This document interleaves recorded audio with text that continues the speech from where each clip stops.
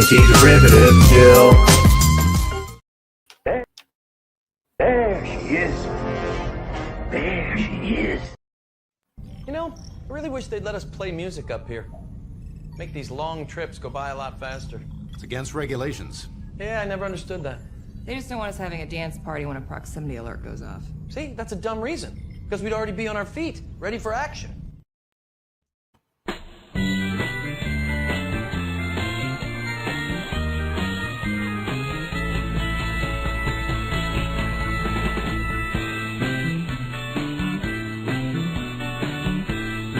Welcome to Jimmy's. We go together or not at all. Don't be a fool. Saddle up. Lock and load. All right, that's enough of that shit. Let's get this show on the road. Greetings and felicitations. Hello and welcome. This is Shore Leave number 39, and this is an open topic forum, just a fun hangout stream, just say hi to our friends, particularly people who can't make it to my normal 11 a.m. show, who can be here at night, but also anybody, also people who can make it to that show also. But I also have collected a few things for us to look at for conversation starters, but this is an open topic forum where the chat and the panel can direct the conversation. And, we can explore anything we like, TV, movies, any of that sort, anything but straight up politics.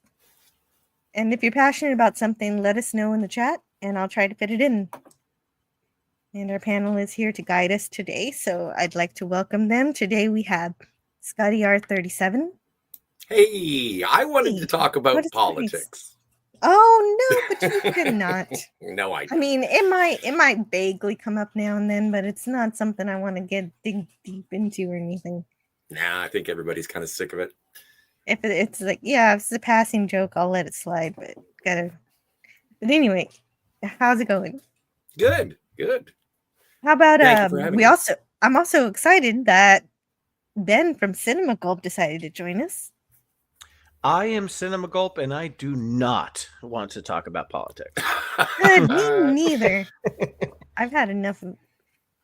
We've got other topics to talk about, but first I'd also like to welcome, well, I don't know if Shooter's here. He posted this last night, so he knows this show is happening now. Maybe he'll show up. And also we have Matt G. Hey, Matt G. He's here.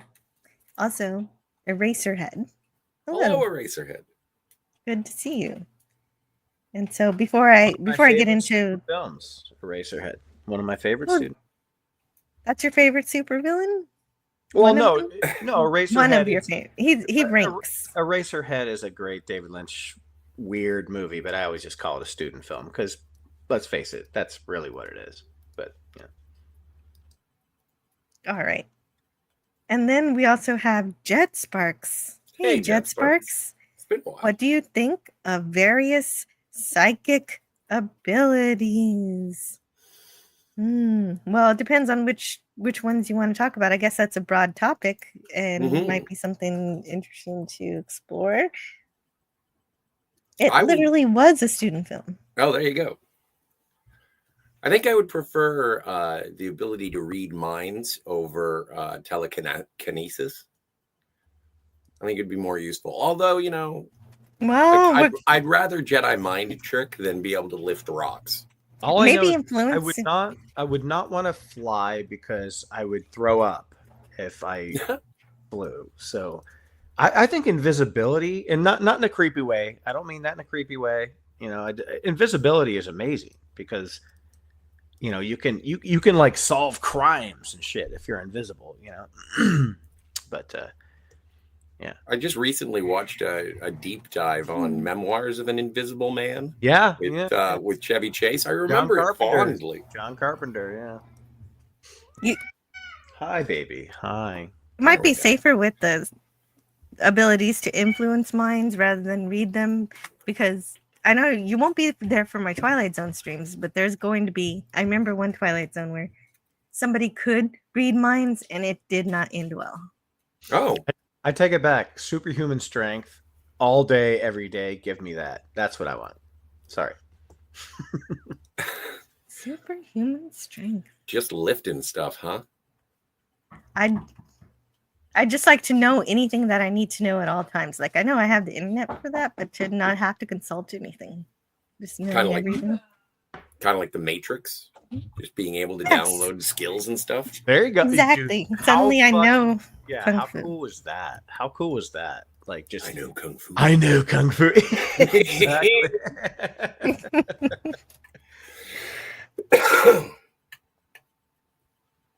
And Molecular Arts is here. Hello, Molecular Arts. Molecular. Oh, cool names. Racerhead says reading minds would be sad. Yeah. You'd find out that your friends didn't really like you that much. I wonder how it works though. Do you have to, if you read their mind, is it what they are thinking of at that particular moment, or can you go get like a pin number? Well, and I don't know, but one of the problems with reading minds is that what you think isn't always what you're gonna do. Sometimes you think something that you would never do, and so you might think that someone's gonna do something terrible and horrific, but it's just a thought. Oh, right. Yeah.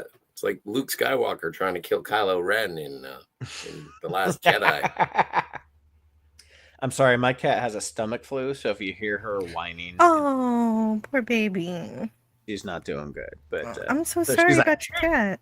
she's like, "Rawr!" And I don't know if you guys can hear her or not, but she's being very vocal because she's in pain. Oh, Get well Is it- soon. yeah. Feel better, kitty. Thank you. And welcome to Lemon Pie. Lemon Pie. Hey, lemon. Cheers. I do not want to be able to read Scotty's mind. Nor do I, sir. Nor do I. That's- That's probably a good call. There's a lot of weird stuff going on in there. Yeah. I don't want to read anybody else's mind. I would not want that. That would literally, like, if they made a movie about that where somebody could just read minds, that person would go insane and like kill themselves or something, you know, because they would just hear and see like so much bad shit. It's like I would never want that. Give me superhuman strength. Yeah. but not You would have to. The only way reading minds would work is if you could shut it out. If you could say, "Not right now." Yes. Well, there's that great scene in that Jim Carrey movie, Bruce Almighty, where he finally like lets in all the prayers and he starts to go nuts. He's like, "Oh my god!" They like because everyone's talking to him at once through their prayers or whatever. It has Oh, been a right, while of since I've course. seen that. I gotta That's check it why out he again. needs that file system. Yeah. Sonic Jaded. Hello, Sonic Jaded Sonic. Yeah, it's like that scene in Code Geass. Reading minds is not what it's cracked up to be. Holy moly! You Yeah, install so a roller coaster at your house? Yeah, I did. I did install a roller coaster. It's called inviting my daughter's cousin over to play. Oh, lovely. And of course, Telekinesis would be good, says Lemon. Yeah, I guess the moving stuff. Invisibility would be Yeah. cool too. yeah, telekinesis is great. One of my favorite movies from my childhood is Matilda. So I'll probably talk about that. for a I bit. love Matilda. I love that movie. So great. Yeah, it's a Get in the great choky. movie about escaping childhood abuse. It's wonderful. Yeah. And Lemon Pie says like Siler from Heroes. Yes. Oh, good poll, man. Yeah, Hero season 1. Yeah, Siler. Like the Molecular Art says, how many characters has the integral of Jill DX cosplayed as? It's a good question. Oh, I don't do a whole lot of cosplay. I'm not really a cosplayer. Like I only dress up if I have to go to a convention. So I'm usually not a character. I usually just put on my Starfleet uniform and call it a day, or my TOS TNG. But I also have a Fallout jumpsuit that I could also Really? use. Yes.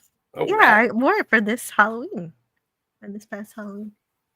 And I have a costume that I can use for if I ever went to a Renaissance fair. I wanted to dress up as a witch. Sounds hot. And I have I also have a Ravenclaw little jumper dress thingy. See, when you go to a Renaissance fair, you should dress in your Starfleet uniform and just say that you're time traveling. I should. Right, I'm sure I would not be the first one to do that. No, I've seen it before. Eugene Bird wants a slideshow of all of these dressings up. Maybe someday. If I ever feel confident enough to do that, you will be the first to know that's happening. About 15 years ago, I went to a costume party where you're supposed to merge like two different ideas of a costume into one, which was really fun. And I went as Jimi Hendrix Potter.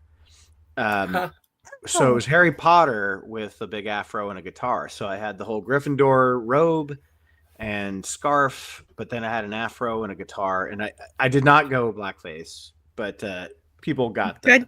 Good call. Yeah. But yeah, that was fun. I remember Hendrix Potter. It was a great costume. That's so fun. Yeah, I always thought, I could dress up as a Uhura, but just no blackface. Yeah. But I want. Yeah, don't do that. Don't do that. Oh no, Jet Sparks left. He came and then he left. Yeah, I would never do that. Never. That never even crossed my mind. The afro and the guitar said it all. So we're good. Yeah. When I was 5, I went blackface. So. But you didn't know any better, and I guess your mom didn't either. Well, it was the 80s, so it was still cool. It was still doing it. Yeah, Scotty, it was okay back then. My brother and his buddies entered a talent show in 1988, mimicking the exact scene from Revenge of the Nerds at the end, where they, the band comes out and they do the song like "We're Lambda, Lambda, Lambda," and I don't even know if you guys know what I'm talking about, but my brother played Lamar. So he was in blackface, and we still have that on VHS. That's hilarious. That has to be but back then it wasn't looked at as like some kind of horrible thing. It was just like he was playing the character from the movie. Well, didn't that lady from The View, Joy Behar, she dressed up as Diana Ross one year? I have no idea. And she totally did blackface. Hey, Jet Sparks, you're back. Hello, welcome, Jet Sparks, to the panel. How are you doing tonight? Rather. Oh, I'm good. Just some things in life just are kind of like a little screwy with me lately, but overall, I'm good. I'm just glad I was able to jump in. Are you sure this isn't Dalek? I'm glad you're here. No, he's not Dalek. This is Jet Sparks. They're two completely different people. My. Oh, you meant that.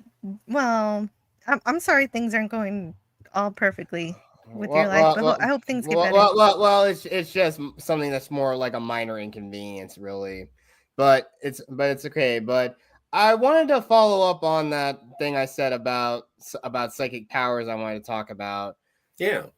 Well, the thing is, there's the thing though. You have you have the various ones, of course, like you guys mentioned, like telekinesis, telepathy, which is the ability to read minds. Now, honestly, being able to read minds, look, the drawback, the two things I would say, the benefit of telepathy is you can easily read who has good intentions with you and who are potentially going to try to manipulate you. So it's easier to vet other people in any sort of social space you're in. So you can easily see who's genuine and who's really just putting on a facade or being fake.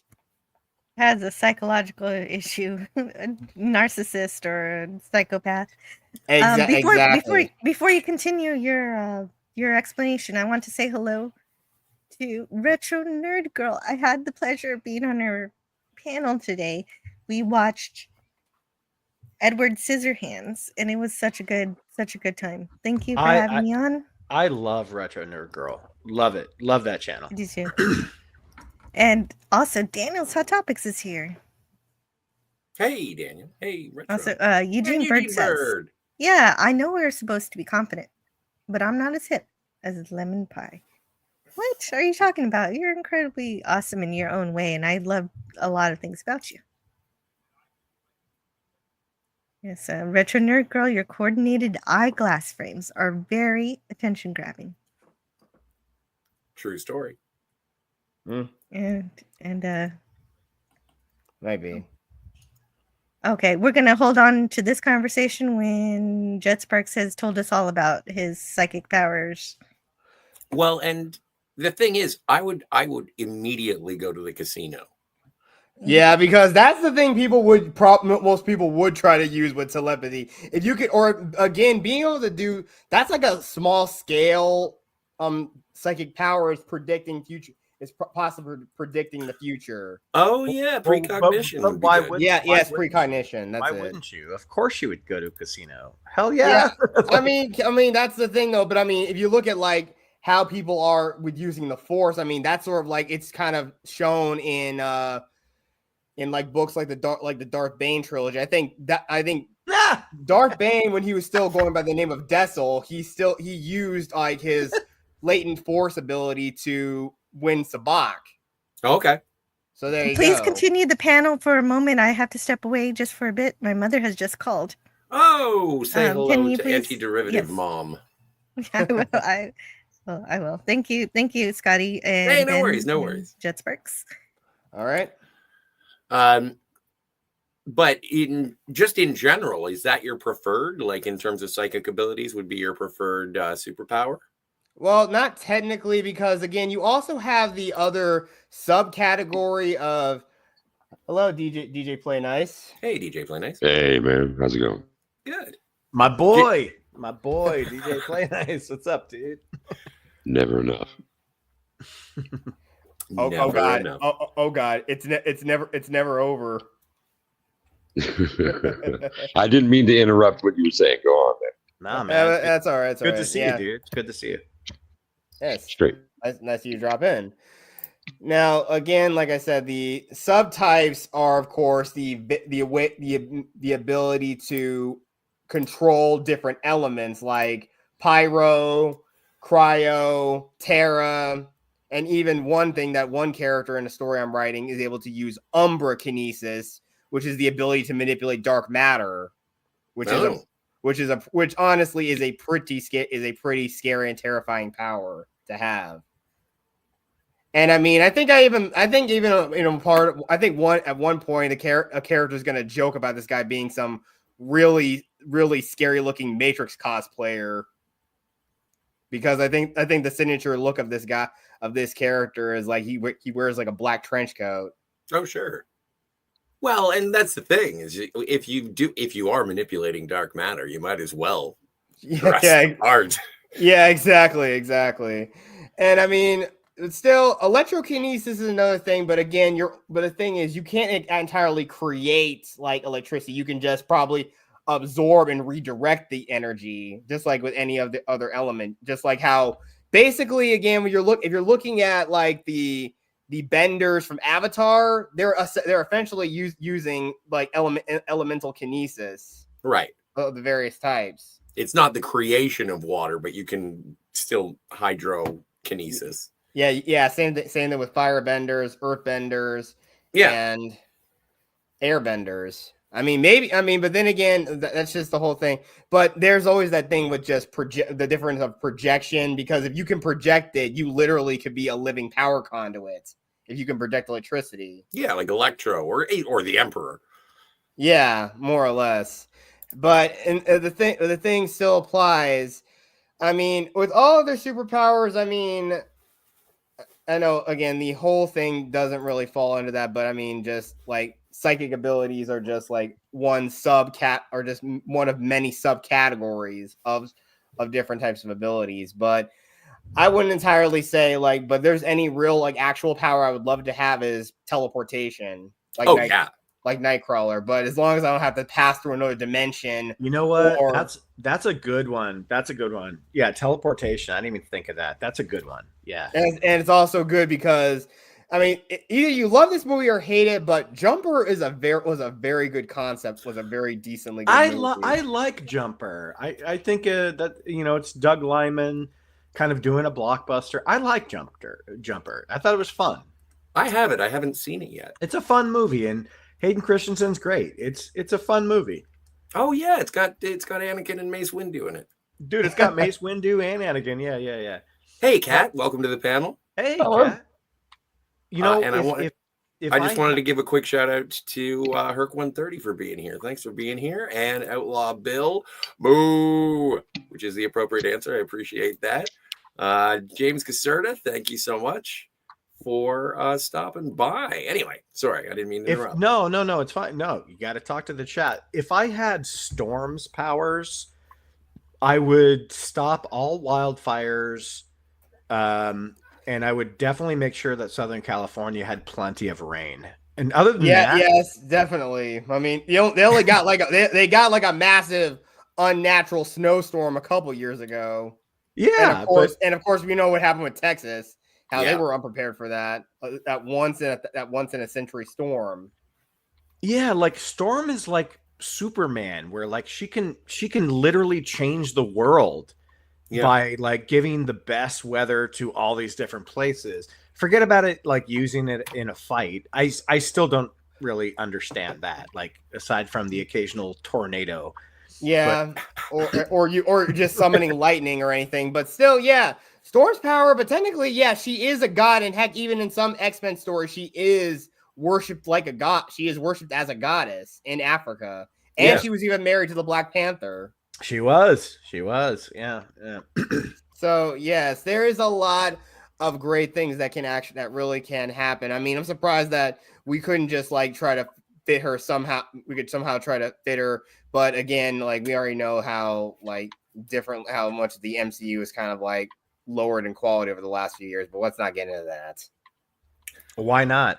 That's what we're here for, man.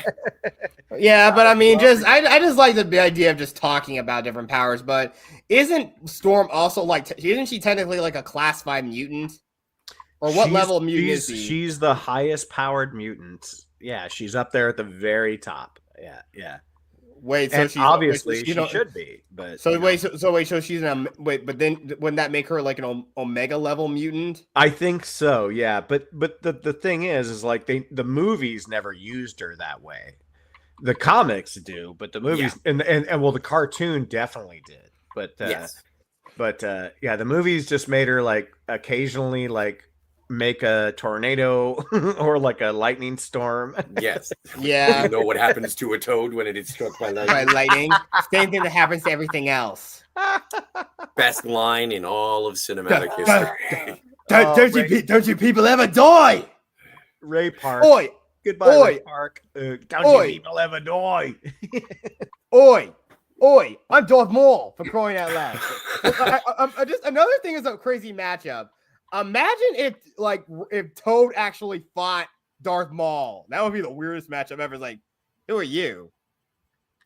I think Darth Maul would win.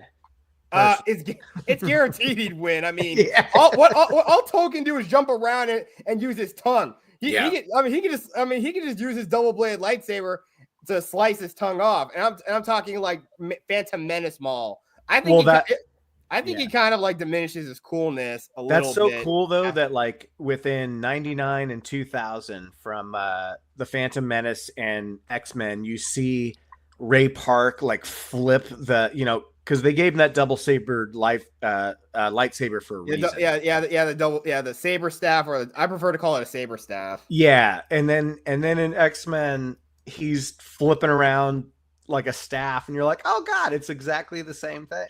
Yeah. Yeah, a nice visual cue to his previous role. And Lemon asks, would telekinesis mean flight as well by default? Like, would you be able to lift yourself up? Well, I don't think so. Well, technically, yes. I mean, it's not entirely flight, but I mean, you can levitate yourself off the ground. But I think I do kind of muddy the water a little bit because there are 2 other superhero characters.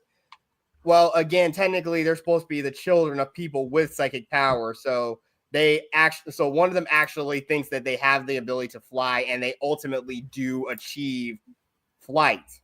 Well, I like how Alan Cummings, Nightcrawler in X2, he kind of describes it almost the way Han Solo talks about like going into hyperspace, where like you can.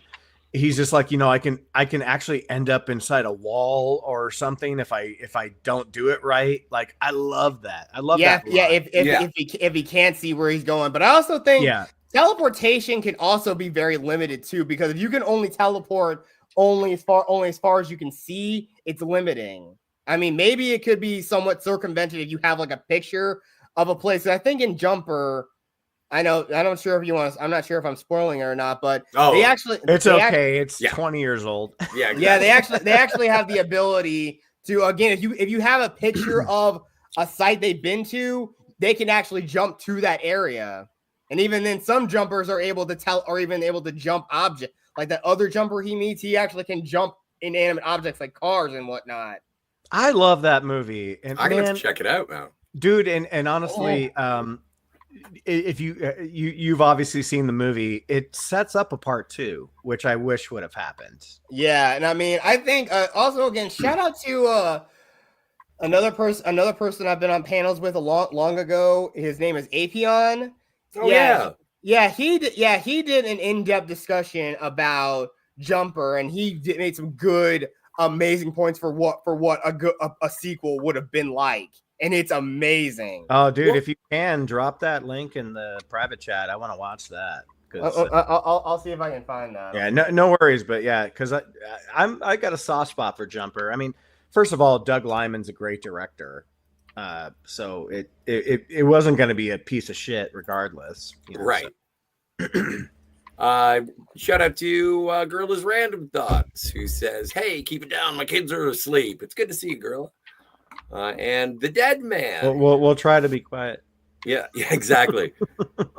The Dead Man says Jean Grey can levitate, which is true. I'm assuming that's from her telekinesis.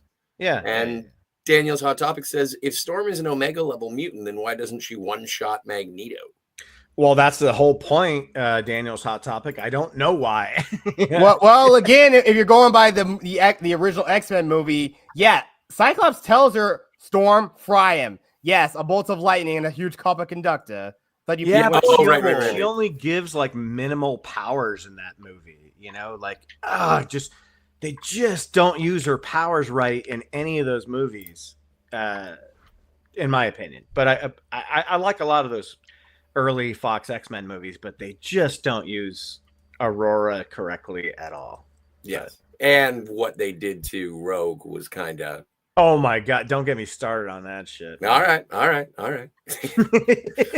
RVM371, thank you so much for your support. I'm going to make sure that Jill reads that out because no one wants to hear my gravelly gruff. But thank you so much for supporting the channel. I appreciate seeing you here. But yeah, and the real, Pop Culture Republic, thank you for being here. Good to see everybody. Good turnout for a Saturday night. It's a pleasure to hang out. Jill's just stepped away for a moment. She will be back. I assure you. You have not been lied to by the title or the channel. No, she has an entire pin of meerkats. So, she's dealing with all the meerkats right now, but she'll be back soon. Yeah. This is true. But yeah, are there any, is being a Jedi just flat out superpowers? No. Not really. I wouldn't say. They're using. It's more mystical because they treat the Force like the Force is basically a religion to them. Yes. I was just curious. It does sort of Scotty. Come they off that way. Completely fucked up everything that a Jedi was in this sequel trilogy. It was pretty crystal clear in those first 6 movies. You have to obtain a certain amount of knowledge about stuff and a certain amount of balance about things. And then the sequel trilogy just said no, anybody can do it and they're immediately powerful. So yeah, it's bullshit. Well, Luke was super powerful in the originals before he was trained. I don't think he was. Well, I mean, nobody trained him how to do that trick to blow up the Death Star. Just the plot demanded it and he did it on a drop of a dime, Yeah, when you think about it, yeah, it was just sort of like for plot convenience. And like when he was in the Wampus cave, when he stopped thinking about how physically hard it was to reach the lightsaber, it flies right into his hand. Yeah, but And that that's what was Yoda was trying to tell him with the X-wing. He's like, just stop thinking about the size, and it'll come right to you. And it would have, because he already did that in the Wampus cave. But Kat, that was very small scale, though. I agree with you, but it's Well, yeah, like, because the only power Rey used in the first one was that very convenient mind trick right when she needed to use it to get out of. oh, I'm not talking about the first one. I'm talking about all the power she obtains after the first. After the fact, after the first. Like in the one. third movie by then, because she's read the books. Because She can like save people from dying, and you know. All this oh stuff. yeah, she can. Oh yeah, that's because JJ just train. threw everything out the window. That is ridiculous. I mean, look, I can understand like people Jedi have used, but healing is a very slow process. But you can't just like strip regenerate somebody's regenerate a wound. Like that's ridiculous. Or at least you could like make them feel less pain or anything like that. Or again, like there are certain force powers that can just bolster your strength and agility. Like again, how we saw Obi-Wan and Qui-Gon arbitrarily use force speed, apparently, in episode 1. And that's kind of also the basis of like force imbued martial arts and physical strength and dexterity. That's basically what Teras Kaze, the force imbued martial arts, and the fourth form of lightsaber combat, Ataru, is all about. Is using the force and using acrobatics to fight. Yeah, and I think that to me, Empire Strikes Back really defines the Force perfectly, with Yoda saying like, you know, it's the stuff around you. You know, it's like feel the Force around you. Like the dialogue that Yoda gets in that one, it defines the entire idea of the Force that you didn't quite understand in the first movie. Yes, right. But and also, Kat, I don't think it comes out of nowhere that Luke can sort of harness the Force to direct the proton torpedoes, because he does do the mask thing. He does get a modicum of training. Obi-Wan does give him a little bit to be able to figure it out. Yeah, exactly. And come on, he used to bullseye womp rats. Yeah, see. Yeah, And but Pop it's the Culture same kind of Republic. thing. It's like, you know, you have the same type of plot conveniences for characters who shouldn't really know how to do those things. Well, yeah, but it's not. I know what you're saying, Kat, but it's not. It's not at the same level. Like you know, it's very. No, by the time you get to the third sequel movie, you just throw that out the window, because that was them just giving up. Yeah, it was. Yeah, well, JJ didn't. You know, it's like, oh, the Emperor returns. Like, why are we even bothering to bring back this character? You got Supreme Leader Ren. Go with that. It's great. Well, exactly. I'm not blaming Rey as the character. I'm blaming the same thing you are, J.J. Abrams and Ryan. I agree with writers. that. Yeah. Yes, exactly the point. It's everyone, and even then, they even screw up hyperspace. It's like they go into hyperspace. They can just flip the switch on and off, apparently, and even do it in atmosphere, apparently. Yeah. Pop Culture Doesn't Republic matter says the anymore. sequel trilogy demystified the Force as a rare ability, something that took time to study and learn to control. Yes. Agreed. Pop Culture Republic perfectly said. Yes. Absolutely. Good point. They blew up the Death Star, says Herc 130. That thing wasn't even paid off yet. Bunch of teenagers. What the hell is an aluminum Falcon? Oh my god! Remember, Scotty, can your average stormtrooper install a toilet main? No. Those are independent contractors. Oh man, oh my gosh, Robot Chicken. Those guys are just they are just perfect of how they do parody. They do it so well. Hey, Wes Kegel's here. Hey, Wes Kegel. Hello, Wes Kegel. Hey, Jill's here. Yeah, and also I know you might have said hello to some of these people already, but I want to say hello myself. Oh, for I want to say hello to Herc 130. Sorry also for interrupting that really great conversation it sounds like y'all were having. It's very rare we get to talk about Star Wars. Hello, Bill. It's so great to see you. I hope you're having fun singing the night away. And we also got a super chat as well. Awesome. A super chat. That's great. Let's see. It is from RVM. 37. Don't stop pressing. Yeah, $10. Yeah, yeah. Thank you Awesome. so much. RVM371 for the $10 super chat. That's He great. says, "Hi, Jill. There's coffee in that nebula. I promise I'll get that clip soon. I keep saying I'm going to get it. I never do. But let's see. Do I have anything I can play? $10, man. That's awesome. Thanks for.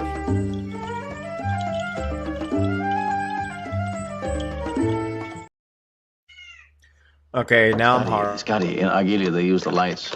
Now, no one has to tell an old Aberdeen pub crawler how to applaud, Captain.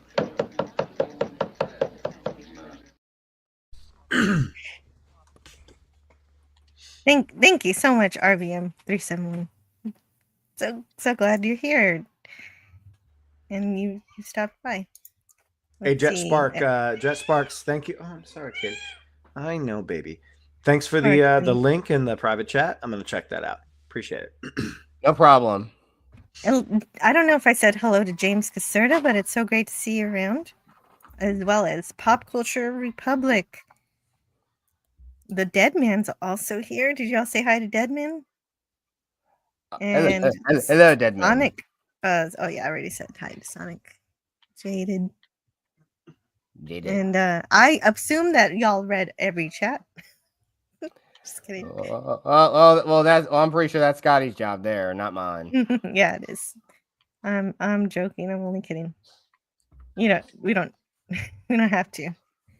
But 300 years ago, they'd have said there's no effing way you can fly 500 people across the ocean in a few hours. Says Eugene Bird. And oh yeah, how science changes. Yes. Unexpectability. I know Eugene Bird. You do. Yeah. Eugene Bird showed up on one of my streams. Hello.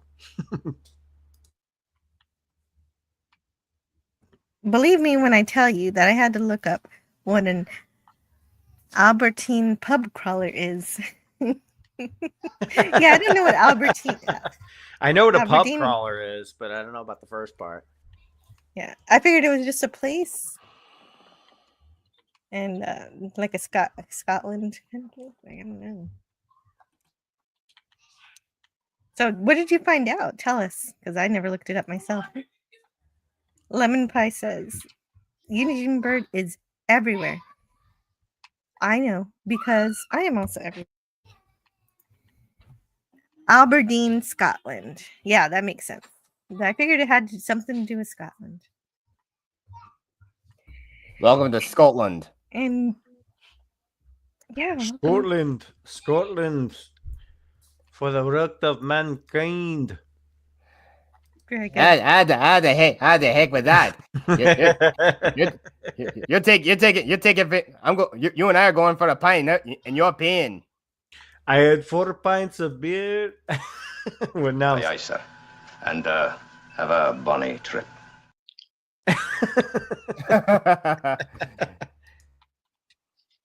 I lived in Dumfries for little shy of like 8 months, and I really liked it. Small town. Did you really? Dumfries. How long did you live there for? About almost 8 months. No way. That's way. Why? What were you doing out there? I'll give you one guess. Besides, if it's aside from music, what might it be? Yeah, it was a woman. What kind of pastime do you do while you're watching music? Yes. Shit. Or were you playing music? Well, I think he was about to say. Yeah, it was a woman. Oh, I was going to say crimes, but okay. Makes sense. Yeah. It was Nikki. She was Nikki. She was wonderful. She really, really was. And after I came back to the States, I flew her over, and she was here for a couple of months, and then I kind of sent her down the road to her friends on the West Coast, and I didn't speak to her much longer after that. But back to Dumfries rather than Nikki. I love the small town feel there. There were 3-4 pubs, and pub culture was something. It's obviously firsthand experience is going to be the best. And the imagination that anyone might have after film or some experience in other countries or whatever, it kind of springs to life. It really does. The characters that come in and whatnot. Plus, it was, in the South. So we could dip down, anywhere, down to London if we wanted to, up to Edinburgh if we wanted to, kind of thing. And I loved the train system. I don't want to hog too much of the mic here, but I love the trains. The public transit was fucking rad. Too, man. I love it so much. I'm sorry? No, I love the Euro trains too, so much. Yeah. Yeah. And I would have, it's the kind of thing where were it not for economically, there was no advantage for me to be there. And so at that time, that was that was like the major factor. But yeah, again, the small town feel was awesome.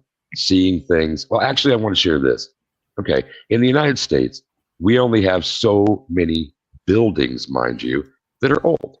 We're not that old a country. Now, I'm not talking about indigenous, I'm not talking about First Nations kind of, anything, structures that they built. But when we go to see something old, it's a couple hundred years. When you do it in Europe, and I'm going to talk about Scotland and England for just a second, you feel the weight of the ages in a way that we cannot experience it here at home. And I'm not trying to speak for Canada, guys as well, but when I was walking, yeah, I agree with you. I was in, I did, like you said, DJ Play Nice. I did the entire Spanish countryside, from Madrid to Barcelona up into Nice, about 10 years ago. And man, when you get to Barcelona and you get to the Gothic quarter, you're looking at castles, and and you can go underground and look at ancient ruins, and it's we don't have that. We don't have that. But yeah. And if had I made it to Spain, I would have dedicated at least half of my time to to Gaudi buildings, because he's I went to all of them, brother. It's so good. Bro. It's so good. It's another world. It's dream. Yeah, it's dream. I'm sorry, Jill. It's a dream, and it's shapes and features that. Why don't we do that? Why hasn't somebody done that? Why is it only this one dude who did it so well? Most amazing architecture ever that's ever lived. Like the Sagrada Familia, the La Pedrada. His shit is. It's fun. It's we can't even think of stuff like that. Our shit is so stale. Yeah, exactly. I really don't like the modern look some places are going for now. I mean, it just feels dull. I mean, and the same thing all the structures and architecture across, no matter what city is, whether it's Amsterdam, Paris, London, even cities like Venice and Rome, those structures, those are stood for centuries, several centuries. And even then they've been decimated by wars, and they've still stood the test of time. It's just amazing that all the architecture across Europe has stood the test of time. It's amazing. And I mean, I'm so glad so much of it has survived. Yeah, yes, man. Yes, it has. And when sorry. And when that's okay. And when I said that I felt the weight of ages, this is what I was going to talk about. These older structures, I'm just going to talk about the steps, I guess. When you are walking the treads of stone steps, and they are dished out from centuries of feet climbing and descending them, that is heavy. At least it was to me. It's wow. And that's what I'm kind of leaning. That's why I was leaning towards that, is the contrast to, we don't really have anything all that old here. And yeah, all the different ages of architecture, all the things you'll be able to see, everything post Enlightenment. It's and the fancy, the fanciful parts of some things, just the otherness, and still understanding all the English. I don't have a command of Spanish. Certainly, Barcelona, I couldn't have done. Catalan is a little bit difficult, but and I'm out on Italian. But the Romance languages, I could, you can get through, sort of thing. Yeah. It was also cool because all the short hop flights were $100 or less. It's okay, let's fly to Venice, and you could. It was amazing. I mean, the United States, we're used to how large we are, and that was another thing. It was ooh, we're getting smaller, and then you're hitting the train going to another. You over. I don't know. I'll stop rambling on. Please, somebody No, else you're, add. you're, No, you're not at all. doing you're doing a great job. I'm excited to go travel now. I've never actually been outside of the United States myself. Yeah. But somebody who has, I wish were here, is Canadian Spider-Man. He's done so much travel and has seen those really old buildings you're talking about. Yeah. Mm-hmm. And he just posted a short today of his favorite plaza in Portugal. I'm sorry, I can't remember. I watched it, but he had mentioned the other night that it was his favorite place. Like of all the things that he had seen in Europe or maybe the world. That. Yeah, a lot of people say that. Yeah, La Grande Place, the Central Plaza in Brussels, Belgium. There you go, Belgium. Thank you, Jill. Well, Belgium. Oh my God. Well, Jill, you and I need to go to Belgium together and just drink beer, because that's the whole point. It's all beer. That's probably why Jill likes it. It is all beer. Okay, hold on, just a second. For sure, I did want to say hello to Dadman Walking 55. Hey, Dadman, good to see you. Hey, have a great stream. Headed to sleep, so y'all keep the late night fires a burning. We will, sir. Thanks, thank you so much, Dadman Walking 55, for stopping in before sleep. That's a great name. It tells you everything you need to know. He's a dad, he's a man, and he's probably 55. And I had the pleasure of actually meeting him in real life. Except, of course, it was for a sad reason because we were all getting together to celebrate clobbering times of life.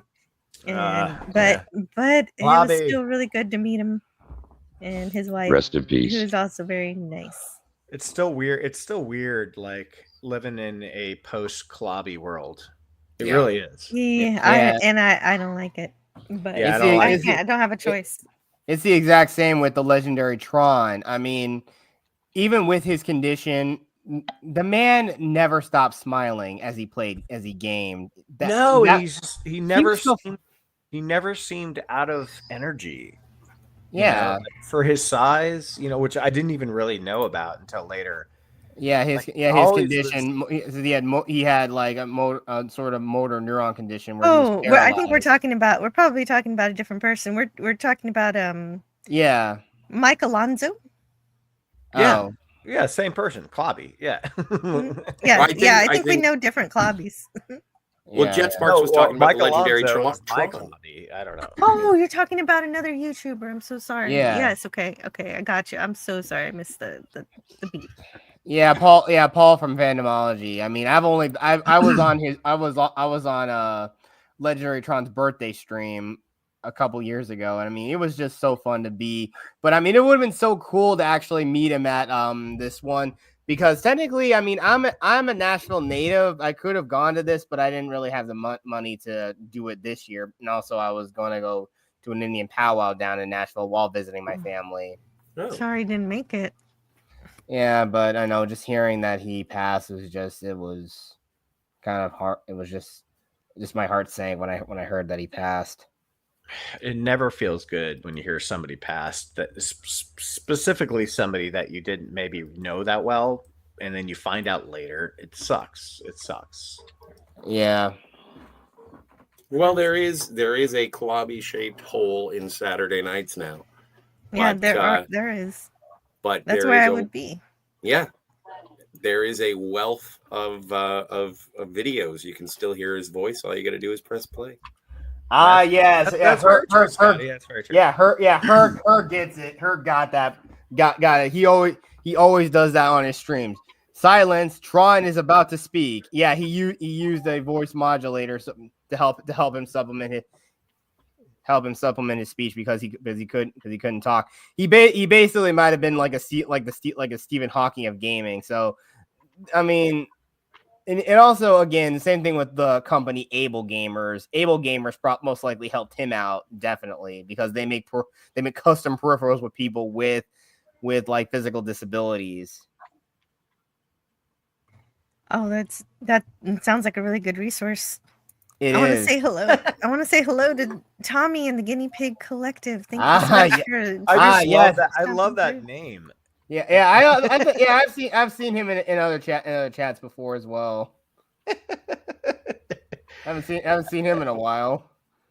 Oh, Eugene says at the end of Deadman Walking's last stream, he paid tribute to me. Really? I gotta go check that out.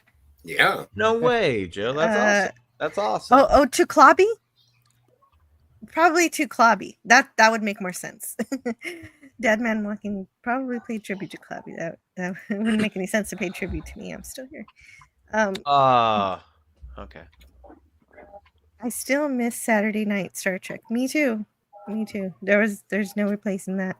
You know who I miss, Jill? I miss God, who was the guy that you guys did all the Star Trek videos on or with Pop Culture Curator? Pop Culture Curator. Yeah. He was on more of them. But Bird would show up too. I really enjoyed him on your show.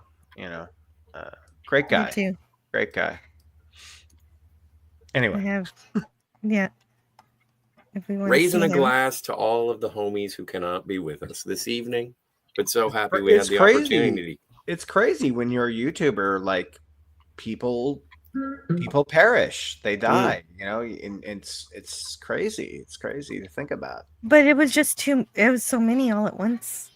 It was a rough summer. We did lose Pop Culture Curator. He was basically the brother channel to my channel. We tried our channels at the same time.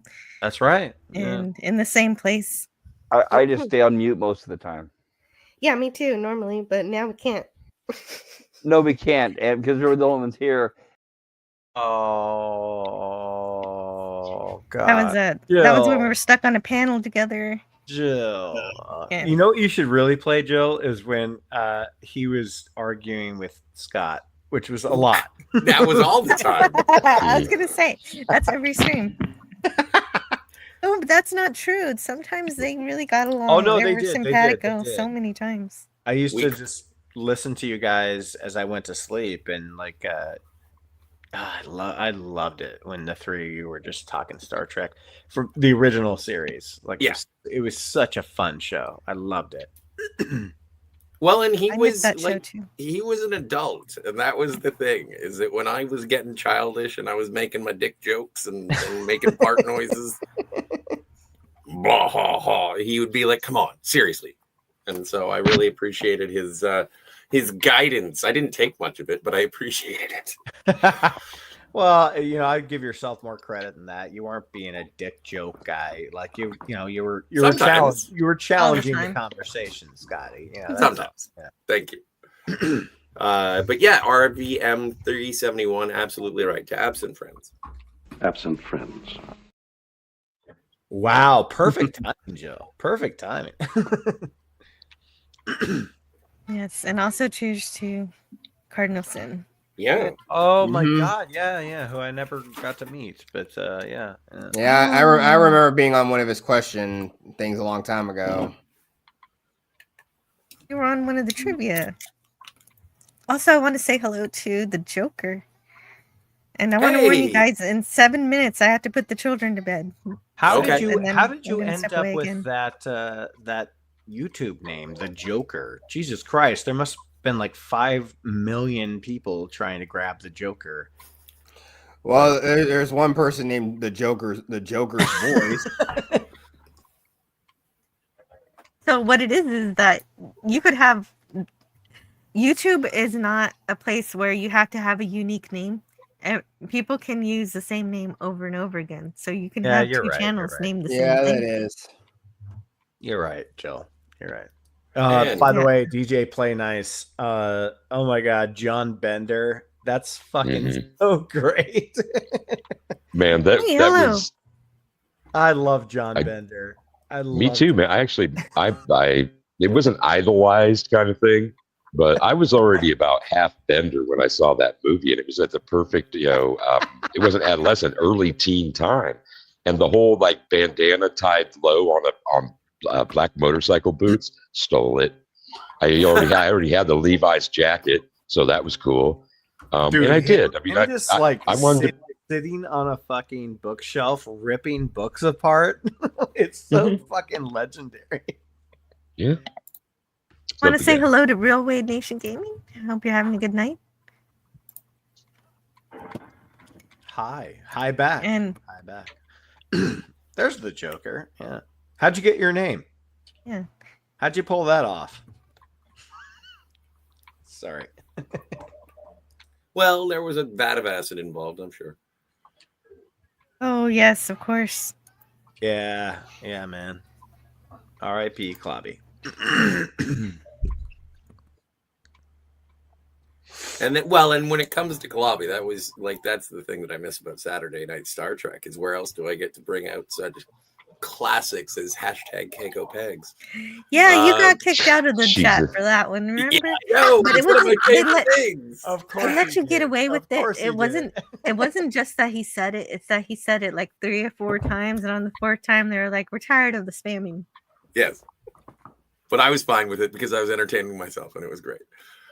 But the only reason I bring it up is because Lemon Pie says Scotty is 50% challenging and challenging the conversation and 50% wiener jokes. This is true. I got a slight. I got like got an invite to. I think it was called like Sunday Night Geekery or something. Oh yeah, yeah. The guy that ended up taking over Clobby's channel was like, yeah, you know what, you kind of sucked his dick long enough, and then I kind of cried. I kind of feel bad about that. It was kind of annoying, but I did cry because I loved Clobby. But he invited me on that show. Well, he invited me on that show, and then I think it was Mark D with a C. Yeah. Okay. I don't know. Yeah, but, probably. But I went on. Mark I went on makes there, sense. and I went on and I listened to it, and I'm like, dude, I don't have anything to say on this show, so I never showed up. But it was nice to get invited. Either way. Too bad. That's too bad because that show in particular was kind of an open topic kind of forum where you could talk about whatever. Like I think it was. You must have been invited to the Global Geek Gang. Yeah, I think it was right after Clobby died, and I just was like, you know what? I've already kind of done this. What? So I don't know. Nobody took over Clobby's channel after he died. That didn't happen. Well, I didn't say they took over the channel. I said there was like a Sunday Night Geekery or something like that. Oh, okay, but that's been going. Okay, I see what you're saying now. Mark D with the C's Sunday Night Geekery happens every Sunday, and it happened when Clobby was still alive. Right. And Clobby was on that show a whole Yes. bunch, like every Sunday night. He was on a show that I absolutely hate, which is Midnight's Edge. Oh Those guys yeah, are assholes. Oh, I like Midnight's Edge. I really love I like Midnight's Edge. some of the guys. I like Script Doctor. I like Script Doctor. It's good for listening to the news and gossip and stuff of the day. But the Tom Connors guy is just insufferable, man. Fuck. Well, I guess. Oh, okay. I like Tom Connors too. Yeah, I mean, I could really say this. I mean, look, Hollywood, it's going down the tubes. I mean, they're still going to keep talking. They're still talking about it. Yeah, exactly. Sometimes it's fun to talk about that stuff. things are getting better. Things are getting better. Well, I hope so. James Caserta says deep nerd shit. Lots of deep nerd shit. Yo, wow. Oh, you know what? I have a lot of things I wanted to share, but I need to put my children to bed. Yeah. It's gonna take a few minutes. Are you okay to take the show, Scotty? Or yeah, I just had a cigarette. I'll wait until you get back to have another one. It'll be great. Okay. As soon as I get back, you'll disappear again. That sounds good. Yes. As usual. Same deal. It is. Oh, and we can, if everyone's okay. I did see something from Daniel's Hot Topics that I wanted to address. And it is. And thank you so much to Eugene Bird. Scotty's commentary is the spice of life. Hopefully better than pumpkin spice. Daniel's Hot Topic says, so are you guys excited? We may be getting more Rey movies, as in Rey Palpatine. Daniel's Hot Topic says. No. I'm doubt okay with it. I'm kind of okay with it. I'm kind of with Daniel on this. Also, I'm with Cinema Gulp on Midnight's Edge. I agree with Cinema Gulp on that as well. That's an insufferable channel. I don't understand the appeal. And that's the thing, and that's why I think it sort of dovetails nicely into this. And I appreciate Daniel's Hot Topics enthusiasm and optimism I don't know if they're going to be good. I think that the sequel trilogy was sort of a dumpster fire. Started off with promise, and then the second movie was a good movie, but not a good Star Wars movie, and the third one was Excellent just Star Wars movie. It's the only good one in that trilogy. You think it's a good Star Wars movie? I didn't think it was a good Star Wars movie. Wait, The Last Jedi was good? The Last Jedi. I honestly thought that was the worst thing I had ever seen. It's not as bad as the Rise of Skywalker. No, I Rise think of it's Skywalker. No, is I terrible. mean, no. It was so. Look, The Last Jedi was so bad that I didn't even want to bother going to see Rise of Skywalker. I only saw clips, and yeah, it's as bad as it looks. But that was an excellent Star Wars movie. It's the only one in that trilogy which has a story, it has character arcs, it has a theme, ties all three trilogies together, and set a path for where they should go forward. And then JJ came back and said, "No, let's just bring Palpatine back." It's like, oh God. But that honestly, but that JJ coming back for the Rise of Skywalker it was basically a course correction. Yeah, I mean, but then again, I mean, I look at the Colin Trevorrow script. I mean, it was called Duel of the Fates. It's a better title than like The Rise of Skywalker, but Colin Trevorrow actually wrote around all the bad crap that was in The Last Jedi. It was better they wrote around all of that, but of course because Kathleen Kennedy doesn't like good Star Wars. She doesn't like that. She's allergic to it. She just wants to make it everything. So she's driving away all the people who would have seen it and given her money, because she's not driven by money. She's driven by ethics or whatever weird stuff is going on in her head, telling her that she should make it for people who aren't even the intended audience. No, it's just that they haven't been writing good scripts. Yeah, maybe true. I mean, again, people will say what they will about all the Jurassic World movies, but oh my God. I mean, Jurassic World. Wait, more dinosaurs. I wonder how many dinosaurs. That's the funny thing, is that now that they've gotten to the point, because they're making another Jurassic World. Yeah, it's like I was like, really, guys, you guys are running out of steam here. But they keep making Planet of the Apes movies. Yeah, I mean, look, the last one, the trilogy, the Matt Reeves trilogy, the Caesar. With Caesar, those were decently good movies. But hey, and if they keep sort of, I hate to say going back to the well, but if they keep going back to the well and they're bringing back potable water, should be fine. Pardon me. How often do you hear the word potable? Only on Jeopardy. Stop. That's the only reason I know it. I love it. And hey, Sentai Ranger Donnie. Oh yes, fellow Tokusatsu fan. Is there anything new happening with the Power Rangers there? No, and I think at this point the show needs to rest. But hey, if anyone really wants some good Tokusatsu stuff, I'm working on something.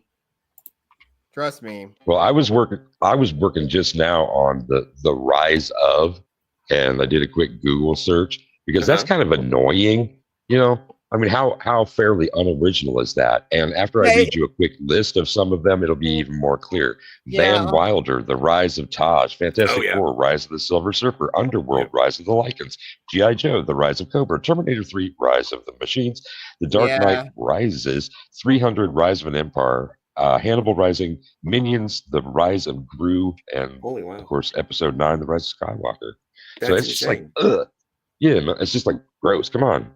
I mean, the only thing, I mean, really, but the thing I will say about the Matt Reeves trilogy is that the titles are kind of wrong. I mean, basically, the first movie should be called Dawn of the Planet of the Apes, and then the second should be known as Rise of the Planet of the Apes, and then we have the final one, War. Yep, 100% agreed on that. That's such a bizarre naming scheme. No, I agree. Hey, Canadian Spider-Man is here. Hey, Canadian Spider-Man. So is DJ Knight. Hey, DJ Knight, who thinks everything is fine, which is lovely. This is fine. Anybody who's just joining our little program this evening, fear not, Jill is well. She's just stepping away for a moment. She is going to tuck in her children and probably return with some potent potables. There's, love it, man. But after the third time, it's going to be stale. Yeah. See, there you go. This is why I get banned from chats. It's because once I find something that I think is amusing, I just nail it into the ground. And it's just like, oh my God, I got to ring this. You sort of do sometimes, Scott. You sort of do. I know. It's endearing. It's an endearing quality. Depends on who you are. Some people find it annoying, but it's Indeed. I think it's cool. The Joker says, if we want to be brutally honest, the games and fan-made stuff has been killing for years, except the new games. I think with what's coming out with AI, we're about to see a lot of fan stuff. I mean, look, I will say this about AI. It's just like, you really don't have any real creative juices if you're just going to use AI. I mean, they could use it as a tool if you're too lazy to like try to genuinely learn how to draw and try to create like something like artwork or anything, because I mean, their AI artwork is pretty much everywhere at this point. Oh yeah, I did it. I logged into my Pinterest account for the first time in months and was just completely bombarded with AI crap. It was everywhere. It's like, I'm done with this. And it's even worse when you're trying to use use Chat GBT or whatever it is. Oh, that's got such a long way to go before it's even passable. Yeah, I mean, but that's the whole thing, though. I mean, I've written a couple stories. One of them, I think, is something that was very personal to me. It was a horror story, and I wrote it as a tribute to my late grandmother. May she rest in peace. And it's kind of like the point of the plot point is like involving trying to essentially save a person who is elderly, more or less, but it involves like, so it's sort of like a bit of a haunted house story in a way. And again, I wanted to turn this into a full-on horror anthology. So I mean, like I have like a lot of writing projects I'm constantly trying to work on. And like I said, when I brought up the whole like psychic ability talk, there are characters with psychic powers in another story that is connected to a superhero story that I'm also doing. They're set in the same universe. But I have so much brimming in my mind with ideas of how to write stories. I mean, if anyone comes up and gives me like even a small prompt of what a story could be, just give it to me, and I'll try to write something. I'll try to write it. But I think how many times did you spend? Sorry, Scotty, but how many times have you sat in a cafe or 24-hour coffee joints like a Perkins or an Embers or something like that, and had notebooks in front of you, and just like it would gush? I can remember early in Writer's Workshop when I was like maybe 20 years old. I used to go to a Perkins in particular, and I'd sit there and do the coffee thing, and I would wait for bits of conversations to float by me. Mm-hmm. Like, she'll be back with some potent potables. And I would just like write that down. And I had pages and pages of these micro quotes. And you could do a scene just based on one of them. I also would not literally draw ink, but I would, do character sketches, write out, a paragraph or two. And I would introduce fictional elements from the beginning of that. Another thing that I used to really love to do, and then I'll pass it back, was I would go to secondhand stores, antique stores, and I would buy old photo albums, like somebody's photo album from 1940. And I would use those often as inspiration for the characters I was writing about. So I would have a photo, say, of, I'm going to go on for a second about this. It excited me at least. I used to go to this same store, Uncle John's or something like that. And over a series of years, I picked up photos from a loose box. So they would take the stuff out of the albums and put them in a general pile box kind of thing. And over the course of some time, I ended up with 3 different photos of the same family taking their vacation in the same place in different years. And it was just kind of that's not incredibly, it wouldn't be rare if you sat there and looked through them. But it was the fact that I went in, and I don't know if my hands found them naturally or if I just came upon them, but that it was awesome. And just having the ability, I used to tape the pictures up in front of me so that I could look up and they would become friends of mine, sort of thing. And I had these pictures, so it was so much easier. It's just like, her dress, or the little girl's clothing, the camper, streamlined camper that they used, and whatnot, and then just spiral from there. It was so much fun. I haven't done that kind of active writing in decades, but I really love when I had that huge outpour of inspiration and production. Oh my God. I'm moving now. I ran across one of the last things that I wrote for Writers Workshop here at University of Nebraska, Omaha. And it was about 1.5 inches thick, printed on, just single side.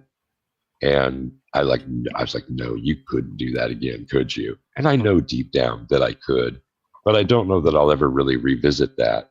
But certainly coming up with quick characters, or riffing on something when you're going through a crowd, like somebody says something and I ape it, or send it back to them. And if they're responsive, Scotty's like one of those guys where if I bumped into him in a crowd and started saying shit, he would like say shit back, and not an argument style, but just like, hey, how you doing with your potent potables kind of thing. And I would say, potent potables, I haven't heard that. Yeah, blah, blah, kind of thing. And then it's just, as you begin to like let that imagination, that part of you flow and open up wider than the small paths that we travel every day, and in the city, I envy some of the people who still live rural or suburban, because I get blocked in by pavement and asphalt and concrete. And we're not a city of it's not that substantial. A little bit shy of 1 million in the metro, but I miss being sometimes a lot closer to nature. And I am not calm in the city. I know the way I would drive would be completely different. I mean, I'm speed racer when I'm here in town. But being able, I think I lost my train of thought there, so I'll pass it back. Well, I just wanted to say hello to Greek Letters. Thanks for being here, Greek Letters. Jill's just stepped away for a moment. She will return. Yeah, and I love this one from Eugene Burt and Pop Culture Republic about snow in Texas. That massive once in a century snowstorm that affected Texas back in 2021. Yeah. Oh wow, 21. That was a while ago. I remember that. I just laugh at that kind of shit. And I had a stepmother who grew up in Houston, in Bel Air, and they had a home movie that her father shot of a snow that happened to them. So they're like making, throwing snowballs at each other. And one of my favorite moments was seeing her younger brother, my Uncle Brad, go running and slide and fall on his ass in the front yard, kind of deal. But I asked, I asked her to tell me, give me the story of that. What was that like, sort of thing. And yeah, dude, people who don't get snow, and I'm not in the Rust Belt. I'm just in the flat out Midwest. So I don't get any of the lake effects shit like you get in Upper Ohio and Pennsylvania and whatnot. Or Illinois, like I am. I'm like 100 miles from Chicago. 100 miles like southwest of Chicago. And you get snow dumps that are like more than a foot, more than 2 feet, like crazy action over a 10-day period. And that just doesn't happen to us. That doesn't happen to us. But they, to me, are some of the most hardy people in the Midwest, at least. It's crazy. Low temps that people in the southern states just don't even understand. And I ran into a guy last week. I don't remember where I was, some retail establishment, and just started a conversation really quick. And he'd come up from Mississippi like a month before. And I'm like, you ever been in a winter? And so I kind of gave him those quick tips about, dude, this is what you're going to face. This is what's going to be going on, kind of thing. But I love welcoming people into the Midwest because it's such an easy place to be, such a much more gentle kind of pace most of the time. Anyway, back to you. James Caserta says, I fixed Star Trek. I would love to hear more. I'm intrigued and would subscribe to your newsletter. The Joker says, Jet Sparks, I assume that this is in reference to Power Rangers. Jet Sparks, wait for it. I have a buddy working out of Hollywood. I won't name drop the studio or him, but he was here a month ago, and wow. Effing wow. So maybe there's something happening. There's rumblings. Eugene. Oh, sorry. Yeah. No. It said something about Jedi Fallen Order and Survivor. Yeah, Jedi Eugene Bird says Jedi Fallen Order and Jedi Survivor were awesome stories. The cutscenes were like watching a great Star Wars movie. That's Well, true. I played Fallen Order. I didn't play Survivor because I didn't. Now, so I saw the cutscene. I didn't like that. I do like that you can change up the different lightsaber types and styles, but the thing I really do not like is the story because it delves into that ridiculous High Republic thing that destroys the old Republic of what is now Legends Star Wars. Well, I think the Old Republic doesn't destroy the Old Republic because the Old Republic is like thousands of years before. High Republic's only 400 years before. So the Old Republic. Yeah, but again, this was like. Yeah, but once again, this was during the time of the end of the Old Republic was during the new Sith Wars, which was about 1010 to about 1000 BBY. BBY? Yeah, and again, it also is the start of the rise of Darth Bane and the rule of two that lasted over the course of that millennia. Canadian Spider-Man says, it's snowing outside now, but the wood stove is toasty. Hope things are well with you too, to Daniel's Hot Topics. Yeah, it's getting to that time of year up here in Ontario where it's like, oh my God, it's coming. Yeah. I can feel it. It's like when people were waiting for Game of Thrones, it's like winter is coming. Yeah, I loved my first winter on Vancouver Island. Well, actually on Malcolm Island, in the Channel, up north on Vancouver Island. That was so much fun, and being out there, like Canadian Spider-Man, like I love that dude. And he's got a couple of openers where he's splitting wood. I love how he does that and that kind of cheesy thumbs up thing to be like the ultra Canadian. But I enjoyed that activity more than anything else. Going out, grabbing wood, and starting to chop. Fat sticks for this and whatever else. I loved it. I would go out there every day. That was one of the things I enjoyed. And I have never lived in a home that had a wood stove. And yeah, it was great, man. I love that. And again, it was back, much more, the nature aspect of things. I'm on a fucking island, for God's sake. And I was there for almost a year. And one of my favorite things, then I'll pass it back to you, is my birthday is December 29th. And I would go to the second breakwater and in my Lakers shorts and a t-shirt. And I would take pictures to send to people. But like, this is my late December kind of thing. People dealing with snow and whatnot. But I love the climate there. It's like, I can't remember what it's called technically, a temperate rainforest. Yeah. And to have that lush greenness, to have all of that going on, it's like, motherfucker, I want to be there, and I can't pronounce it, but where Canadian Spider-Man is, Okanagan. Yeah. If I get it right, please forgive me. But I've looked up stuff in there. That seems to be an area where I think I would do quite well. I don't think I have more than I got less than 2 decades left on my clock. I'm 54 and my lifestyle is not going to allow me, to be septuagenarian or anything like that. But I've thought about that so many times, going back to the vagabond life that I lived for several years and focusing honestly on, thank you. Yeah, that's been so attractive to me. And I might actually start that itinerant lifestyle this winter. And I know we're in middle of November, so he's got snow. We're going to get it sometime soon. But I would love to dip down south. I have friends now in Florida, Texas, Arizona, Southern California, and to like ride out the storm, ride the storm out, so to speak, in the south, and then bop back up here in the spring. And then who knows? I mean, summer in the Okanagan will be just fucking rad, man. I don't want to stay in the same place anymore. Yeah. I need to go back out and do my thing, man. I felt the strongest part of my youth. And I guess, the strongest part of me as a man developed a lot during those travels, because I had nothing to keep me centered. I only had myself. I had being a dog.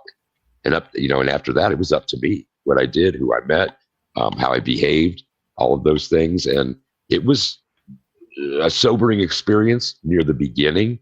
And then it started to give me the desire to find the greater context of my existence. So before going all existential, I loved the vagabond lifestyle. Being a gypsy might be for me.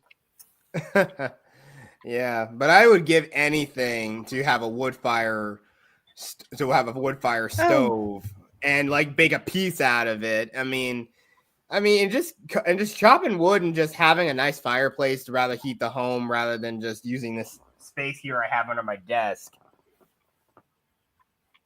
No doubt. One of the aspects, one of the easy ones here is staring into a fire. I mean, we're monkeys, gathering around a fire and looking into it, looking up at night sky, that kind of thing is very, very primal. So to be able to invite that into your home or your yurt or whatever the fuck it is, and creating that energy and being able to walk almost in the shoes of a different world, of a different time. You can adapt to all kinds of things like that and really stretch out those experiences. Oh, so yeah. I've totally enjoyed doing the one that. thing I would definitely enjoy with a fireplace or anything where I'm sitting around a hot, cozy fire is cuddling up to a lovely young lady. Yeah, for sure. A bed warmer. Yeah, a bed warmer. A bed warmer. No, speaking of monkeys, she would swing from the ceiling and scream maniacally, and I would say, "Thank you for being here." Let's call her Kate. I love you too. I love you too. That sounds like my last one. I'm just thinking about that Beatles episode with Mojo Jojo. Yeah, no, it would totally be Mojo Jojo. Mojo Jojo. I do want to welcome Jill back. Yeah, hello. And yes, sitting around a campfire, looking at the stars. That's when we first had our first stories, and we would make pictures in the sky. Mm-hmm. Absolutely, yeah. Well, and that's the thing. And Cinema Gulp stepped away for a moment. He's hoping to be able to return, but DJ Flame I was just going to ask about him. Was talking about doing sort of creative writing at a it wasn't a Denny's. What was it? Perkins or a couple of the other. Yeah.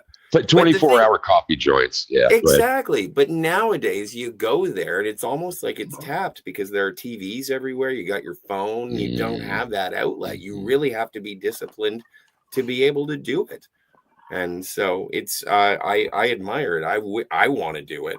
Also, my preferred local would probably be more along the lines of one of those pubs. So it would be really good for the first half an hour, and then it would just get into sloppiness. And I read a bit of the chat as I was scrolling up, and Eugene Bird was mentioning my Harry Potter streams, and J.K. Rowling wrote most of her novels, or some of her novels, in a coffee shop too. So that it could be a really great place for creative writing if you don't have a TV blaring something. Well, even just the distraction, having like a ticker from local news, or again, everyone checking their social meds.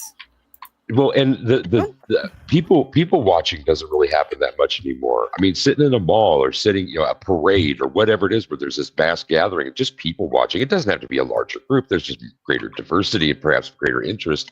But like people don't do that as much as they used to. And Scotty, I think you've nailed it now.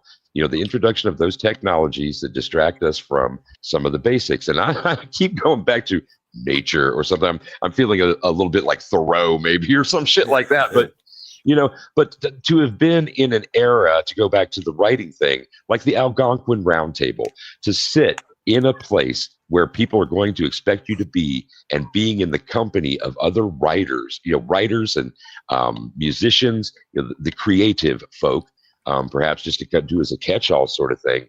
How fucking fun would that be? Or the cafes of Paris or any other place, cafes anywhere, outdoor cafes. Holy shit. Oh, yeah. Like, that's just, what a world. What a fucking world to live in. Go ahead. Or just more to or less be like a Hemingway. Or very nice. nice. Library, yeah. The library is a good place. The library is a great Hadn't place. thought about when it. I was in university, I used to do most of my studying in the library, or there was this great place behind the university center that just had one table. For some reason, there was just one table right there in outside, and I enjoyed studying there too. Well, that's the only place that I really can pick up single moms, so it's good. Yeah. Don't talk to me Oh, about boy. Hemingway. What a dullard and a bore and a drunk. Yeah, What is but that I'm a line in man. Come on, Midnight in back Paris off. by Woody Allen, where Hemingway comes out. He's got exactly one line in the movie, and the line is, "Who wants to fight?" Yeah. Corey Stoll does a great Hemingway. It's fantastic. But it's also wow. it's a romanticized yesteryear. Hey, Tiger. I want to say hello to Tiger Stripes. Hello. Hi, how are you doing? Hey, who wants to fight? Yeah, see? You're in the mood. Yeah, The no, rhythm not is really. So he get you. wasn't. So he wasn't deserving of his Nobel Prize, his Lit Prize.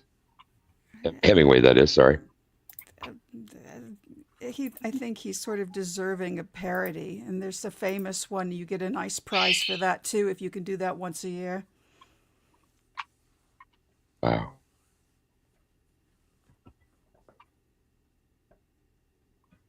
All right. Well, and I'm just also catching up on the chat because I want to make sure I don't miss anybody who was here.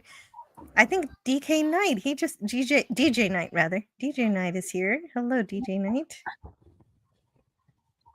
Potables are what Jill is getting. And also, hello to Canadian Spider-Man, my favorite Spider-Man. How are you doing? Oh, and you guys were just talking about chopping wood, getting out in nature and doing stuff like that and making your own fires. And that is exactly the life that Canadian Spider-Man actually leads. So that's pretty great. Then Eugene Bird said, Jill mentioned you, Canadian Spider-Man. They got into a conversation about European pubs. Yes, and also very old buildings. Canadian Spider-Man explores the world. He's been all over the world, and he even has a live stream every Thursday that he can to showcase his travels and the travels of other people. So if you have some great pictures from some places that you really loved being in and you want to have a show with him, get in touch with him and he'll probably set something up for you. And you can share your adventures with Spidey and all of us. James Caserta fixed Star Trek. Whoa, aren't we lucky? Thank you, James Caserta. I hope it works out. I am excited for Star Trek to be fixed if it can.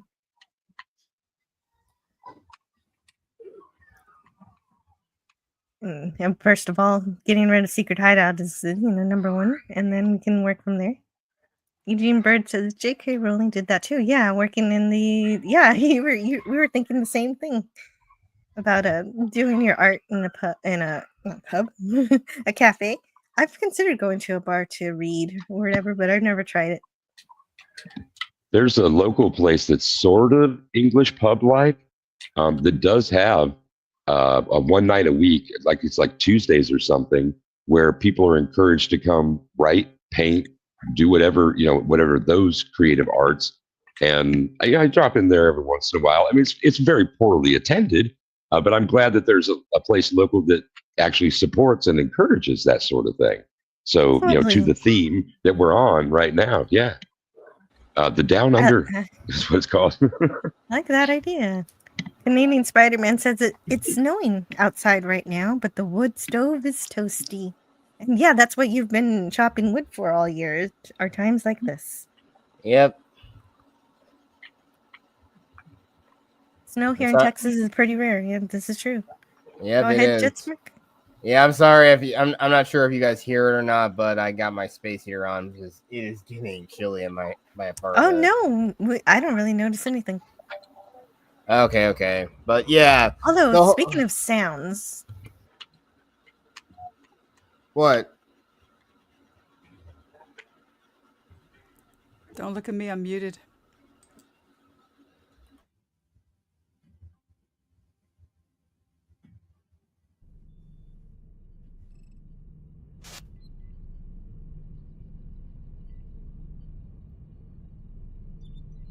Speaking of sunny in Texas. Oh yeah, it's always sunny in Philadelphia, but no, it's always sunny in Texas. That's not true. Sometimes it's all 4 seasons in one day, or 3 of them anyway. We don't have winter so much. Holy cow! Is that a tornado coming over the horizon? Yep, yes it is. Everybody get in the shelter now! So Man. the Outcast Creative had another day rave with some romance. That's great. That's great to hear, Lance.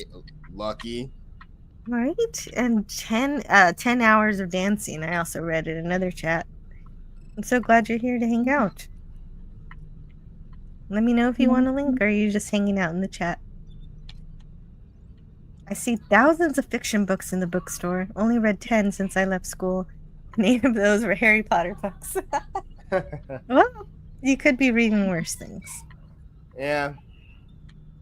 But I mean, yeah, the thing is, it's crazy how there are some books that somehow you never understood how somehow these are real, like you don't never really heard of this book, but somehow it's popular or it's somehow marginally popular with some people. Like yeah, definitely. I think one of the more recent examples is a book called A Good Girl's Guide to Murder that was recently made into a Netflix adaptation. Or more or less, it was produced by the BBC and it was just put on Netflix here in the States. Oh no, I hadn't heard about that. Yeah. It's a nice title. It looks like I missed Pop Culture Republic going. I hope somebody said goodnight to him. Nope, missed it. Totally missed it. Okay. Oh. We were having a good conversation and I was waiting. As you know, Jill. Of course, you know everyone who's in the chat wants to hear from you.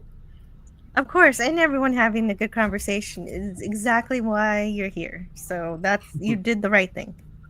Best way to encourage literacy is to read to your kids, and yes, absolutely true. And molecular art, you nailed it right on the head, right there. I tried to put my child to bed, but she wanted to take a bath, so she's taking a bath, and then I'm going to put her to bed soon. Does she have a snorkel? So. No, but she has goggles. Okay, that's good news. So who here or out there has listened to Flatland that Jill did just a couple days ago? I have not yet had the opportunity. I knew it's something that Jill wanted to. Take your ass to that after the show kind of thing. And Jill, thank you for beginning that. I encourage you to continue beyond that volume. I think that's something that I think doing readings like that is one of the ways that we keep works alive. And now with the internet era where what you say is forever kind of thing, I like that forever reference. I only did 2, but I did books on tape, 2 of them for a veterans organization.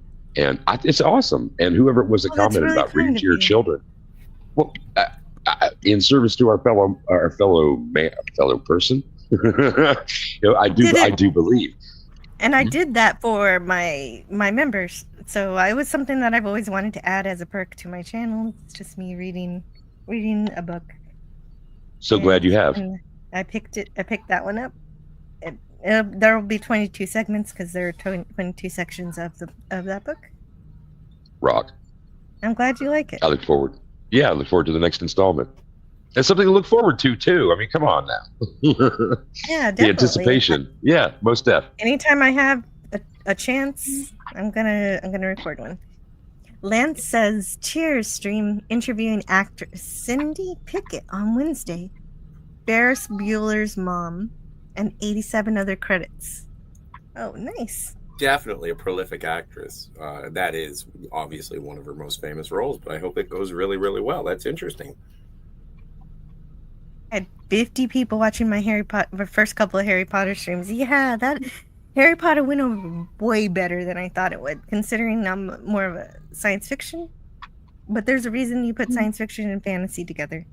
And I found out with that series. I'm glad you did. Yeah, because those are strange bedfellows. Like, same thing with horror and comedy. I'm not embarrassed at all about knowing about Harry Potter. It's a wonderful series about life and growing up and coming of age and all that good stuff. And friendship. Yeah. Nothing beats the power of friendship. Friendship. Friendship. I gotta. Speaking of friendship, I'm gonna need my friends to talk to me for a minute, and I will actually get my child to bed, and I'll be right back. All right. One of my favorite quotes is Ferris Bueller was mentioned. I'm not sure of the context because I was a little distracted, but favorite quote: "Life moves pretty fast. If you don't stop and look around once in a while, you might miss it." I love that. Absolutely. That speaks very well. Yeah.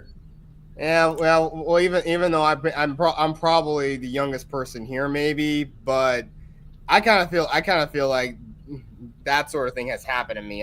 Sometimes I've never stopped to take things in because I've been trying to look at things, or I've been like procrastinating on stuff, and time just seemed to just flow by me. And one day I was 18. Next thing I know, I'm 30.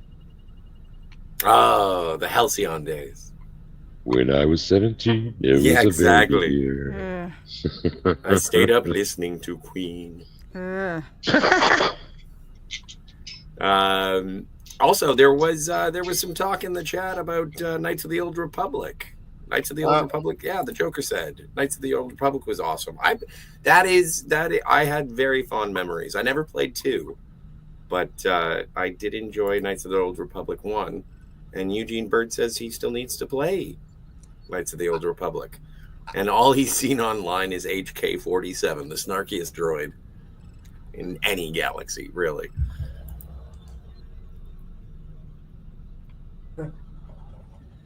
All right. What was I? Oh, I remember. I was going to say something about the AI. I think, and as you said, Jet Sparks, it is an excellent tool. I think that if you're trying to do like character creation and you do text to image and you punch in your description and you can get ideas from it and then morph from that, I think it's fantastic. I do have a bit of an issue with the AI music because I feel it is about as authentic as saying, oh yeah, I can play the guitar. Why is that? Because I played Guitar Hero. It's like, yeah, okay, sure. Yeah. Oh my God. I have a guitar on my lap and I'm doing that right now. There you go. Yeah, it's just so it doesn't teach you. It's the exact same stuff. Like certain people say, oh yeah, you can learn how to do things by how to playing a video game will teach you how to fire a gun. No, it doesn't. Oof. No. Oof.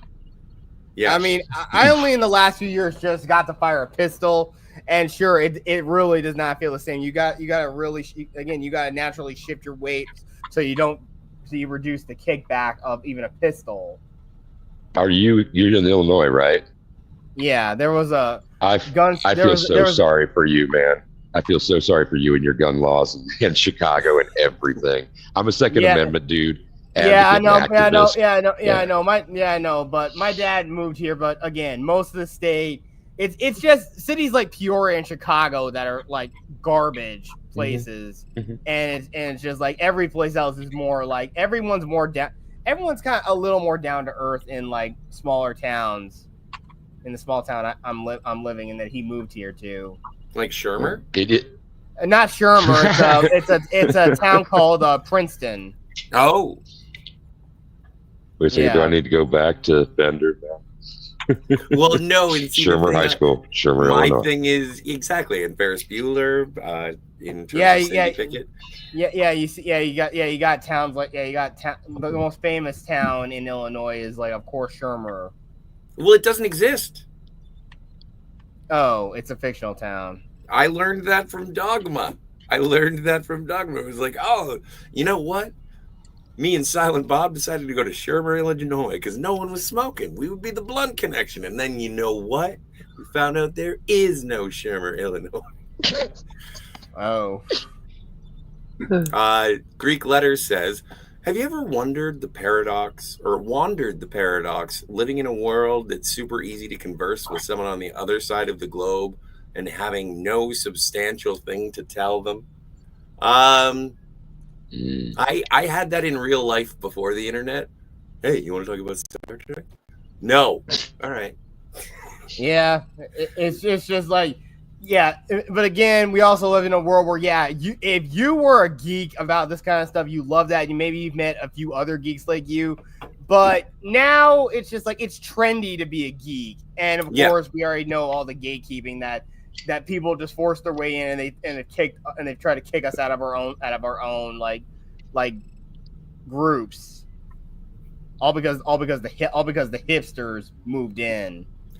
Well, and that's sort of the same thing that's happening with movies, most of pop culture, when people talk about sort of the cultural appropriation and injecting social causes into sort of hobbies that have no business being usurped by politics and identities of any sort. And it's like, I just wanted to talk about phasers and wizards and lightsabers. And yeah, exactly. And now you're telling me, and brightly colored people or brightly colored people in spandex kicking rubber suited monsters and using giant robots to fight them with. Yeah. Like, and it was sort of it was a niche. It was like being part of a club when you were a fan back then. But now, because, and you know, Star Wars being so big, the Marvel universe being so big, everybody, it's like, oh, well, that's something that attracts a large audience. And if I can sort of insert myself into that fandom with whatever I want to say, I can tell other people what they should think about the thing that they love. And I get frustrated with people because I've grown up in a sports town. I've grown up around a bunch of hockey fans. And I was like, do you want to talk about Star Wars? Do you want to talk about Star Trek? And they're like, no, fuck off. That's stupid. And now the people who are inserting themselves into it, because it is popular, they're like, you know why you shouldn't like this? It's because that was better. And it's like, you are doing the exact same thing to my beloved hobbies that was done to me when I was the only or one of 4 people who actually enjoyed that. And now you're telling me, oh, I don't like this episode of Voyager because it's stupid. And it's like, well, then you're not a fan. You're just piggybacking. As like, I think Seinfeld said that critics are like the barnacles on entertainment. You don't produce anything. You just find something that is profitable. And then you say, oh, this is what's wrong with it. And it's like, no, get out. You don't belong here. I don't care. You know what I do about things that I don't talk about or that I don't like? I don't talk about. Bingo. I can relate to that through the world of music as well, because being a music director, I got stuff that's landing on my desk before it's in retail bins a month in advance. I'll stick with one. I'll stick with one band. Well, a couple of them actually. When something is indie or underground or, just not trafficked that much kind of thing, and it starts to make inroads into popular music, as soon as the frat boys show up against the fucking front, the front fence at shows, that's when I start to give up. Like the synergy, concert life, live music, that's probably one of my favorite activities of all time. And so those environments, when they become choked and polluted with the bros or whatever, and that kind of thing, I'm sure, Star Wars, Star Trek, geek fans of anything can relate to. It's like it gets taken away. It's like our little club. I'm not going to be so precious about it, but our little club got got a dink in no, I'm losing track, dudes. Pass it back. Scotty, you want to go on a smoke break? Because of places like Coachella. Star Wars and was ever a little club. Star Wars was huge from the get-go. It's just massive from the get-go.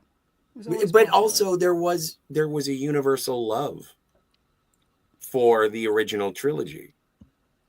And when people got together for it, they talked about it in sort of loving ways. And then the prequels came and you get movies like The People versus George Lucas. And then the sequel trilogy came, and then everyone decided the discourse surrounding it just soured. Now we're talking about something. Well, what would you like to talk about? Well, okay, but if we want to switch things up, did you answer this question already? James Caserta asks, what do you write? Did you answer that already? DJ Play Nice? Or did he go for a smoke break? Okay. No, I'm here, but I missed the something in the chat. So I'm sorry. Could you tell me what the question was? What do you write? Oh, much heavier into fiction than poetry, and I like to write. I write too many third persons. I need to write more first person things. But it's been, as I said earlier, it's been decades since I've done that writing. So when you're in first person I did. mode, it's a little bit more restrictive because you only have your own perspective. Third person, Yeah, you got exactly. everybody. Yeah, it does. It is restrictive, and but it does give it the upside. Yeah, it gives you that personal touch, but yeah, you're more restricted because you're only stuck on one person. Because I have to actually, when I wrote my horror anthology, it is written in first person, so I had to shift back from different characters to convey what the broader scope of the story, like what was going on with this person while this is happening. What are they up to? And that's the main thing. Like different characters are experiencing different types of like scenarios they're dealing with in the story. Like one person could just be investigating something, another person is running for their life from something. I do think it's interesting when they have chapters, and instead of regular chapters, they do character chapters. And something George R. R. Martin did with the Game of Thrones. But still in the third person. I mean, it's very common to shift the focus from one set of characters to another set of characters from chapter to chapter in literature. But shifting person, that tense from chapter to chapter, that's unusual. You don't see that often. That's true. And I haven't seen it. Or maybe I just forget. But there's a question from Molecular Arts that's a big, expansive question. How many sci-fi franchises does Anti-Derivative Jill follow? And of course, obviously, Star Trek and the Orville. But I also love the Twilight Zone. And I love a lot of old sci-fi channel shows like Stargate, SG-1, Farscape, Dark Matter. Dark Matter was a real good one that got canceled before it got started. What was, I forget, Defiance, or I don't know. I didn't really watch many shows on the Sci-Fi Channel.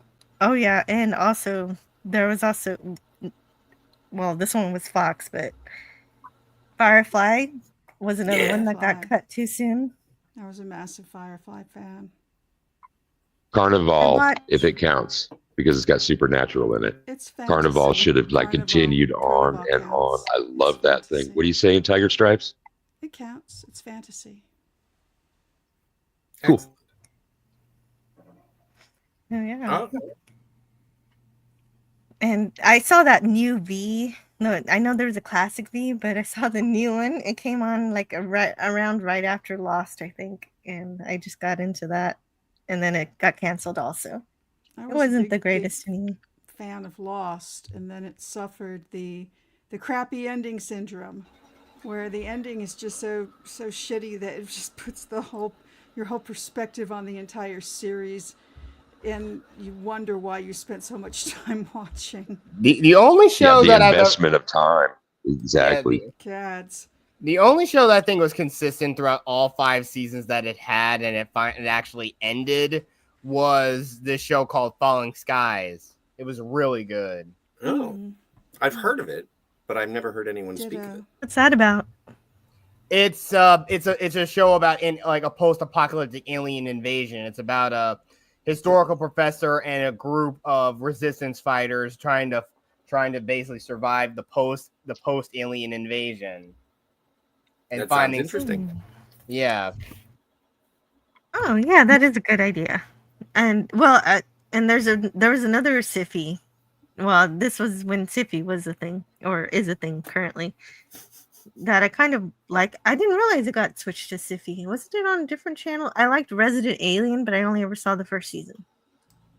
I'd like to watch that sometimes because it's got was his name in it, and him I like very much. And then- everything I've ever seen him in. And then there was Alan Tudyk. That's it. Yeah, That's yeah, what, Alan. Thank that's you. I knew that you would know who I meant. Yeah, Alan. I Tudyk. figured it out. He's And then swell. there was the shows that I learned from the Clobber Times channel that I love that I watched because of them. I love UFO. I still haven't finished it. I got a few episodes left. The Prisoner, same thing. I didn't watch the end yet. And so these are series that don't have a whole lot of episodes, but they're really good. And Blake Seven, one season wonder. There's no shame in that. It can be a beautiful That's true. thing. Yeah, but that's well, also- for The Prisoner, there was only meant to be that many episodes, so Yes. that's exactly what it needed. But Yeah, that's that was also back like when you got episodes in a season of a series, not just 8 or 10. Well, no. How many? Oh, yeah. Okay. Yeah, it was a longer season or series for The Prisoner. But And I've only go ahead. Well, it's also like I really like the first season of Lost Heroes, as we were discussing before. Ditto, and then it went right down the crapper. Right down the crapper. And then the same thing with Westworld. I like the first season, and then it just went right down the crapper. Yeah. With Jonathan Nolan. Is it Jonathan Nolan? The brother. Yeah. Yeah. And he did the first season of Fallout, and so I'm just considering everything he's ever done. His first seasons are usually pretty consistent and badass, and then the rest of it just falls down the hill. I loved Fringe, and then the ending just really blew for me. That last season went to a place I did not want the series to go. It wasn't why I watched it.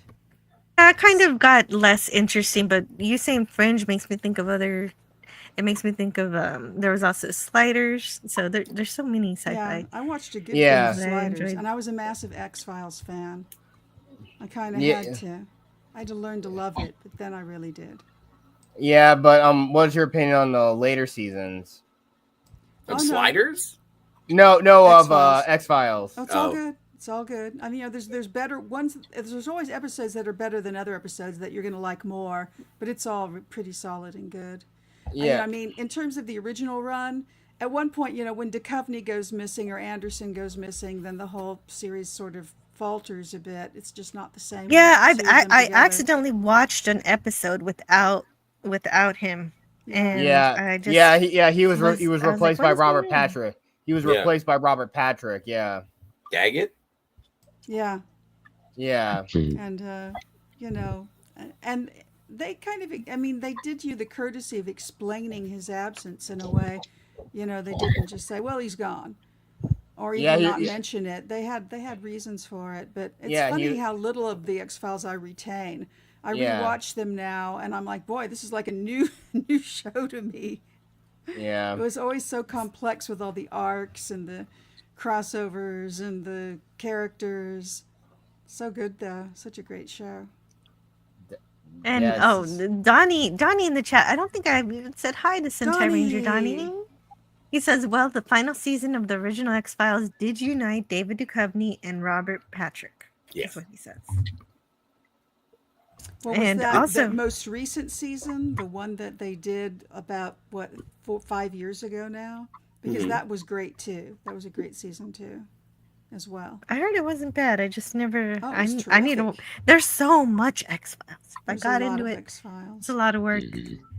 But I wanted to answer Eugene Bird's question. It's not a movie, is it? Yeah, Flatland was indeed a movie. I don't know. Like, it didn't have a huge production value or anything, but do you really need one to explain Flatland? It's like an animation. And I really like it. You can find it and watch it on YouTube, I believe, if it's still up. Isn't Flatland a really early science fiction novel about a 2D world? Or am I Yes. thinking of something. That's it, That's right? it. Yeah, that's it. No, and I'm Everybody always reading. talks about Flatland.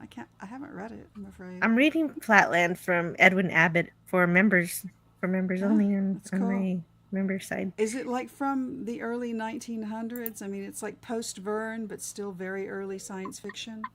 Yeah, it's very early, 1800s by Edwin That Abbott. would have been my guess. Damn. Yes. And so that's why it's public domain. You can read it on Project Gutenberg and someone else's. Lots of people have done their own audiobooks. I'm just doing my own. Yeah.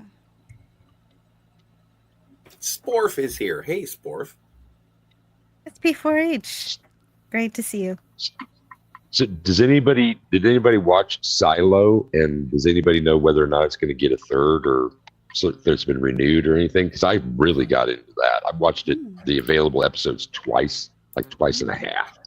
What service was that on? I Apple don't Plus. remember because I pirate. It's on Apple. Apple. Yeah, I don't do Apple. Yeah, there's. But I've heard of it. Yeah, one show that I really need to go and watch. I need to watch The Man in the High Castle. I need to watch that. And The Expanse. Maybe you should just read the book. That's what I was thinking.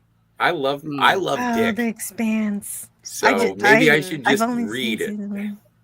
No, There's I just very wanted to little say I Dick love that Dick. translates truly. Okay. The animated film that they made with Keanu. That makes you happy. God, which It does. one was that? That was almost a direct translation of Dick, and it was pretty great. But But everything else, they just take liberties and they Scanner Darkly. That's it. Thank you. Scanner Darkly. Yep, absolutely. And like, what a great writer. That's an excellent film. And Richard Linklater is the director. I love Linklater stuff. It's insane too that it's animated. That's just, even though it's rotoscoping, it's still just crazy. Very Dicky. No doubt. Yeah, again, him and Isaac Asimov, they are the most influential science fiction authors in history. No, because I'm sorry, I'm not fond of Asimov. You know, I'll take What? Clark over Asimov any day of the week. Yeah, I was going to say I'm more of a Clark guy. And you know even what? then, I prefer I was Harlan to thinking- both of them. So Oh, Harlan that's- didn't really write technically science fiction. Yeah. He wrote, speculative fiction. He got Still. uppity if you called okay. him a science fiction writer. I actually love Arthur Clarke. I got a book for free actually when I was a kid in a One it of the was a foundations? dollar store. It was a dollar store, and I was just looking around, and one of the store owners gave me this book, and said, "This is a book about the future. You got to tell me what happens in the future. You got to read this and tell me." Wow. Oh, how cool. Yeah, and it was great, but it was written as if it was actually telling you the future. I forget the name of it, but it was. Did you Arthur say it was Clarke. Asimov or Clark? I think it was Clark. Oh yeah. I gotta look up the books by Arthur Clarke and see which one it is, because it predicted everything perfectly in terms of fighting with robots. We fight with drones. The fact that we're going to be learning for our entire lives. Yeah. It didn't exactly predict how that was going to happen, but the internet. Yeah. So you can learn any degree you like on your own. Yeah, but also the same thing applies. Like, again, artificial intelligence governing to everything, or rogue AI goes wrong at every single point. And even in the thing about the flaw with the 3 laws of robotics, like, most egregiously is, of course, the 2004 iRobot movie where the AI governs all the robots. No, don't even reference that movie, because that movie was a POS. I don't mind references to it, but I think he's actually doesn't think it represents it very well. It doesn't really. I mean, the whole thing is, why would it cause a causality loop and say that, oh yes, we need to just basically treat humans like children and basically not allow them literally to have any freedoms whatsoever? That movie has nothing to do with the Asimov's 3 laws of robotics. Yeah. Just nothing to do. But the thing is that it would have been a fine sci-fi action movie if they decided not to say anything about iRobot. Yeah, because I mean, the story is just more about trying Pass. Cannot agree. I'm sorry. Well, what? Like, if they called it No, Will I Smith just- versus the that Robot was Army, it a would have been fine. I'm not referencing the movie. I just want to make it clear that we concur. can. I want to make it clear that we can talk about movies that Tiger Stripes does not like here. Yeah, but Of I'm trying to reference the book, the original book, not the movie. Yes. Yeah, the whole thing Yeah, is that does make a difference. I mean, look, I know the character of Dr. Calvin is a character from the book, and again, it's all about trying to understand the psychology of these robots, but not specifically about things. Just trying to figure things out just trying to figure out how they think and whatnot. It had more to do After with you've gone 90s through than it all did those with anything else. after you've gone through all those machinations and decided that this is derivative of this, or this character isn't well developed, or that chapter needed to be rewritten, or the script was garbage, or can you believe that scene was left out? It was the most important thing in the book. After after someone does all of that, can you then just stand the fuck back and let it be and just do the entertainment part? Like, I'm not here to stump for iRobot, but it's a great action movie. So I just turned What do you mean by let it be? Not have the butt. It's the power of the Hollywood butt. producer likes more than to grab a fantastic piece of literature and turn it into garbage. And can I just let that stand and say, oh, gee, that's fine. It's a great action movie. No, I can't. It makes my stomach turn. Yeah, and that's the kind of thing I'm worried about if my stories Maybe ever for get you, adapted. it's too bad. Not for me. Yeah, well, no, but to be that shut down on something, that's too bad. That's not shut down at all.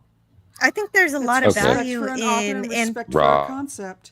I think there's a lot of Hollywood value. producer wants to do is steal concepts and characters and ideas and make a piece of garbage for free and never pay a writer. And it happens all the time. So people can bitch about okay. Tiger Stripes, you are right there on the nail with that, because it does happen in Hollywood. I mean, they don't ever do that. I mean, look what happened to Alan Dean Foster with Splinter of the Mind's Eye. Because I mean, back then, I mean, George Lucas didn't know if that Empire Strikes Back was even going to happen. So Alan Dean Foster wrote something that was a continuation of the first Star Wars film. And don't we wish they I have that book about 10 feet away from me, and I always loved brilliant. Yeah. Nice guy too. I think there's value in critiquing a property if you've got some passion behind it and you're not, if you got a good kind of idea and no doubt, critique is one of my favorite things. Writing from the different perspectives in the different schools of literary criticism is kind of fun, just to exercise the skills sort of thing.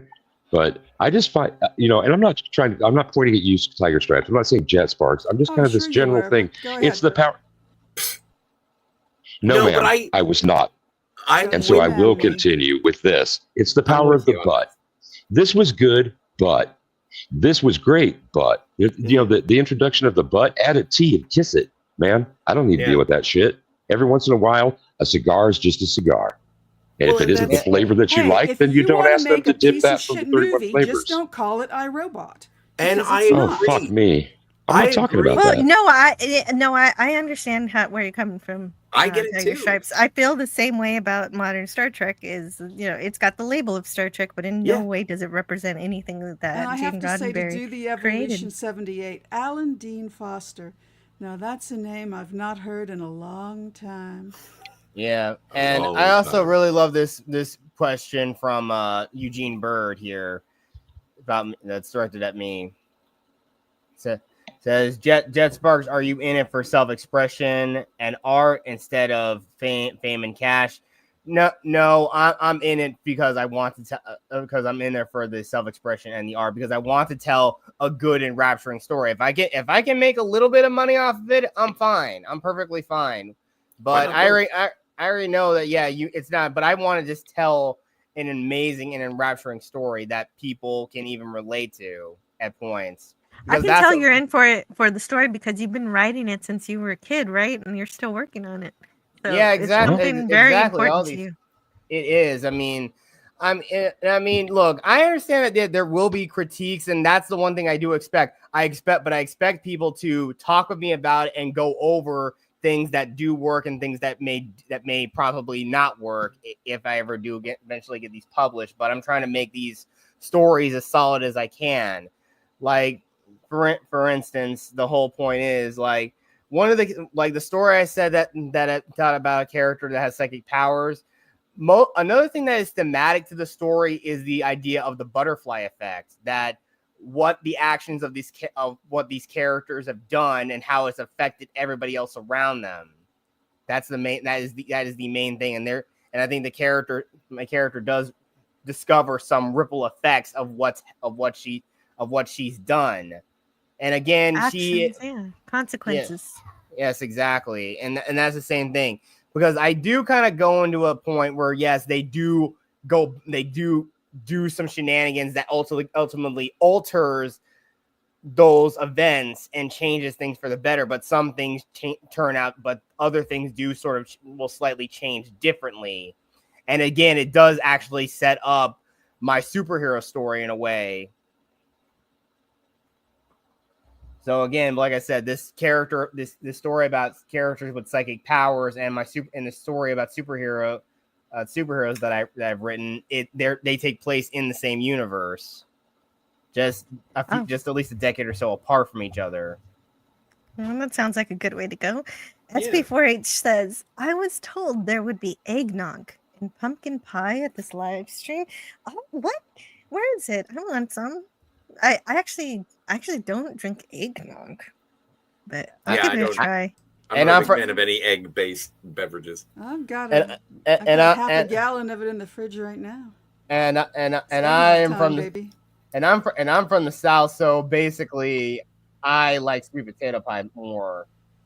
Oh, hey, Eugene so Scotty, Bird. you'll never have a supporting the. I didn't realize that Eugene Bird had sent me a super sticker. Thank you so much, Eugene Bird. Super sticker.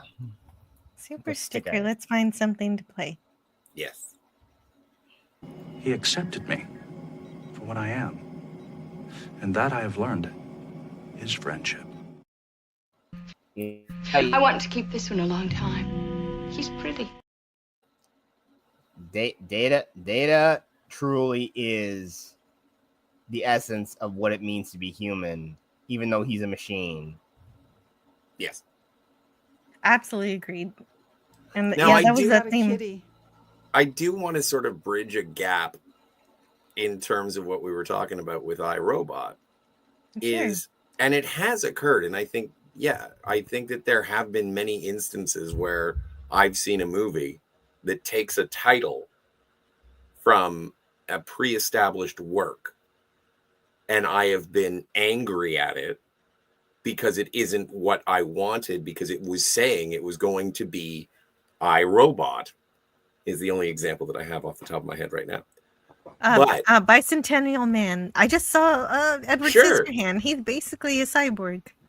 Or even I saw Blade Runner, and then when I read Do Androids Dream of Electric Sheep, like, I know that isn't a direct, like, this is what it's based on, sure, but it's not an adaptation of that story.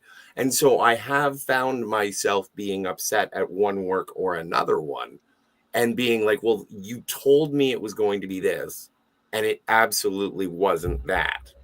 And then after I get over my initial rage, if you will, disappointment, then I'll look at it again sometime later and be like, maybe I was being harsh. I know it now that I know it isn't that.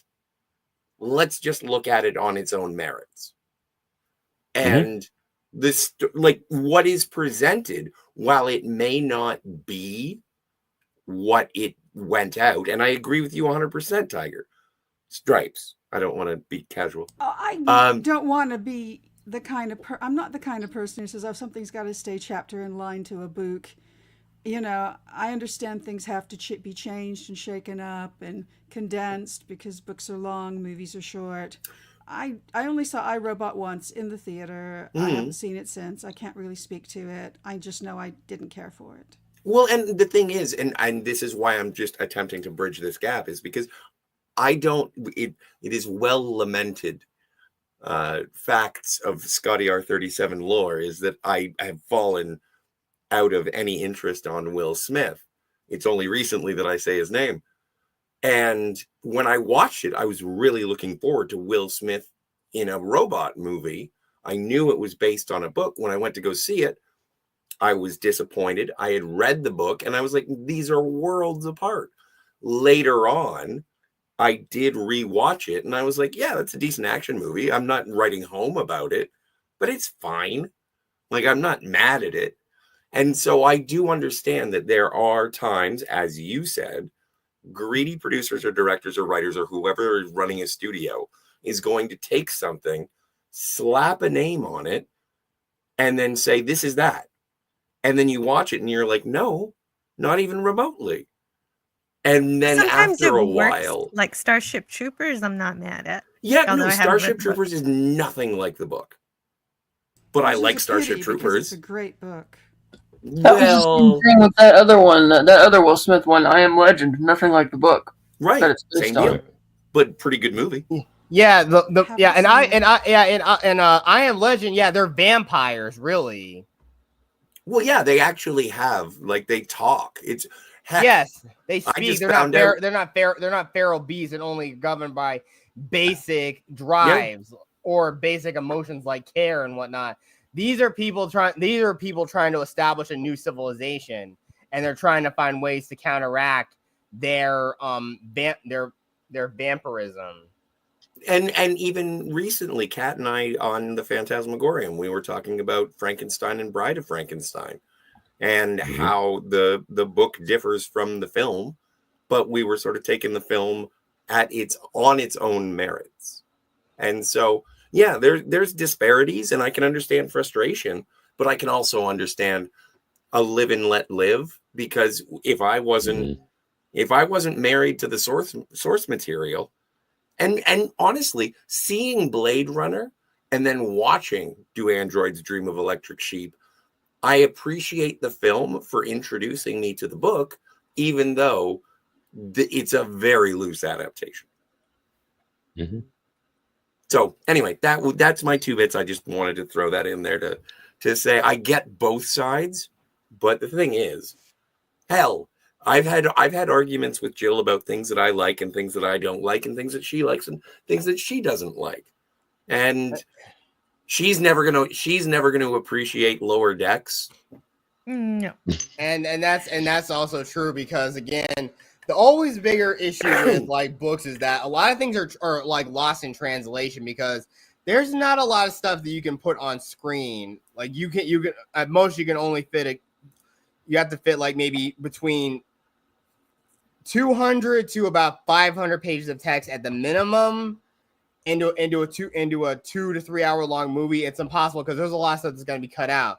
Because as far as I know, from all the Harry Potter books, even though I've never really read them, but the Order of the Phoenix is the longest of the books, but it's the shortest runtime of all the movies. Yeah, the movies definitely cut out a whole ton of material, to the point where I actually listened to the entire audiobooks before my live streams, so that I could get the full picture of what the story was that we were actually viewing, instead of the truncated movie. I think it really helped. I just recently read the entire Twilight novel series, and You did not. No, I didn't. No, I didn't. Liar.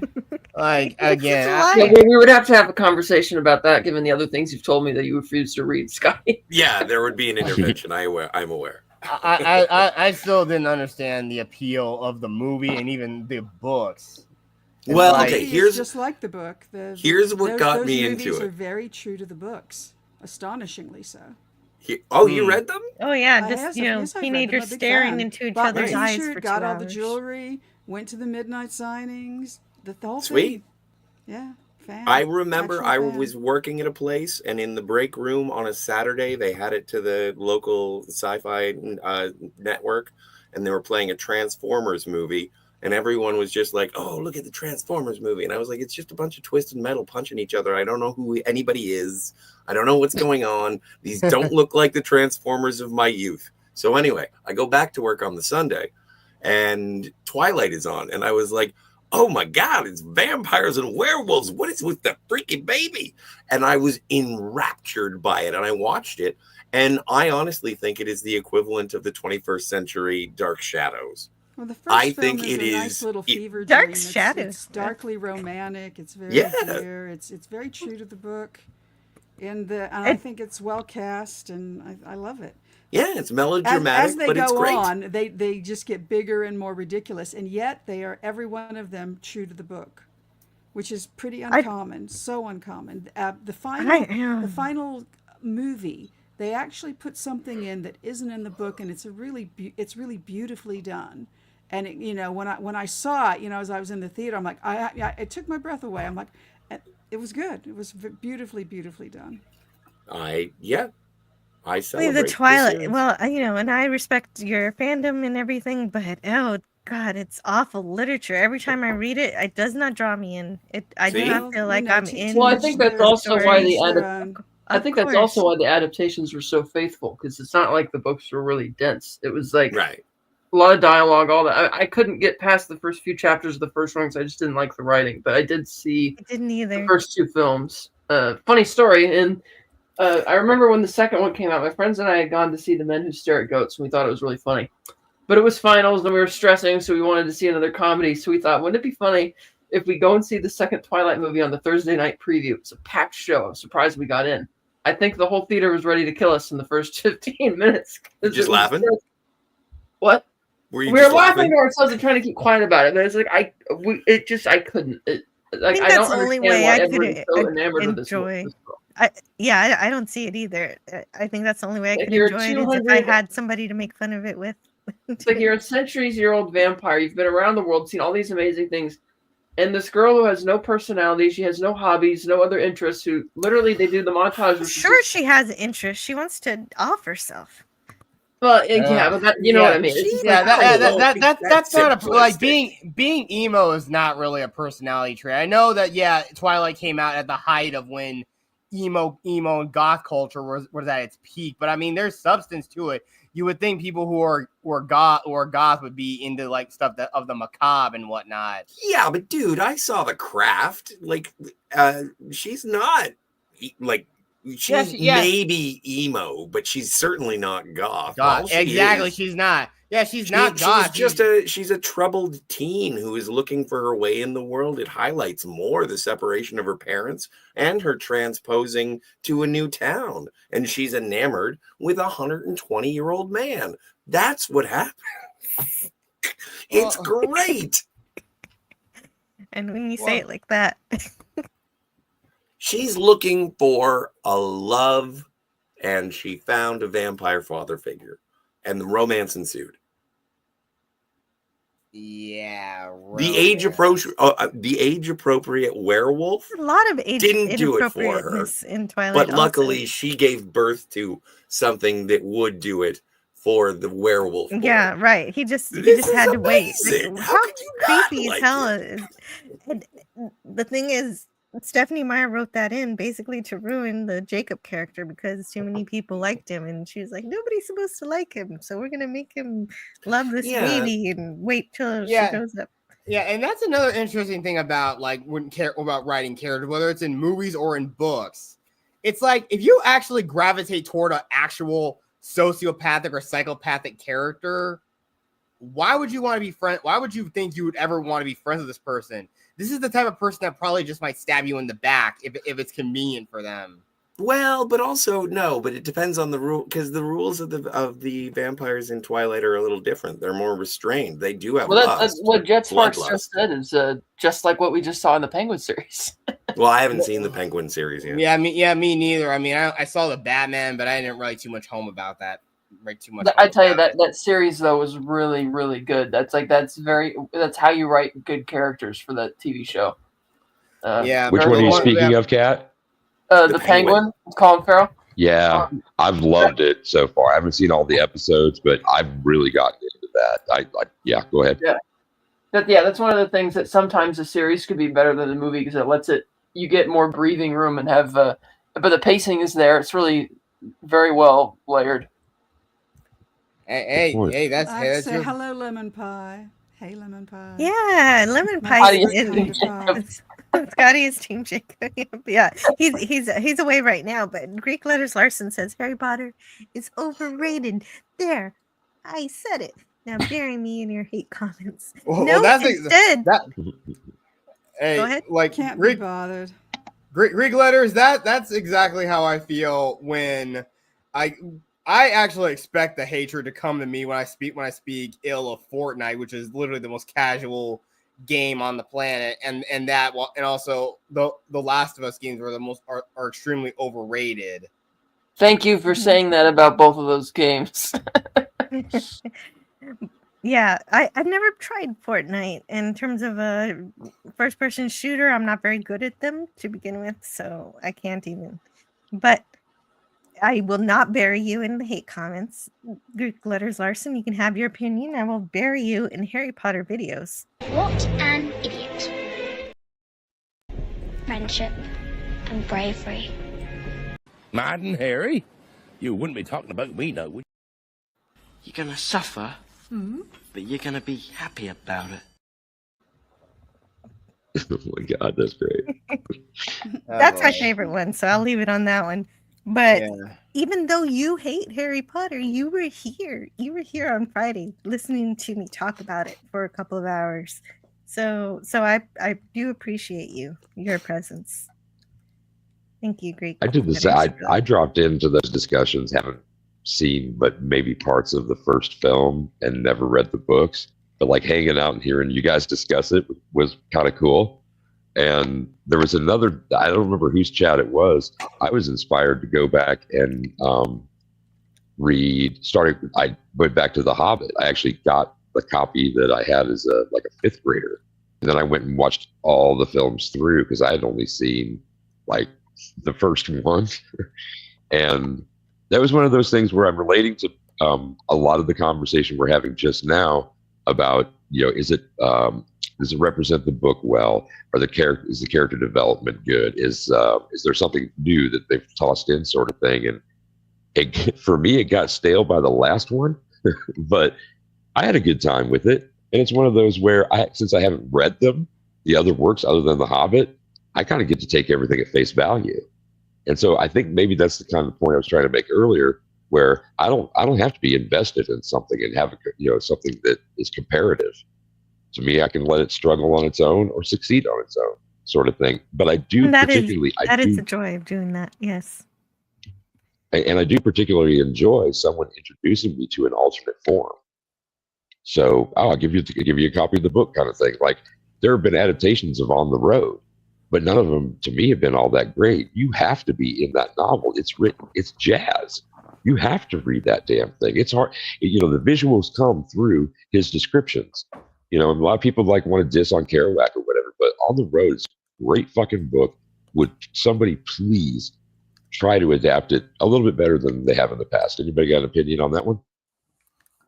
I wouldn't really know because I've never really heard of it.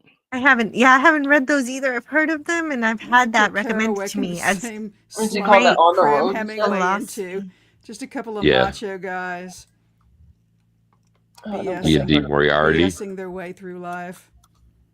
And doing it in the jazz. So right on. I found this when you were talking of Hemingway earlier, because there's the Harry's Bar contest for bad Hemingway every year. And so I went and looked at, real quickly, Best of Bad Hemingway, which starts off with an introduction. And the introduction starts off with this short piece. Then I turned and saw Gertie. Hello, she said. Hello, Ernie said. Hello, I said. Tweedleboom and Rum-Dum, Joyce said. Sit down, Gertie said. I sat down. Ernie sat down. We all sat down. And then the person writing the introduction goes on about how beautiful this is because it parodies not only Hemingway, but Gertrude Stein and James Joyce all in 7 lines.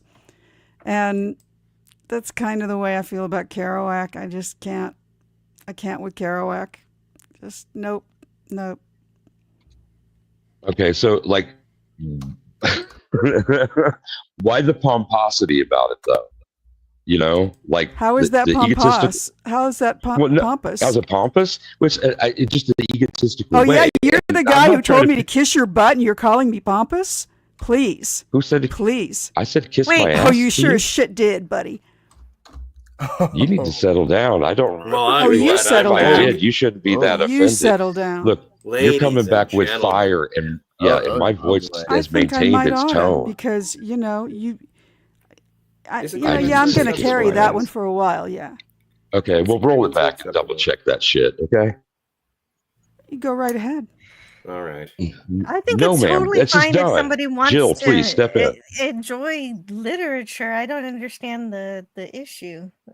What's going on? I'm so sorry. For one I thing, don't you know what's can't happened. enjoy parody Supercilious. if you don't know the literature to begin with. Well, Yeah, but that seems to be a lot. That seems to be a lost art and same thing going on with Hollywood. yeah.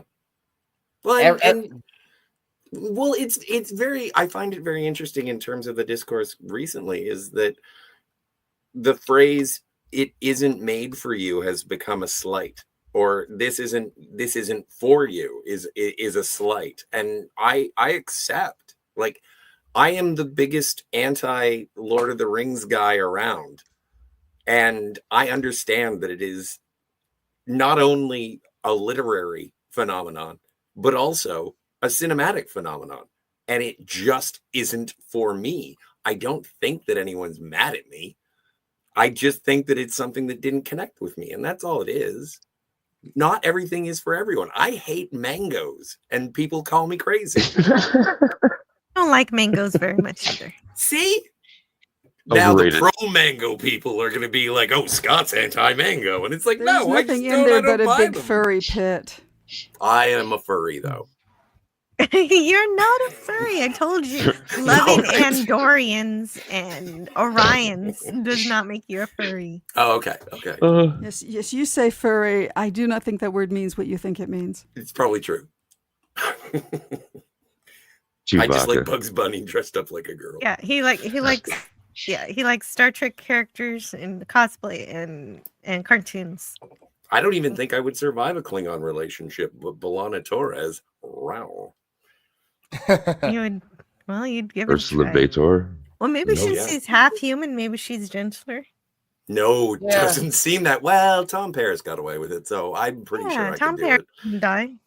Rob Wright's Gen X Pop Culture says the Hobbit films were not very good. The animated film is much better. Yeah, the Rankin. Yes, Definitely. absolutely. That was my. Lovely, That's the. lovely. I love that. Yeah. Hey, Good Gary music. Ambrosia is here. Gary Ambrosia, what? Oh, I'm so lucky to have Gary Ambrosia here. How are you doing, Gary? Hail, have to Jillian and friends. Agree Go ahead. with Rob. I'm going to be rewatching the Hobbit films very soon again too. I want to Not exactly looking forward to it. Yeah. Well, are you watching it for a particular reason? Or just to For remind some yourself? reason, the bro and I are going through all of these series. We've been just watching all of these series, and he just decided, okay, now the Hobbit. I'm like, okay. Okay, I guess he decided. Yeah.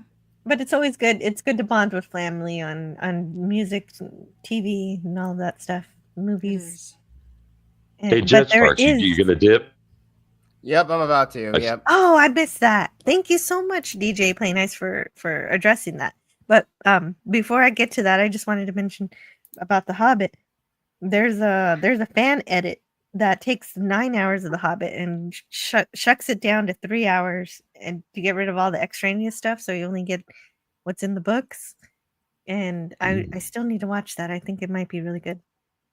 But thank you so much for being here, Jet Sparks. I know you had to go. It is getting a little late. He had to go, yeah. Yes. Well, I was stalling for time saying that so I could get his link in the chat. Oh, great. And then so I could star this comment and He go needs to down. publish that book. Multitasking. Oh, where'd he go? He Oh. said he was leaving, and he was true to his word. Okay.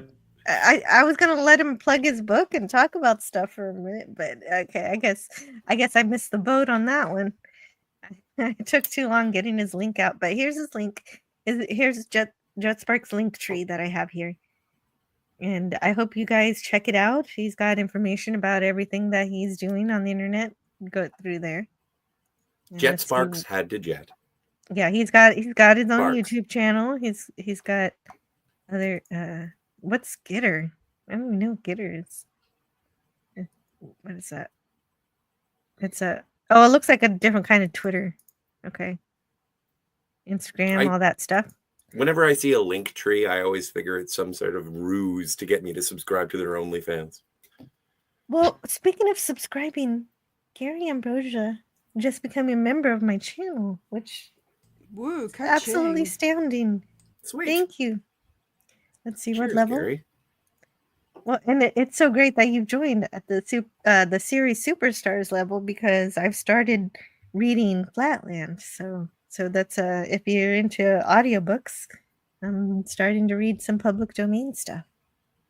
And also, I have a membership stream once every month on Wednesdays at 11 a.m. I'm thinking of maybe having one at nighttime sometime, but I haven't figured out the schedule for that yet. Or maybe I'll just do it randomly. Those Thank you late so much, night ones. Gary. That's the swing. That's the swing spot Mhm. for sure. And do the evolution. Happy about something. Very good. Let's see where I was in the chat because before I had to say goodbye to Jet Sparks, I'm glad he was here. If you're still listening, Jet Sparks, thank you for hanging out with us. You had a lot of I can't wait to go listen back to the entire live stream myself because I was missing for some of it and get to see more of what you had to say there. Just ignore my anti-Semitic tirades. You did not do such thing. And I know you didn't because we had DJ Play Nice here and he would not have allowed that. I wouldn't. It was a bad joke. But then again, hi, I'm Scott. Perhaps we haven't Yeah, met. and you're not that either. No, I'm very infatuated with Judaism as a whole. Baruch atah Adonai melech haolam. So, Scotty, you want to make a Lursa and Beitor sandwich, or is that too much? Oh, dude, you know what? I'm so much more of a Beitor than a Lursa guy, but it was, being a Star Trek The Next Generation fan in the 90s and being introduced to the boob window, it was like, why has this never been a thing before? So, yes. Yeah, And very creative. also, And what I like Riker, it. I what like it Riker as says on the in original season Star 2, Trek. in season 2, when it's like, so the women, they're intrigued at your mating rituals, and Riker looks over at the first officer of the vessel that he's both sort of of, them. and he's like, one or both, and I was That's like, well, if Riker can do it, there you go. Well, and I like the idea that the boob windows there because they're brave enough to put themselves out there in terms of in battle. So they're Well, they've got that. Klingon women, they show their hearts. The Can be boobs a are strong there, distraction but during battle. directly they say for that the heart. lady pirates used to fight bare-breasted for that reason. There you go. That makes sense. I love. Then that's It the could be reason. scurrilous gossip, but that's what they say. Sounds right to me. Dude, Hey. the Evolution thinks that Hagrid owns a hookah. I've never seen Hagrid with the hookah, but I can't say that he didn't have one. He had a pipe, didn't he? I don't remember Hagrid ever. No, there wasn't a whole lot of smoking. There was a lot of drinking. A lot more drinking in Harry Potter than smoking. But Tim's Talk is here. Hey. Hello, Tim's Talk. He was just live streaming himself just recently. That's good Yeah. news. Great to see you. Apparently there was a Mike Tyson's Punch-Out reunion last night. Oh, right. Yeah, he lost, right? Yes. Which doesn't make any sense to me, but I didn't watch the show, so I I don't didn't know. watch it either. I don't know who he was fighting or why it was important. Besides it being Mike Tyson. Yeah. Well, Mike Tyson punching anybody is sort of an event. I suppose so. It seems yeah, like I'm he sure didn't he's punch been very retired much. for a while. He didn't punch much. As long as it's not a wife. Yeah, exactly. Oh my stars, Robin Givens, Well, you that's its poor own woman. kind of event.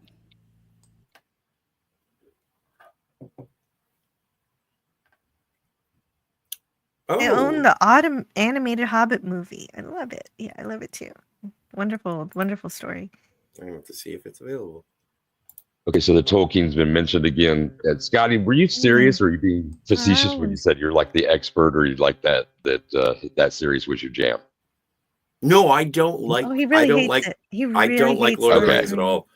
I got Okay. the extended I know we're being Blu-ray sarcastic. cuts because I was trying to get back into it because everyone was saying, "Oh no, you really should give it another shot." And I tried to watch it again, and I was like, "Ugh, "No."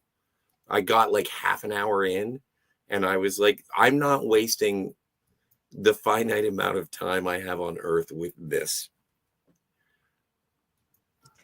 Gotcha. But I think it's incredible, and I think I might, Yeah, I might, I you think a know how lot I of did people Harry do. Potter this year. I might do Lord Do of it. the Rings next year. But Well, I Well, want to Scotty, have yes, So- but I want to have an all girl panel for it. I want to have tiger stripes, Yay! and I haven't asked Miss Martin Muses or Rennie yet, but I want them to be on too. So I think it'll be a lot of fun. I do enjoy Just to time shake off. things up. Well, if you have four Yeah, of us, so that'll be about as you'll many have 3 female weeks off. characters as there were in Lord of the Rings. Yeah, exactly. There weren't too many. I think you Lemon can count them pie. on one hand. You did something to make lemon pie laugh, Scotty. Thought you'd like to Huzzah. know. there are at least 2 elven women. Well, wait a minute. Are you Prisoner of counting Azkaban is Goldberry? the best. Oh wow.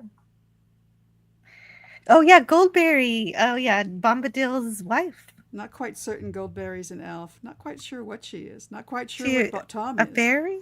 I don't know what he is either. She's a water nymph or river spirit. Well, okay, that makes sense because she's always naked, right? So did they No, write I that don't in? believe she's actually naked. No, you just get the feeling that she's naked. She's very Definitely So sensual. did they write in the thing about the dwarf and the elf getting together kind of thing would have been the second of the LOTRs, I think? You're talking about That's The what- Hobbit. You really are conflating The Hobbit and Lord of the Rings quite a bit, I believe. Mm. And yeah, no, that elf, the lady elf in The Hobbit, in the movies, yeah, she don't exist.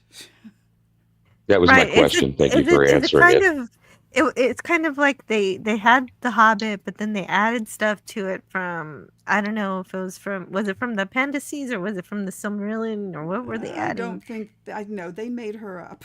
Or they just made that stuff up? Just made her Oh, up. I thought at least they were No. sourcing from other stories. Yeah, there's some great fan singer, songwriter who wrote a song about it. You know, who the hell is whatever her name was. It's pretty hilarious. That sounds Yeah. like fun. It was a lot of fun. Rob writes Bilbo. Gen X pop culture. Oh yeah, the greatest little hobbit of them King all. of the Wild Frontier. That was on Rob the Wright. telly last night. It says Mike Tyson had some blood transfusions in June, and it was amazing he was able to fight. He lost a step, and the fight was really boring. Aw. That's what I heard. No, well, I guess Almost it wasn't well choreographed. matched. Oh, that's unfortunate. Well, ask if anyone owns a DS9 collection box set. Yeah, of course. Yeah, I've got all the Star Trek on physical media. Yeah. The Star Trek that matters anyway. Yeah, but what I want is a remaster of Deep Space Nine. Never gonna Okay, happen. so In HD. DS9 comes up in the conversation. I have a tale to tell. It's going to be Ooh. relatively brief, and it's really, really crushed me. Oh. Early 90s, right? I started to watch the series. I dug it. I was rolling fat stacks, man. I bought whatever the fuck I wanted.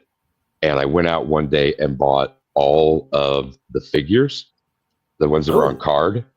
Yeah. And I'm moving, and I have a storage unit that the size doesn't matter, the dimension doesn't matter. I visited it for the third time today.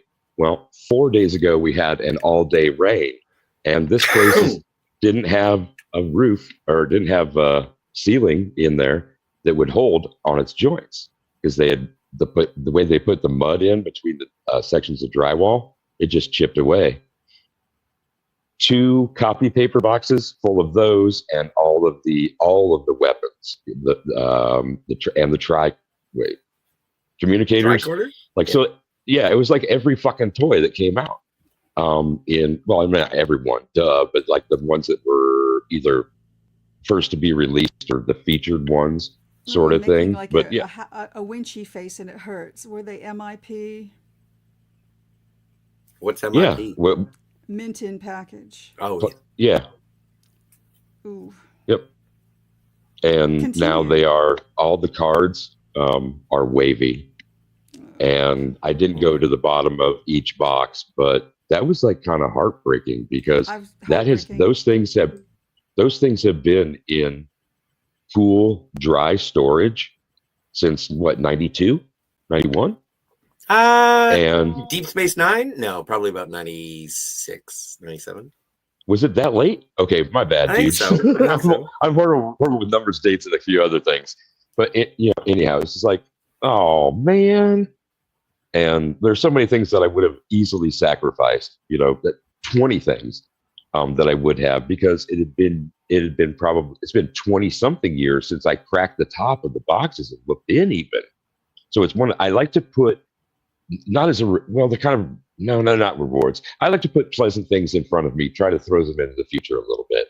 So somebody sends me a gift, I don't always open it. I wait for the rainy day feeling kind of thing or whatever, and I'll pop a box.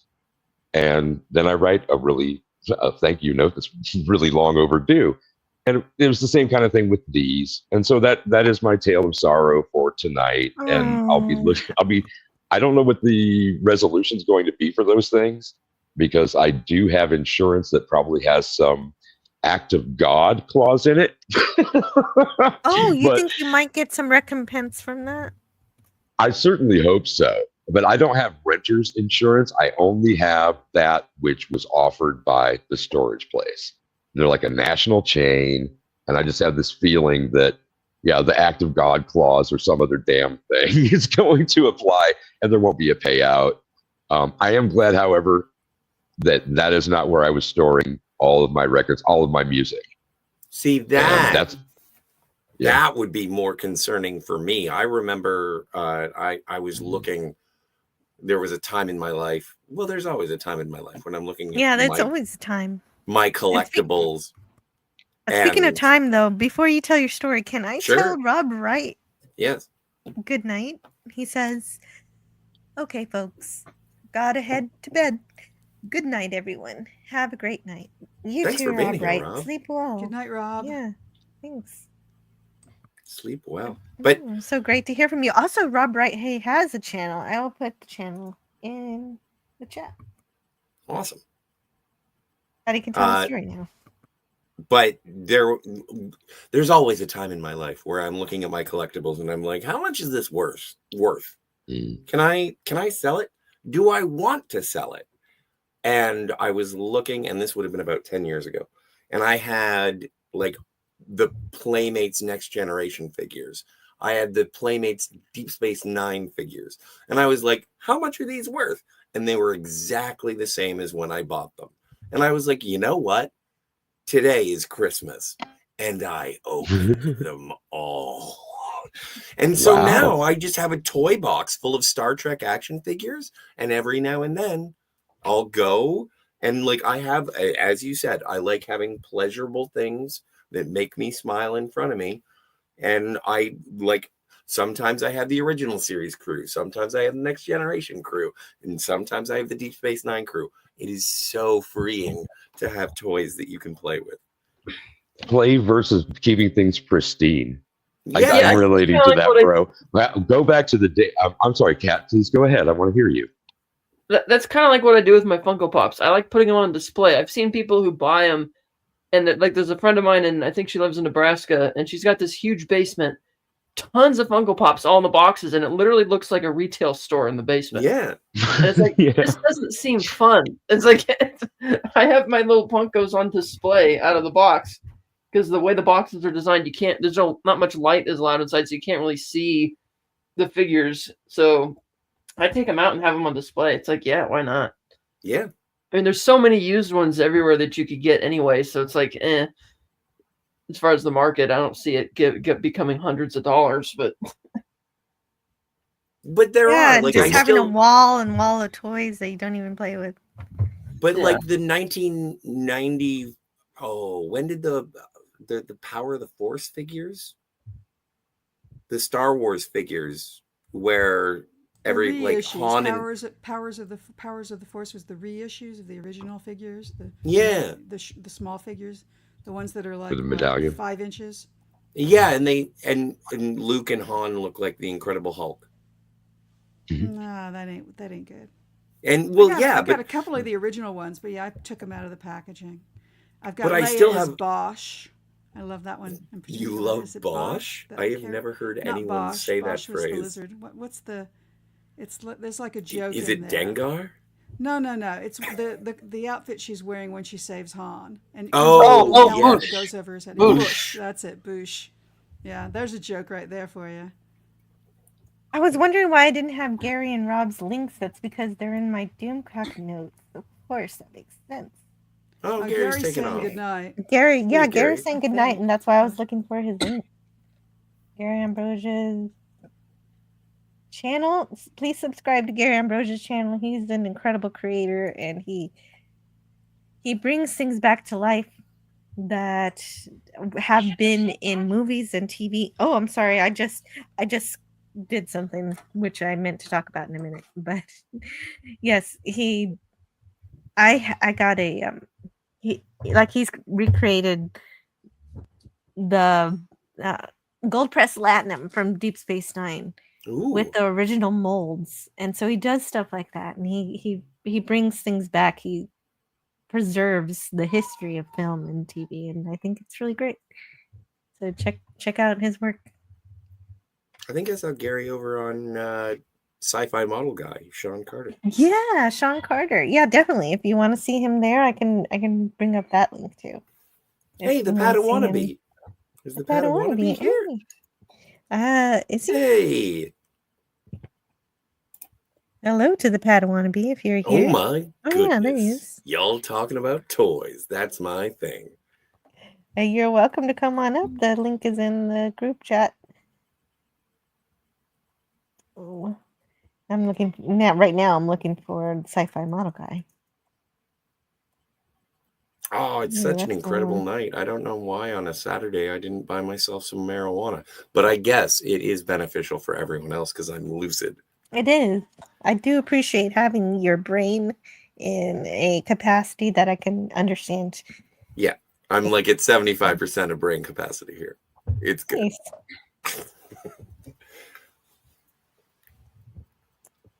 And there he is. Okay, I found it. I was just looking for Sci-Fi Model Guy since you mentioned him. It's always good to show off Sci-Fi Model Guy. Also, Sean Carter's channels, Sci-Fi Model Guy, retro reels and games. He does some great stuff too.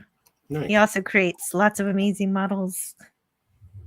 One of which I still need to pick up, because it was Pop Culture Curators, but of course you cannot have it. It's a Jupiter 2. Oh, and from Padawannabe's, Lost in Space. Just finished. Yeah, from Lost in Space. I'm just finished singing with Outlaw Bill. Give me some time. Oh yeah, take your time. But you're welcome if you want to join, or if you want to hang in the chat. That's fine too.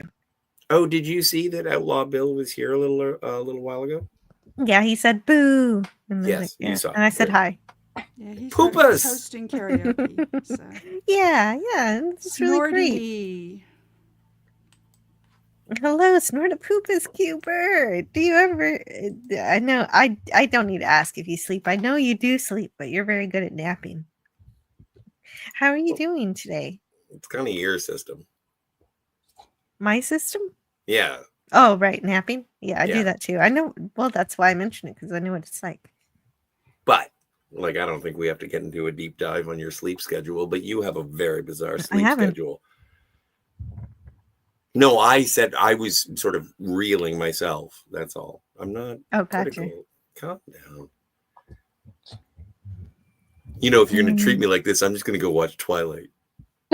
Yeah, you would not watch Twilight if you left.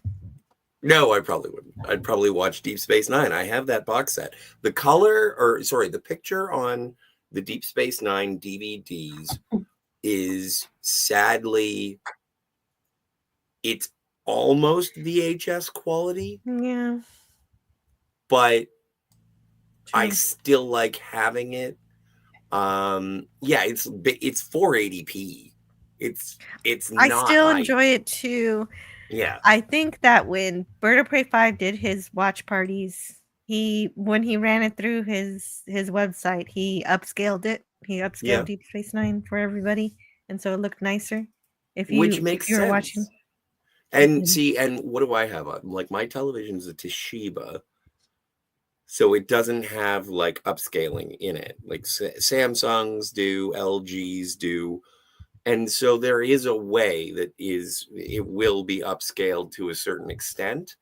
But it's still very watchable. Like I'm I glad wouldn't you're speaking to that though, because Do the Evolution 78 asks specifically about it. So Yeah, it's good well, that and I you- wanted to address it. Yes. Yeah. And so I like it.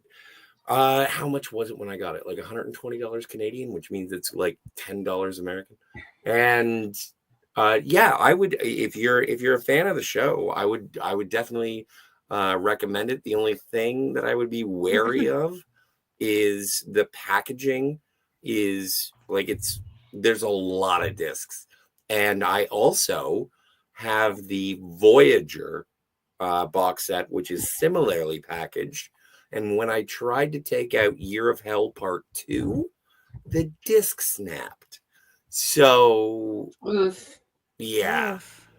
So I would say that it's good, but you got to be careful, or just flat out get like an old timey CD folder and then transfer them into that so that you don't have to deal with that. What was I watching today? I saw an upscaling, like an AI upscaling that brought up an episode. Like I think it was a season. Oh yeah, it was. What's the one where Cisco goes to Tyree and starts shoveling like a crazy person, and he has the vision from the Paul Wraith, where it's Damar, but he's a doctor and he has to Oh, paint and his over. face is in the sand. Image Yeah, in the yeah, yeah. sand. So, and I saw an upscaling of that, and that was brilliant. So I think it is possible to do it. I wouldn't say get it, but I think that you would be able to upscale it yourself if you have a proper graphics processor. Yeah, but speaking of Star Trek, since we're on that, there's a chat from an hour ago by James Caserta, and he says favorite Trek spinoff, Jill and panel, and why? Galaxy Quest. Oh, spinoff is Galaxy Quest that spinoff? It doesn't count. Tiger said so. But I do love Galaxy Quest. But I was just gonna say I love TNG, and it's just the one that I always go back to. It does borrow heavily enough from it that, you know. Oh, lemon pie. Exactly, Kat. And welcome to Wes Cagle.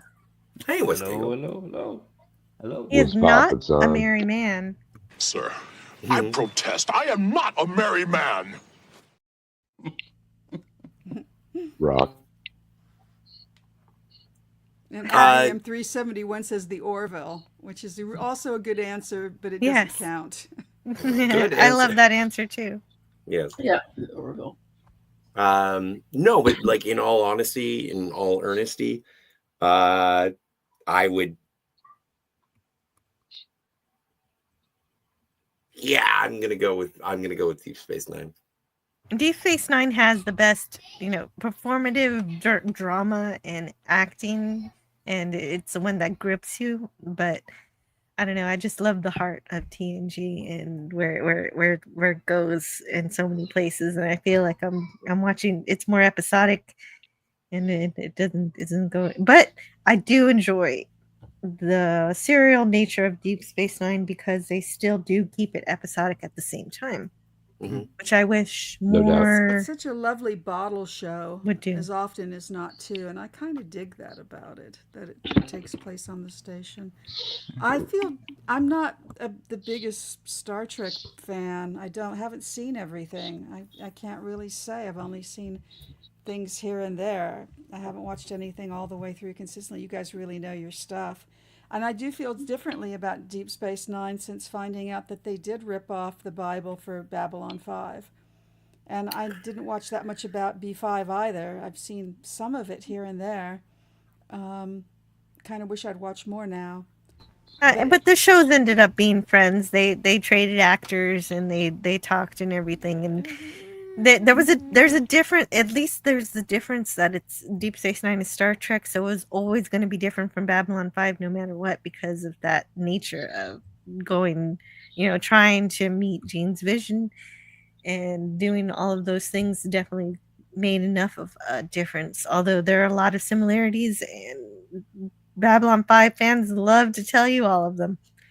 Well, I need to get the around to watch. showrunner says he went to them with, to make a Star Trek series with his Bible, and they ripped him off. Well, but I And- have such an affection and for he should Michael know. Piller that I don't believe he's a thief. Well, All right. They were certainly inspired. if you don't believe he's a thief, then you believe the showrunner for B5 is a liar, and I don't No, believe he's a liar. I'm fine with that.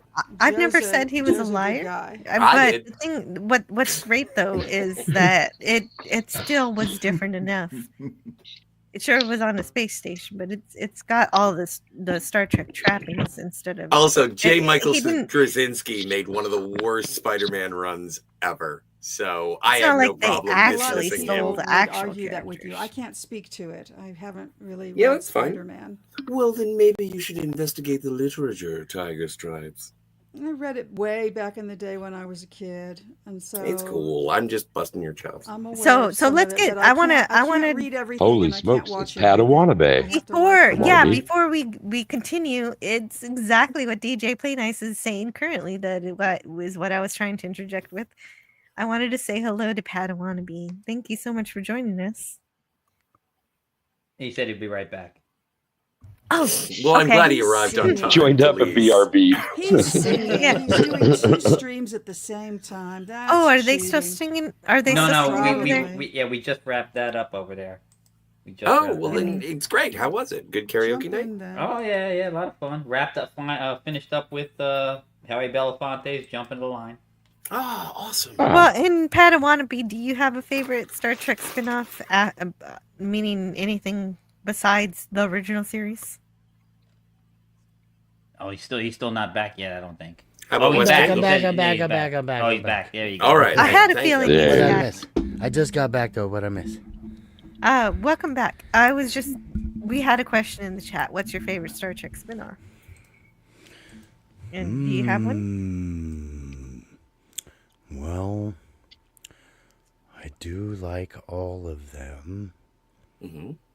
Well, I can't say I've watched all of them. I only got so far in the new stuff because I lost my subscription for Paramount, but I recently have got it back, so I'm gonna watch them just to watch them.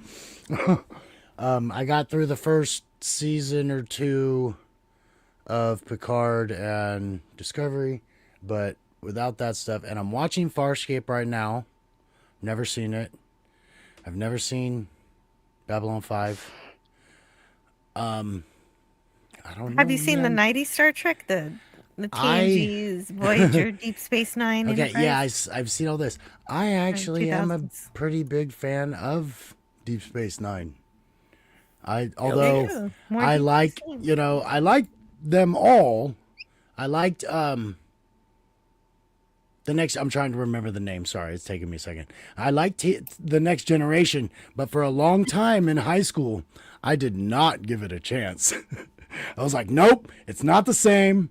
that's not even close. They're just trying to make other versions of the same people. Yeah, who's this And old bald I man here? did not give it a chance for a long time until like syndication came out. And when I was in high school, that late night programming, oh, that hooked me. Well, I'm so glad you finally came But TNG, around I to it. loved it. And because I joked, I was like, he's just wearing a banana clip over his eyes. Come on, I know what's going on. So but I love TNG. I love Deep Space Nine. Enterprise, or not Enterprise, Voyager, I enjoyed. Enterprise, I liked. I'd probably have to say TNG and Deep Space Nine are probably my favorites of those ones, though. You seem to be the top ones for people. Thank you so much. No love for the animated series. Oh, well, is that? I do actually like Lower Decks. I've only watched the first season. Oh, but yes. I got a kick. Oh, and the original series, I started watching and I got into like to episode 50 or 60 or something like that, and I was like, I gotta take a break. So I started watching the animated series, and those shows blew me away. I was like, these are episodes they just couldn't do.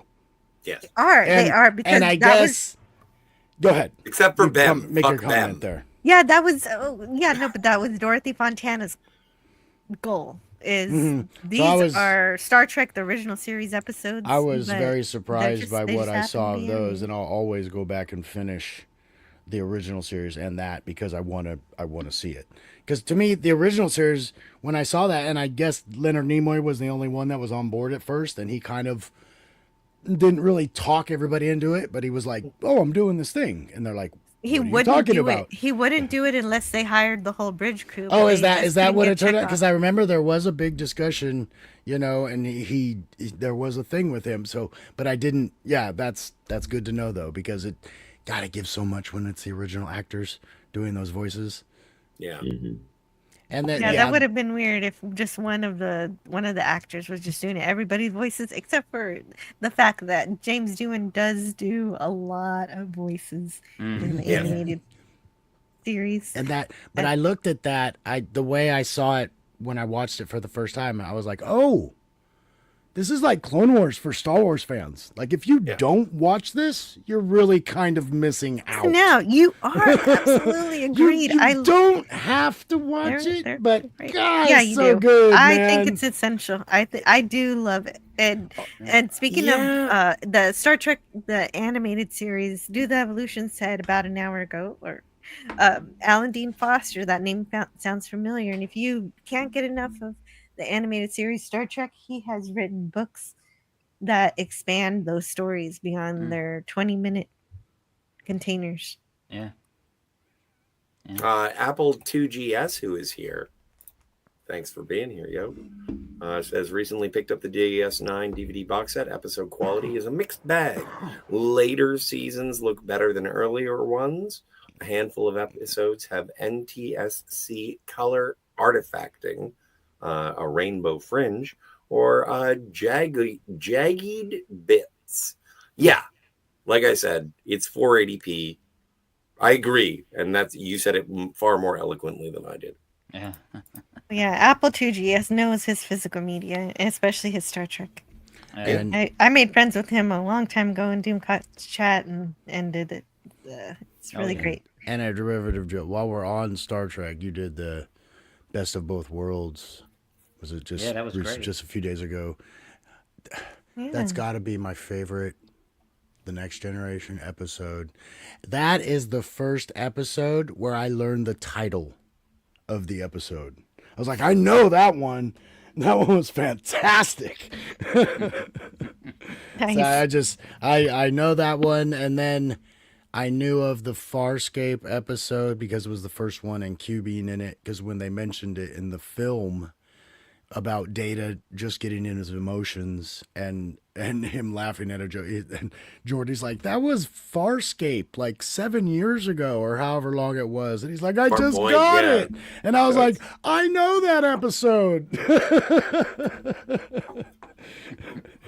But yeah, last time I watched all the Star Trek, I burned right through. I mean, like I said, I started watching Star Trek. I got to 50 something. I got through the animated series, watched a few dozen of those, but then I burned through every other one, just back to back to back to back to back.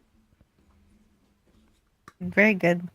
That's yeah. I'm so glad Very you're cool. catching up on your Star Trek.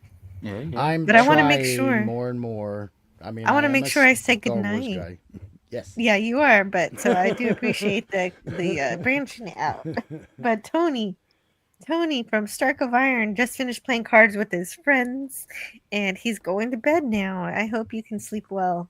And he also wants you to know that he's probably going to have a stream Oh, go tomorrow Tony. at 8 Central with Sean Carter. Hey. So that's good company. I just think of the movie every time I hear the name.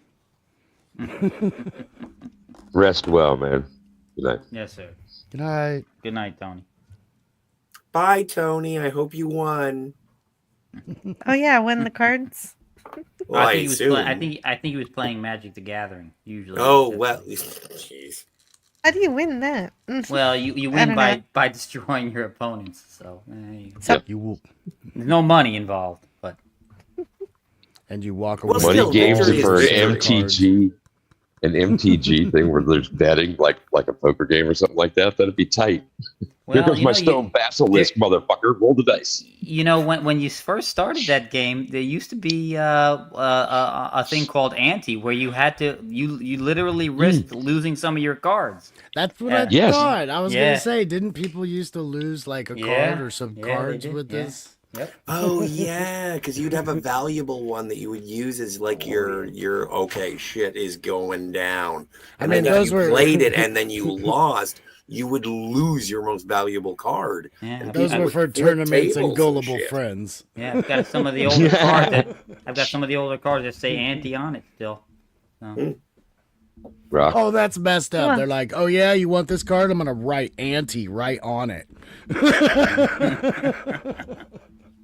Canadian Spider-Man says, Tony, he got naked last, so Tony won.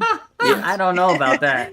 I don't know. I think Canadian Spider-Man thinks Tony was playing strip poker. Oh. No, I think he was playing strip Magic the Gathering. Ah, strip poker. Take it off. Come the cries from the rear. Take it off. Is soon all you can. My dwarf challenges your cave of enchantment. God, I hate fantasy. Anyway, except for Harry Potter. Well, see, and we're gonna Scotty, keep I have finding trouble. accepts for you. Cool. I sort of have trouble too, Scotty. What, with It's fantasy? just not some. Yeah, when I was younger, I guess I was more open to it, but it ends up being. I don't know. I'm not trying to denigrate or anything like that, but it's like wizards and dwarves, and it's far more than that. But it's just sci-fi has just grabbed me and kept me so wrapped. My attention has been wrapped there, Well, the and so thing when I for wander me- off, like, go ahead.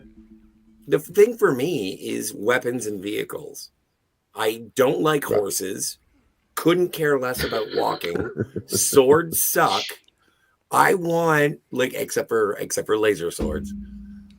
But I'm a big fan of laser guns and spaceships and hovercrafts, and I like technology. And when I go to fantasy, it all leans towards magic and stuff that I can't actually, grasp. And it's just my lack of suspension of disbelief. It's nothing against the genre. Is it the possibility that one could be kind of related to us and one is not at all? Well, yeah. Just curious. I Fair. just don't understand. Orcs are living on the same planet as me. I don't get it. But Klingons totally get.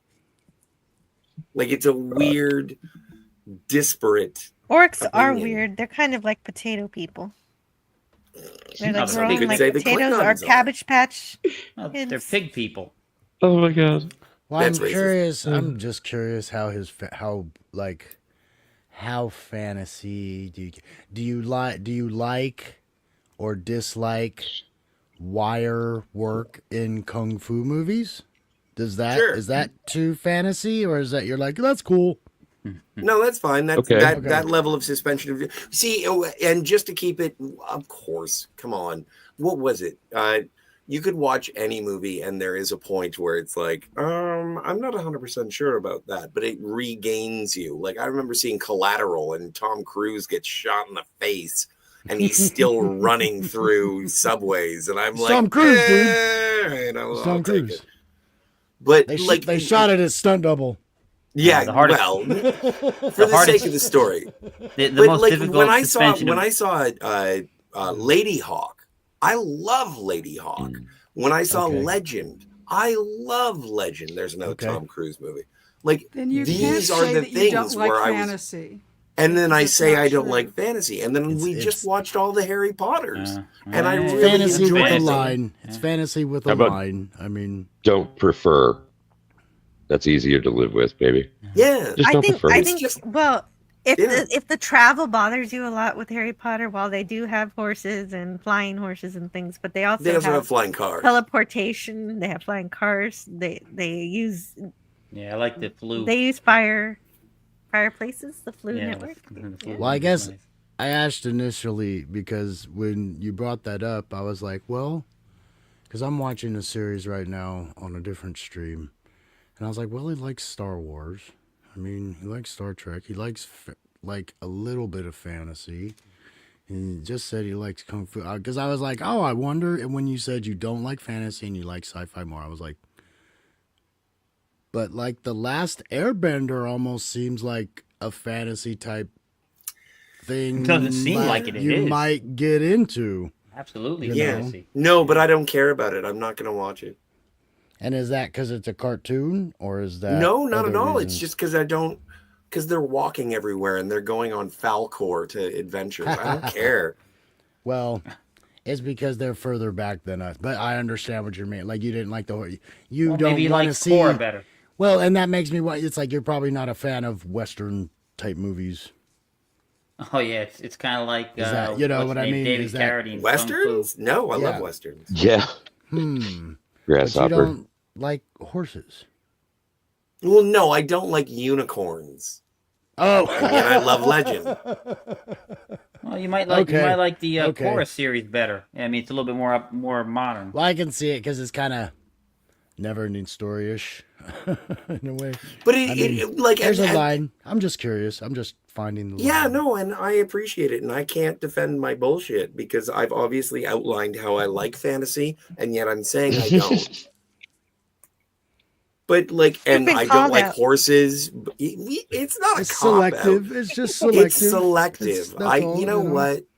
And if I'm contradictory, the answer is yes. Scotty, Princess Bride. But I mean, that makes sense to Hate the me. Princess Bride. That makes Oh, sense. fuck to you. me. Haven't seen it. Okay, Princess we can Bride never is such be a sweet friends. story. Sweet. I didn't know we Princess Bride is such a were sweet Tiger story. Stripes. I'm touched. Well, we can never be true friends. Is this going to be a We kissing will stream? only ever be No. yes. We can only ever be. No, I don't like that Acquaintances, movie. stream I like the acquaintances. first act. I We like the cannot be first true act of that friends. movie, and then the rest of it just loses me. Inconceivable. Yeah. I don't think that means what My you name think is it means. Inigo Montoya. But killed my Killed my father. father. I haven't seen Princess Prepare Bride to yet, die. but Prepare it to does. die. It does have the Grand Negus in it, so I need. You to haven't seen Princess Bride, Jill? Oh, Jill. not yet. Incognito. Either. You're in for a Oh. treat. You Apparently, say some that people word. love it. I do not I think, think, it means yeah. what you think it means. I think Jill will love it. I think Jill. Yeah, will. Jill. As you Yes. wish. Well, we all know Jill is a very big Peter Falk fan. Well, I mean, he's not in the movie very much. I Honestly, just- that's one of the most star-studded casts in films of any decade. Unfortunately, though, Peter Falk is not in that cast, so there you go.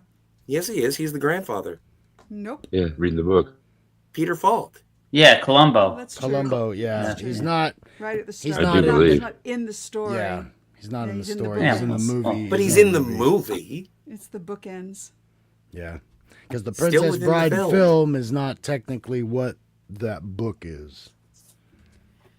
It's sort of Miskatonic is. Madman's It's mostly here. what it is, Hey, but it is a Miskatonic. translation of it because Miskatonic. you know I got I was very into it, and I got some of the books and just finding all the information about it and stuff like that. And I'm sure I'm forgetting stuff, and there's other stuff, but it's God, the books are so good about Both it. the book and the movie are both by William Goldman. Mm-hmm. Chef's Kiss. Because I read the last one I read was I forget what it's called exactly, but it's the one by Carrie Elwes. Oh, no. It's that's like one that his his story diaries. of exactly. Yeah, that it really is so good. And he tells about how he breaks it, how Andre finally talked him into riding a four-wheeler and he breaks his foot. So then, of course, where's the scene? And I know where it is now. Well, and apparently Andre was a champion farter. Yep. That was didn't even have to be in a room with him. He Yeah, just- if you watch interviews, you did not want to be downwind. If you watch interviews in WWE, a lot of the wrestlers talk about that, being victims of that. He's flatulent. I don't understand Crazy. that. Did he just do the ABCs or what are you talking about?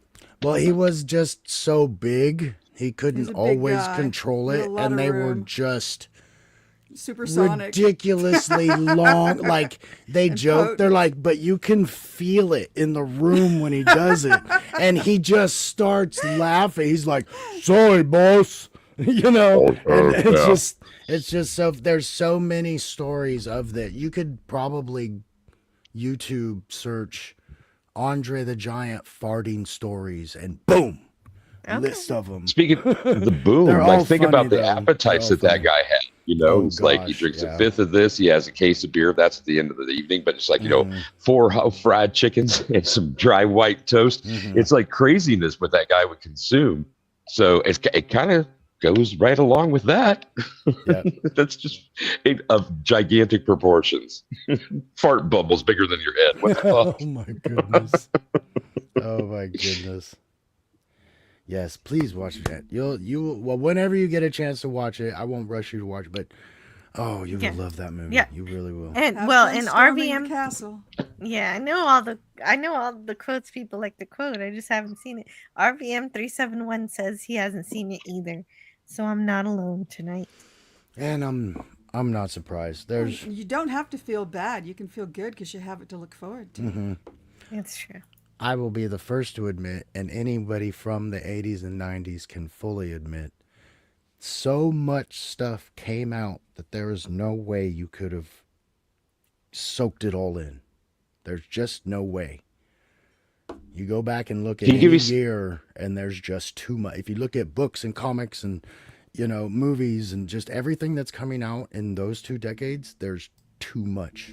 Yeah, very true. You have to pick and choose. Everybody misses something. We were talking about Andre the Giant and his appetite. There's a full-size That's his beer real can in that hand, man's yeah. hand. Yes. Incredible. Love Yeah. it. Spectacular. So insane. He was so big. He is. Oh. And And that's a normal can? Oh yeah, that's 12 a ounce, can of yeah. Molson Canadian. Full And size the craziest thing is he Full tab. looked humongous next to humongous guys. Mm. Yeah. you ever see him when Hulk Hogan picked him up to slam him at WrestleMania? Just Hulk Hogan's highlights. little. I Yeah. was a little kid when I saw that. I didn't have pay-per-view or anything, so I only got to see the TV. So I would see the aftermath of all the pay-per-view. It's like, no! Right. 8-year-old me crying. Hulkamania. Hey, Plain Nice, are you saying something in the chat? Are you saying do you put this in the chat? Does that mean you need to leave? Oh, no. Oh, no, ma'am. It was this. Oh, okay. The follow up there at the bottom. Remember, you're not alone. Reach out. Someone cares. Right. Just want to toss that in right there. No particular reason out there in the chat or on the program. I just wanted to Other than make just sure you the- weren't trying to leave and I was just making you stay. So Oh, no, yeah, ma'am. I'm that is going nowhere. always very good. That is always very good advice. But what did draw me is when you were talking, somebody I forget who it was, mentioned Funkos. It might have been Tiger. And I don't collect Funkos per se. I do have a few. I'm not a Funko I do have a person. few. If they look like, some of them look better. Like some of them actually look like things they're supposed to be instead of just Funko creations. Like I got the Babu Frick. I found him on clearance, but he's the giant 10-inch size bobblehead. And it just struck me so funny. I was like, look, he's life size. And then I found a 10-inch Mando, but he's all chrome. And I was like, oh, that's too cool. I got to have that. I do appreciate a life-size toy. I always wanted a life-size Grogu. Oh. I still don't have one, although I don't really care for that name. I still like calling him Baby Yoda. I had a life-size doll, and I put it next to my mom's bed when I was very little, about the same size of the doll. Oh, it probably And I scared thought her. it would be a funny joke Sure. because she was asleep. Oh, that that scared is a the funny crap joke. out of her. And Oh, that probably scared the crap out of her. and I put like a hairbrush next to my mom, and she thought it was me, and she started brushing the doll's hair. So funny. Did you Then get she beat? started Did screaming. she beat you afterward? Oh, that's so That's really good. No wire hangers. No, That's I like don't you- remember what happened. I just You remember double the take prank your went child well. for the rest of your life. You're like, is that? That's Yep, a good yep. joke. That's a Okay, good prank that's for her. a 2-year-old, 3-year-old. Oh man, remember that time, Mom? It's like I Yeah, had I do nightmares for remind her. years. Well, I'll put that in my pocket the next time she tells an embarrassing story So about me. funny. Exactly. Make your mama scream. So good. But yeah, I don't have many Good of thing the Scotty's not Funkos. here. I'm I here. Oh no. Lemon Pie said that Andre the Giant had acromegaly, and I never heard of that before. I guess Probably. that must Like be. gigantism. Yeah. Yep. gigantism. Says it's a hormonal Acromegaly. disorder. Yes, and it kind of presents itself in like a really particularly wide forehead and a really long jaw. Oh, so like a six Ted head. Cassidy had it. A lot of the tall men, the big tall men have it. Would you like a I peanut? have a clip. I have a clip for you actually on that one. Well, because our table's full. There are several available seats. Not for you. I am prepared to take them by force. Fortis, let's look someplace else, huh?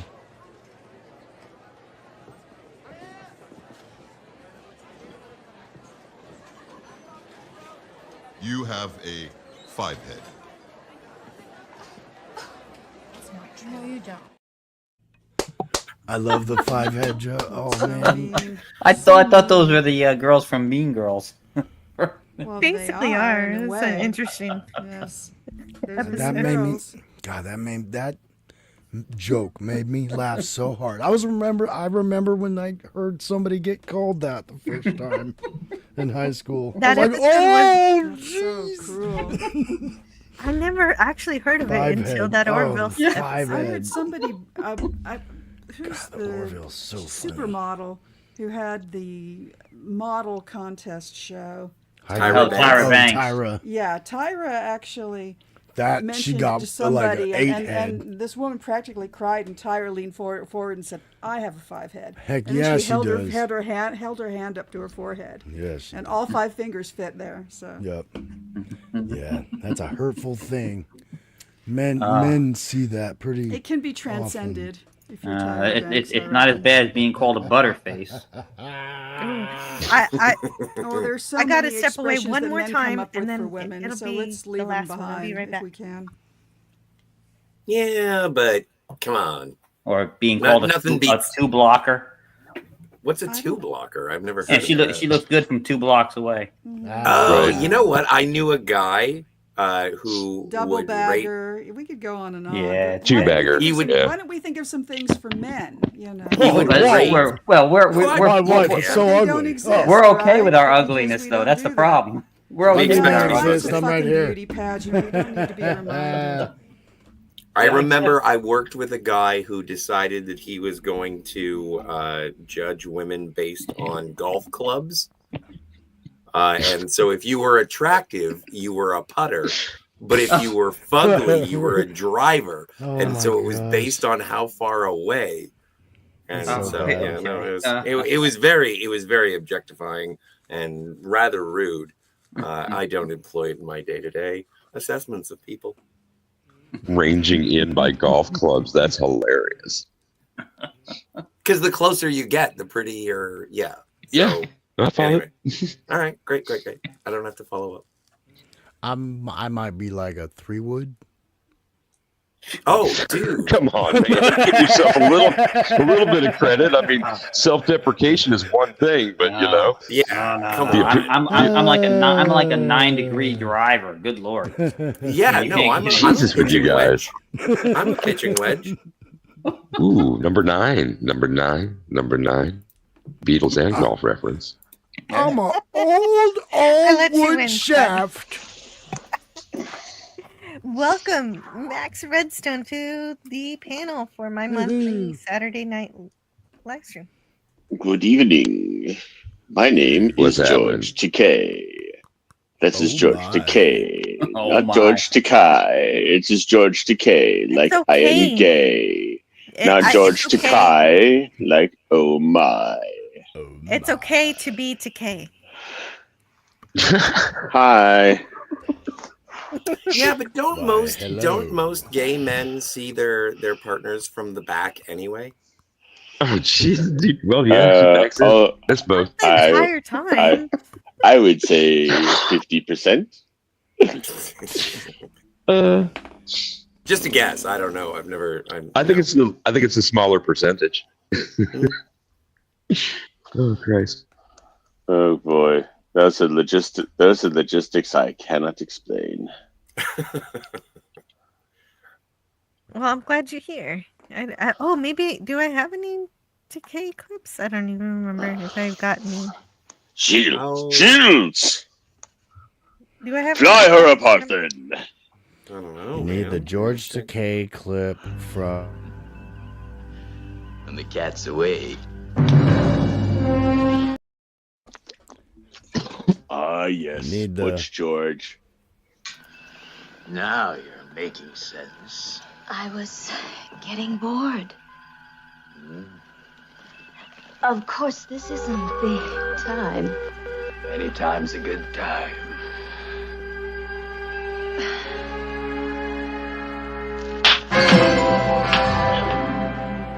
I'm afraid I changed my mind. I prefer him in the naked time. Ring my bell. Oh, I love that one too.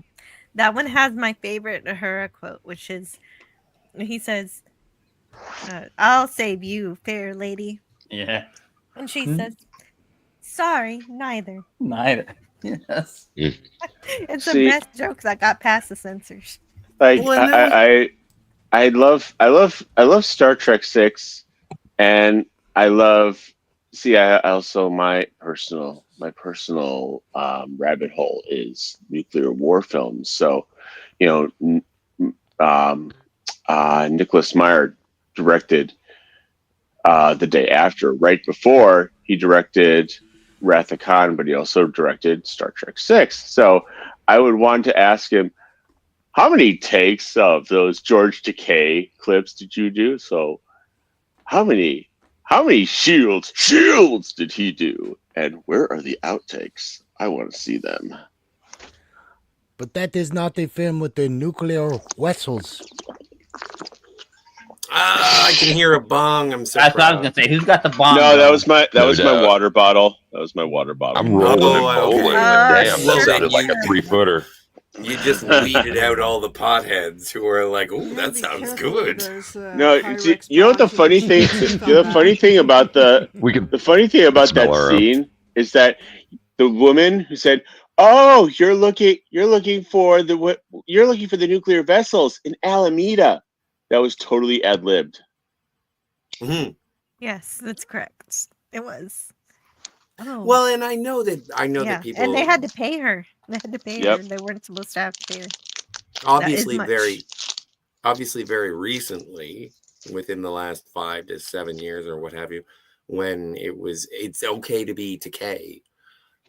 I did appreciate that when Star Trek Beyond came out and they showed Sulu, like played by John Cho, and he was with a dude, and they had Demora, and there was like, oh, they canonized Sulu being gay, and they approached George Takei about it, and he was like, Yeah, but Sulu's not gay.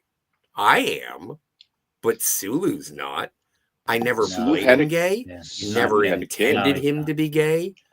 And so, whatever. Sulu And had a so- Sulu who was a Wow. Sulu. I disagree, Scotty. It's okay to be gay. It's just not okay to be George Takei. whatever. Sulu think had a I Sulu don't- who was a Sulu, master of navigation. He was a solo Sulu. Well, you know, even if he's a little out there with his politics and stuff, he still really loves Star Trek fans. I had a photo op with him, and he was really sweet. He acted like I had the picture done on the bridge of the recreation of the bridge of original series, Aw. and he treated me like I was a guest in his home, like we were about to have tea or something. I completely forgot I was supposed to be taking a picture. Jill Good tea. loves Good tea. Sulu, Nice Jill house. loves Sulu. and the thing that happened was he asked my 3-year-old son who your favorite Star Trek character is, and my son said Spock, and he was so very happy about that. And only later did I realize he was probably just happy my son didn't say Captain Kirk. Yeah. But that's the thing about George Takei is that, like, I love William Shatner. I love Captain Kirk. William Shatner is an ambassador for William Shatner. And I do think that George Takei is an ambassador for Star Trek. George Takei voiced on Clone Wars. Jill needs to do a drug Yeah. test. What? George Takei also voiced on about? Avatar: The Last Airbender. Padawan. Yeah. Well, yeah, he did. But He was in there's no star Mulan. in that one. What do you? George Takei is doing better. That was than when Walter when they George made the Takei Bond is joke. doing better than Walter Koenig. Well, but Walter Koenig was in Picard season 3. He's been doing some interviews Picard with season 3 is where people go to die, Scotty. Wasn't that just No, like it's an not that over? bad. Wasn't It's that not just? that bad. Oh yeah. It was. I just- like Star you Trek phoned Picard it in. season 3.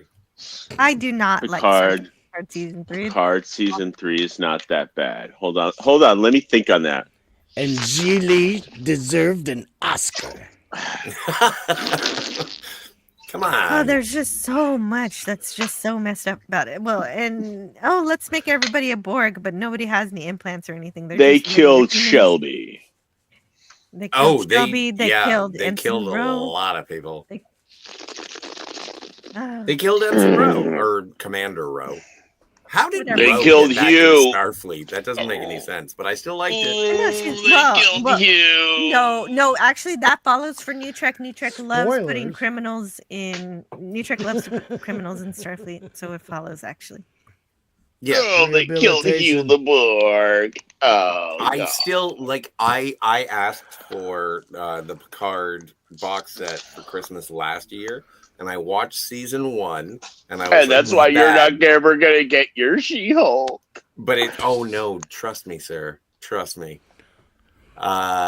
And also, by the way, thank you for bringing that up. If anybody wants to send me a She-Hulk, send me a Scotty, I may have one. It's an old one from when they first made those. It's an old one. The 12-inch Marvel figures.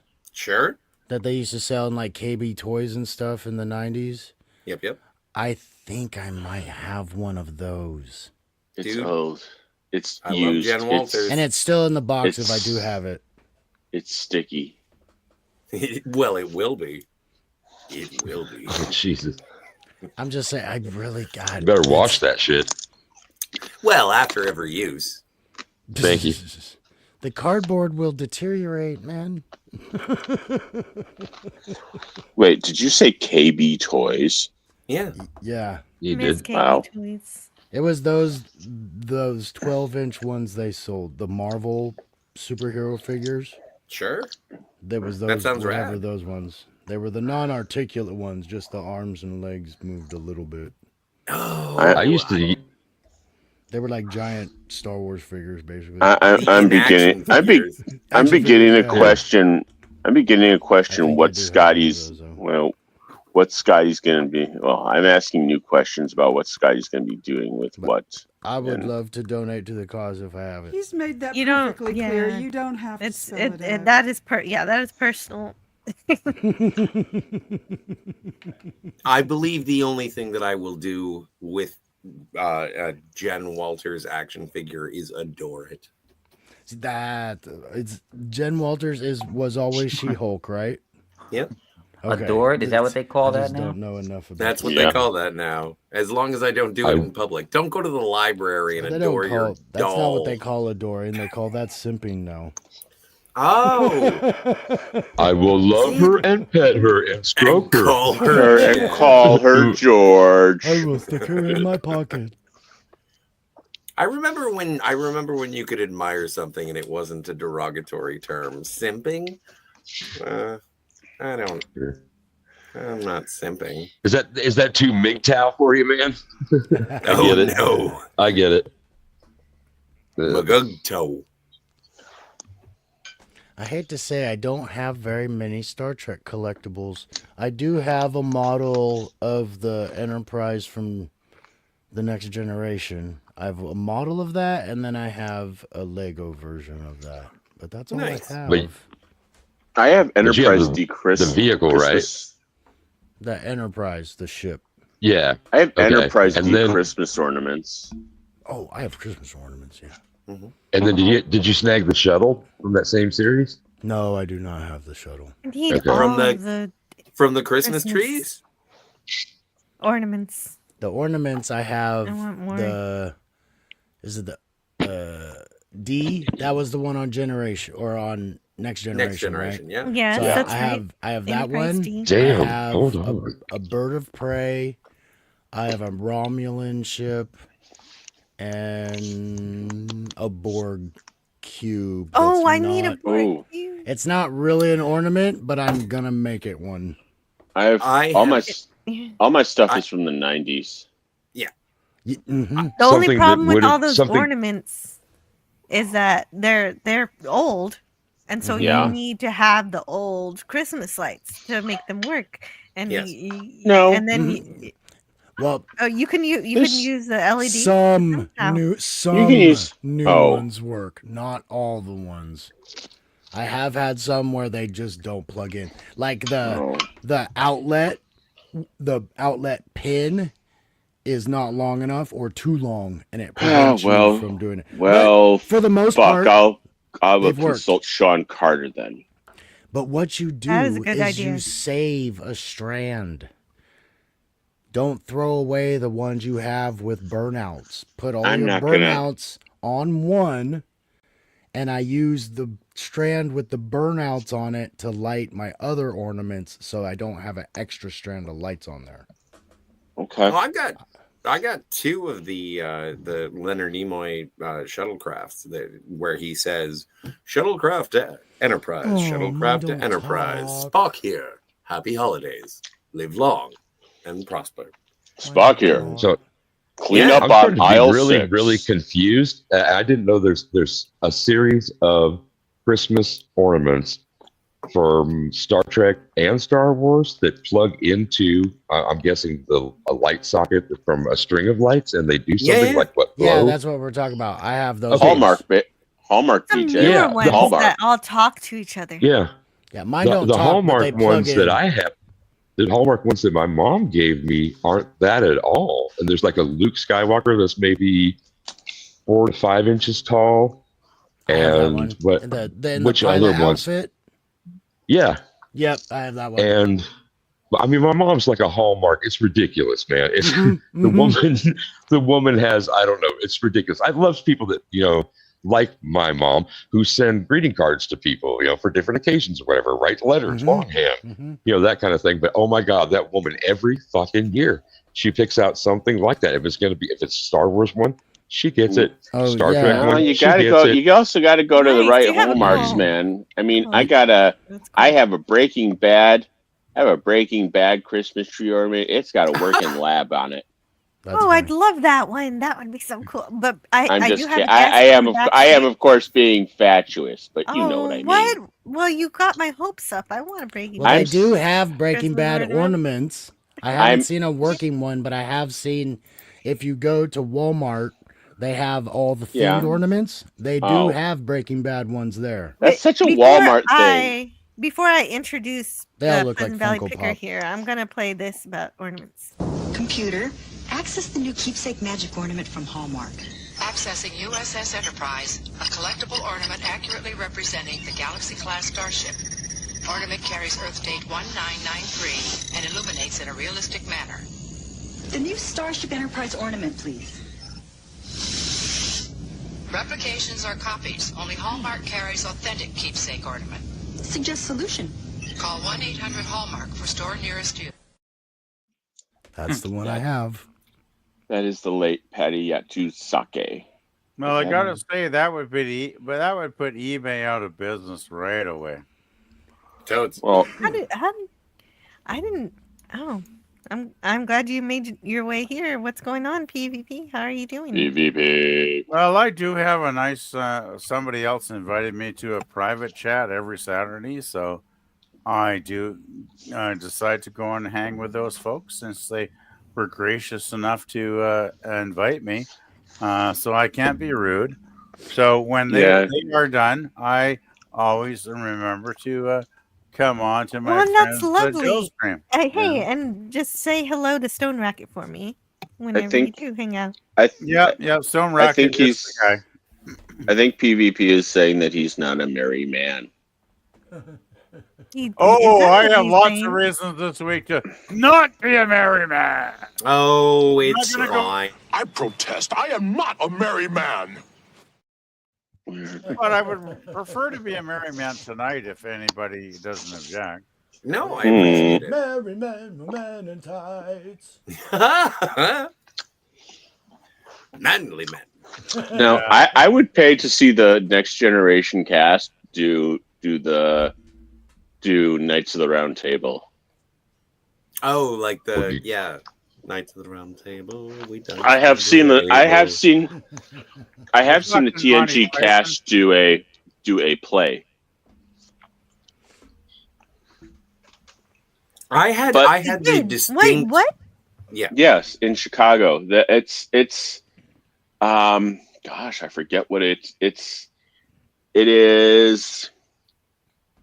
was. Gosh, I It forget shall what forever be. Lemon Pie Yeah, I says, think so. whoa, where did I think so. It was like there was Picard was like the inmate of the asylum, and I think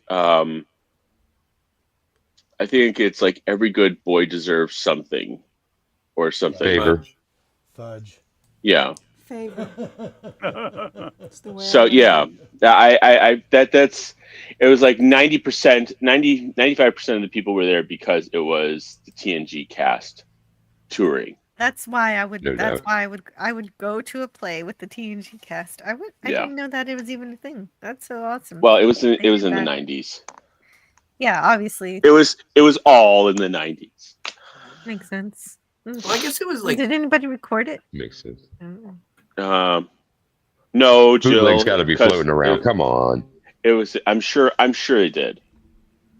I had the opportunity to go and see the TNG Bridge Crew, the seven best, at a Toronto Fan Expo, and so I know it's such a weak claim to be like, oh my god, I was in the same room, but I was so excited at the time. Still am excited by it. But I got to see Picard, Riker, Data, Worf, Geordi, Beverly, Deanna. I was over the moon. And then the lady who bought me the tickets kicked my ass to the curb, and I said, "But you'll never take away my Next Generation experience, bitch." I was just. Oh, sorry. Go ahead, Jill. What is the got you deal with there. girls? You know, you Yeah, gotta be girls grateful. wanting got to you break there. up with you, but first they give you a really You really met great me, present. right? Yeah. No, I- but I I- mean, they don't So they just don't break feel up with as you. bad. They They give can't you make it an work with amazing everyone, present but for you have They a give nice me a experience parting that you gift. wouldn't have had otherwise. It's Oh amazing. my god! Or you ingratiate just long enough to score one? What's going on? That's it. That's all it is. I'm like the Right. second finalist on The Price is Right when it comes to girlfriends.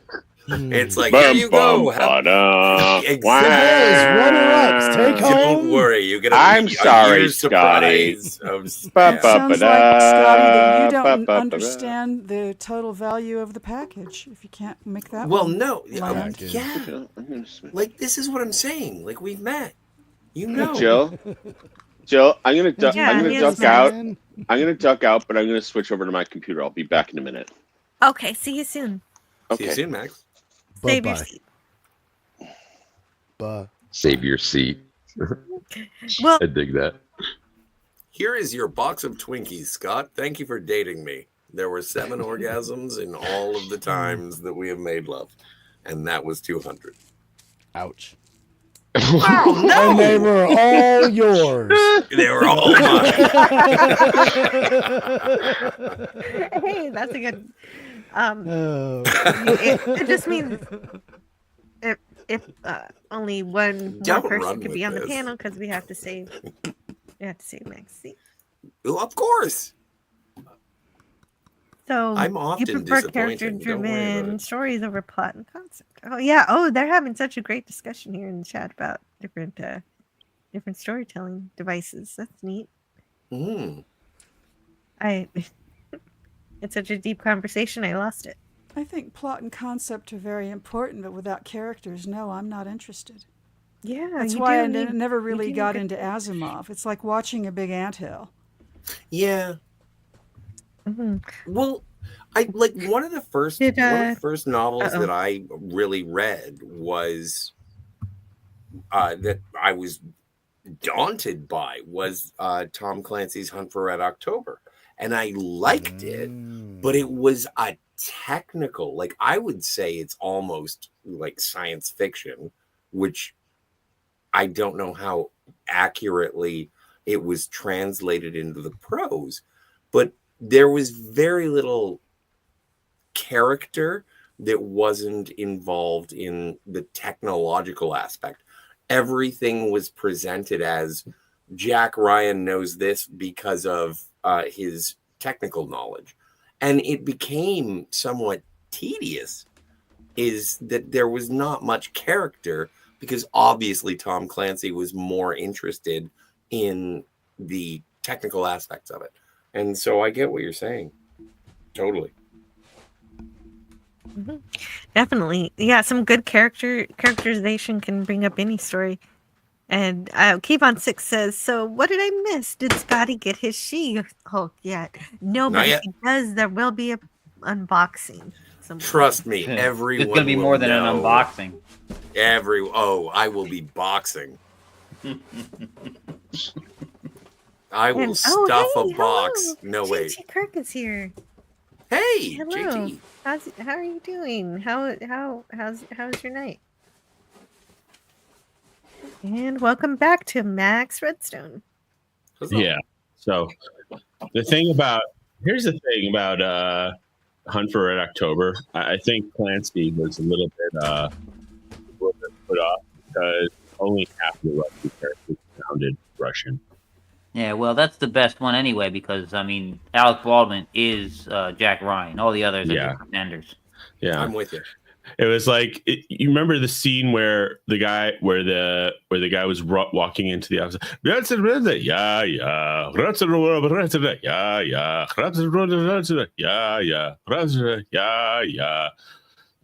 Hello, sir. How are you? And it's like it was only then that Admiral Pador noticed that his aide was from Connecticut. Did PvP fall asleep and go away? I don't know. No, he's here. No, I'm He's still here. I think he just changed his avatar. No, I'm here. I'm just listening to other people because I have nothing to add to the conversation at the moment. Oh no, Yeah, no! yeah. I He just didn't recognize you. Yeah, I didn't see You guys want me to start yapping endlessly about any shit, or just wait till I have something intelligent? No, that's my, it wasn't that's that. that's my and Scotty's Yeah, job. not any shit, just relevant shit. No, I will just Hey. mute myself and Hey, listen to the proceedings. No, you just changed your avatar, and I didn't. And like before, we're going up against our old adversaries, the American Navy. Like our fathers and brothers. So and when did the Russians become Scottish? when they cash Sean Max Connery. Redstone, I just made the screen big, and I just noticed your tag is resistance is measured in ohms, and so that must be from our Best of Both Worlds stream. Yes. Nice. I wish I would have noticed it on the stream. I'm a That's little okay. late. That's okay. I'm glad you noticed the effort now. The only Scotsman made that it matters a immune. damn is Montgomery Scott, the Canadian that stormed the beaches on D-Day and lost a finger. That's my Scotty. Yeah, he gave the Germans the finger, that's for sure. He gave him a finger, and he gave him a lot more. So No, I love Sean Connery. I forget which comedian says it, and it was like, okay, I can't change the laws of physics. You gotta change the laws of physics. And yet later in that episode, he actually did, right? He did. Scotty, what were you talking about? Well, I was just saying that 3 of the most famous Sean Connery movies is The Untouchables, where he plays an Irish cop with a Scottish accent. Yeah. And then also he plays a Russian submarine commander with a Scottish accent in Hunt for Red October. And then he's in a movie called Highlander, and he plays a Spanish guy with a Scottish accent. So the moral of this story is, if you pay for Connery, you're gonna get Connery. Yeah. You cannot change a script, Jim. You cannot change a script, Captain. Oh, see here, Jimmy. Well, my favorite Sean Connery moment is his interview with Barbara Walters. So. Yeah. Oh, for sure. Okay, I got breaking news, everybody. Yes. Oh, what happened? Sean Connery died? Oh, She-Hulk. Oh, you lucky man. That's amazing. Oh, boy. That's so cool, yo. It's got a splash guard. That is awesome. That's crazy cool. I And bet that's got they made that splash. And it's that in box. splash card. That was And that's A got that. prophylactic barrier on the You front. can have that. Yeah, Scotty. exactly. If you want that, You ever been to a I'll nudie get it booth? to you. Does it have a coin slot on the side? Exactly. Oh my god. No, Is that's there crazy. But glory it's got hole sushi. No, the No. tape has not been broken. Remember the Marvel Universe sort of encyclopedias, like the character guides that they used to publish in the 90s? Yes. Same deal. No, Same- but I'll take your word for it. Oh, and it used to tell you, it was like their power level, what their superpowers were, what their like, and they would do it for everybody, like US Agent, Black Panther, everybody. I don't know why those were the 2 that popped in my head in the first place, but yeah, no, that looks rad, man. That's amazing. That's a crazy awesome have. If you want that, you Was can that have for it. some kind of gaming, Scotty? Like role RPG No, or I something? think it was published monthly. What was it called? I think it was called Marvel Universe. Ben, we got somebody in the chat saying it. Handbook of the Marvel Universe. See, thanks, Ben. Ben Frail with the Well, science. And Padawan Beats wants to send it to you. Yeah, that's I didn't- awesome. No, I thought he was pointing at me and taunting me and saying, I have No. this and you don't. I don't. No. He's. Oh, I have everything and you have nothing. Exactly. No, if you want to send it to me, that's cool. With what I have, Okay. it sticks out. So Oh, it doesn't I fit with would- the rest of the collection? No, I'm X-Men. Somebody just got me this because they found it. So Well, it was a present. Yeah. All right. Well, no, I was hey, the Marvel yeah. guy, so people just started giving me stuff. But I was As a an guy who has X-Men been guy. as a guy who has been begging for Jen Walters for a long time, I would adore it. Greetings to Cinema Gold, my fellow Columbia Yes, welcome graduates. back, Ben. Look what Hey, you Ben. did. Yep. Now we have a full panel. Thank you We so are much. here. And also, I forgot to play this when Full JT house. Kirk first arrived. He is officially Kirok if you look at his Yeah. license plate.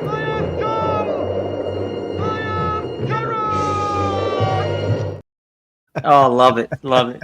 There's a farm where Mrs. Buckley lives. There's And- JT Kirok. And Scotty, there is a 1-800 customer service number on here. Mhm. So they might make a life-size one by now because this is Oh my circa God. 97. Oh, is it Looks going to be you just like got the a super chat, Jill? Like a life-size silicone She-Hulk. Oh my god! I have to thank the dead man for deciding to support my channel tonight. Yeah, dead man. Order. He decided that everybody has to know that Sean Connery is the best Bond, and I have to tell you that I am watching James Bond for the very first time, and I've Wow. only seen almost all of the Connerys, except for the Yeah. one where he comes back in the non-official one. Never Say Never Again is the only one of his I haven't seen just yet. Now, do you know who the worst Bond I'm a is? Timothy Dalton watch guy. Diamonds? Always. I'm a Timothy Dalton. No, and I can't watch it tomorrow because I can't watch Diamond Store because I'm invited on a panel with Do you Pacific know- 414. Okay, well, you got to watch First, Diamonds. Daniel Craig You is gotta really watch- incredible. Do you know who That's the the worst last diamond? Drop the link for that, Jill. You know who the worst That joke. diamonds would Drop be? it. Do you know who the worst? the PvP, worst what's up, Bond- man? Who's that? Who? Let's. I'm not. I'm not saying. I'm One not- at a time. Yes, I yes. don't know who's asking that Woody question. Allen is the answer to that question. I love that so much. I'm gonna say. Yeah. that the worst Bond whoever could be would be Steve Buscemi. Oh my god, I would love to see. But Woody Allen actually was Bond in a film. I'm saying. I'm positing. But I'm positing. I'm putting Leave forward Steve a different Buscemi positive. alone. He's a treasure. Tiger Stripes has that That would be great. Bond, I'm not- Woody James Allen Bond. was the Hey, Bond in I'm not Mr. Pink. 1967, and their matches So- are not. One at a time. One at a time. Mr. Pink sounds like Mr. Pussy. Who are you? I'm Bond. Thank you. I'm Bond. I'm James Bond. And Steve Buscemi gets killed too much in movies. How about Mr. Purple? I'll just be Mr. Purple. Woody Allen got was another the Mr. Bond in Purple. I like the 1967 theory Super that Bowl. Donnie is entirely imaginary and he doesn't exist. Donnie is imaginary in what movie? The Big Big Lebowski. Lebowski. Oh, I saw Yeah. I haven't really paid attention to that movie. But I've I heard do that. think, I've heard Shut that. up, Donnie. I've Shut heard the that fuck before. up, Donnie. is he an imaginary friend or what? Is But that it's John so- Goodman's There's character? a theory that only No. one person Right. can see Okay. him. I haven't in the seen it. Tiger film. Stripes is Sorry. so funny though when they throw his ashes, it just ends up on their faces. And Yep. and Walter. Okay, Walter is Walter Sobchak is John Goodman's character. Well, Jeffrey the Big Lebowski is the dude is Jeff Jeff Bridges. Jeff Bridges, thank you. And Donnie is Steve Buscemi. Yeah, We were yeah. talking Buscemi. Do you see what happens when you fuck a stranger in the ass? That was When you meet a stranger in the Alps. You want a Miss toad, dude? Piggy. What's You up, want a Miss toad, dude? Piggy? That doesn't mean nothing. I can get you a toad by this afternoon. A toad? Donnie, we could have gone without that. You incestuous piece of shit. Oh wow, you guys are doing a lot of quotes. Sorry, I love the Big Lebowski, man. He's not. Are you ordained in the Church of the Scotty Duke? wanted me Sorry. to review that movie, but I You know? That movie is like a psychedelic trip, and you can, no matter how many times you Yeah, see it, it's man. never the same like- twice. Not only is like every line in that movie an experience, but you can like cosplay, and people do cosplay every single line in that movie. Yeah, I and wanted I have to to- agree. I I wanted have to to agree make with Tiger sure- Stripes. Every I time wanna you make watch sure to it, you say, find something different about it every That's- time you watch it. That's Knox Harrington, the video I don't think artist. I've ever appreciated it. Maybe I need to try again. Is But that the David Skull of Thewlis? Cauldron. I just What? wanted to say hello to Yeah, the yeah, Skull yeah. of It's David Cauldron. Thewlis. It's David Huh. Thewlis. He's like, Very what the early fuck is David with this Thewlis guy? as well. Who is he? I wanted to do one more thing. The boss PV over there. It seemed like PvP had something to say, and I was wondering if he wanted to say it. And he had something on the backlog, right? Hello. You were responded to something. Oh, maybe he walked away. Maybe later. Never mind. Come on back, man. I just want to say I'm having a bad day and I hate the fucking Eagles, man. Well, he said he was trying to mention Casino Royale, which is what I just watched last weekend for the first time, and he doesn't mean the recent one. He means the 1967 one. That's extremely trippy, absolutely batshit insane cartoon fun time shenanigans, and everybody gets blown up. It's nuts. But the recent one Everybody- is really incredible. Well, yeah, everyone talking on a panel. It's Tarantino- Bond for the female eye. Tarantino had written a Casino Royale screenplay that almost got made. Did you guys hear about that? Oh, Tarantino can write. Yeah, he can. Apparently. Wait, is that Ben Yeah. saying that? Right Well, on, man. Everybody keeps talking about Tarantino's Star Trek film either, but that's probably never going to happen, Thank right? the fucking Lord. Yeah, Well, I the did- thing I is, did the not want only that to happen, at first I wouldn't mind it because then we would actually get a good Star Trek movie or in the alternate universe. It but wouldn't. the- It wouldn't be good. At The this only point, I reason- wouldn't mind a Tarantino Star Trek. Exactly. That it's so god awful that at least something fun will happen, right? I would love be the no worst. You I rock. would actually love the worst piece of shit Star Trek movie that anybody can conceive right now. Because I would go, well, it can't be worse than the crap we've had for the last number of years. So Yeah, that's bring what it I- on, Tarantino. Yeah, It but would- Bring it on. you know what it was, right? It was basically a remake of a piece of the action. But you know what? I do He not should. want a remake of an original The only- series well, episode He or a wasn't gonna make movie. a. There's no Hey, way as he Yes, long would as- make he a was. remake. As long as it's He not a was remake going to remake a He piece never of the said action. remake. I think what it was is that he was gonna make something. He always makes his own thing. It would have been totally different. It might have been based on that planet, but it would be a whole new story. I disagree. And- I As don't long want as to see it's it. not a the only bloody reason- remake of a I- Maker The only Glory, reason I'm that's a happy. No. bad idea. The only reason that's a bad idea is if it comes after Kirk had been on that planet, because there's no way that planet's going to stay the same after Kirk's See, been on it. And I think that there would. Can I just say how amazing it would be if the opening scene of a Star Trek movie had William Shatner saying, Busting surfboards. "Beam me up, Scotty," and then Dick Dale's. Oh my God! Don't all you God. guys Now- wish we- But that's the beginning of Star Trek Into Darkness, except Yeah, for the no, pretty much. soundtrack. No, that's Beastie Boys. That's a That's horrible Beastie Boys. movie. Then Bella Oxmix comes in. It's like, now you see what he's talking about, syndicate? Fuck that. I'm boss again.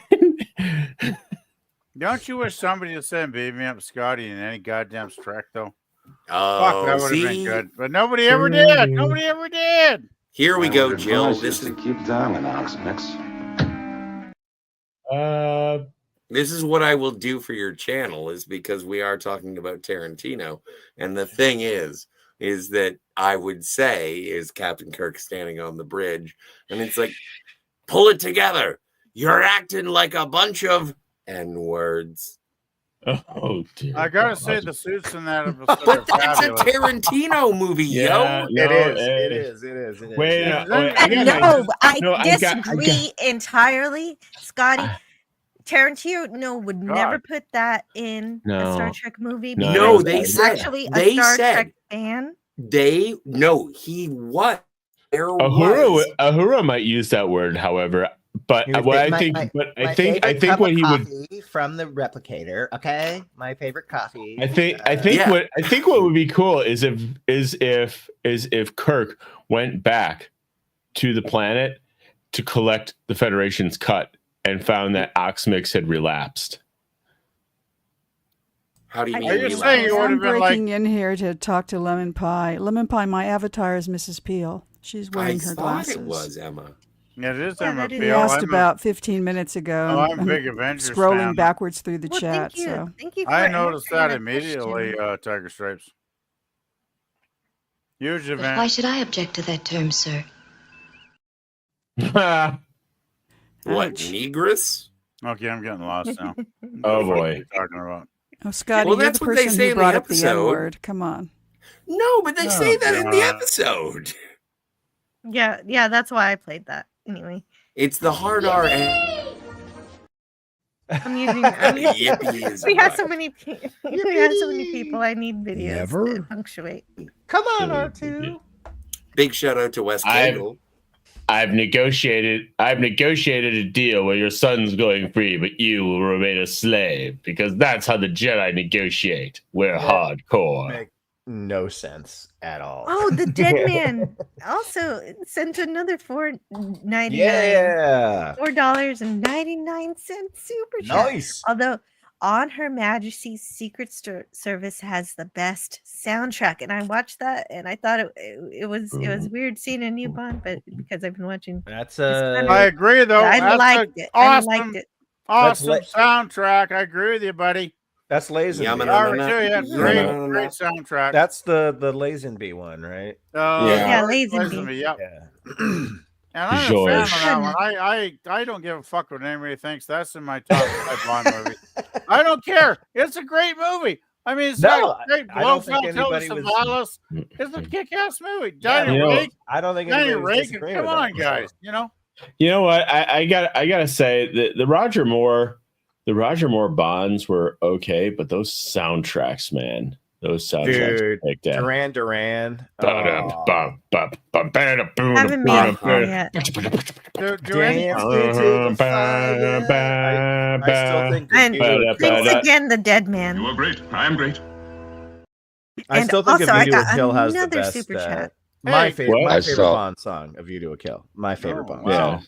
I, Jill, you're raking I in saw the the money. Raking in Until we dance into Into the the fire, fire. Papa. That fatal kiss. Yes, Oh, is that's all all we need, Papa. that wasn't in the set list, but I saw them this year, the reconstituted And I version promise of Duran I'm Duran. not trying to take Jedi.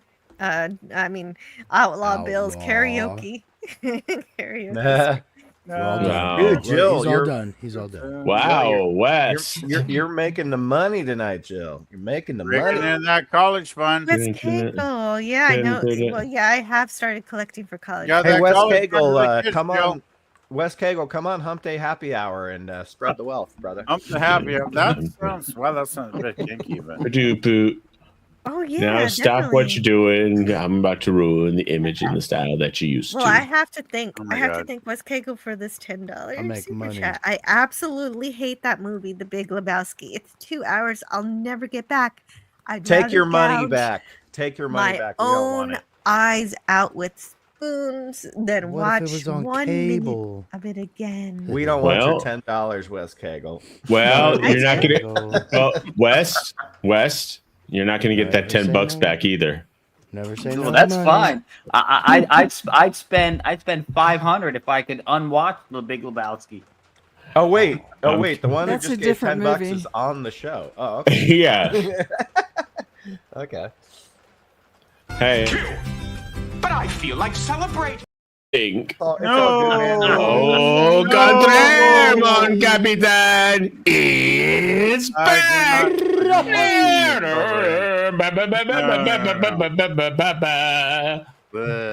Hey, bar rodent. Thank you. He was incredible. He has great lines.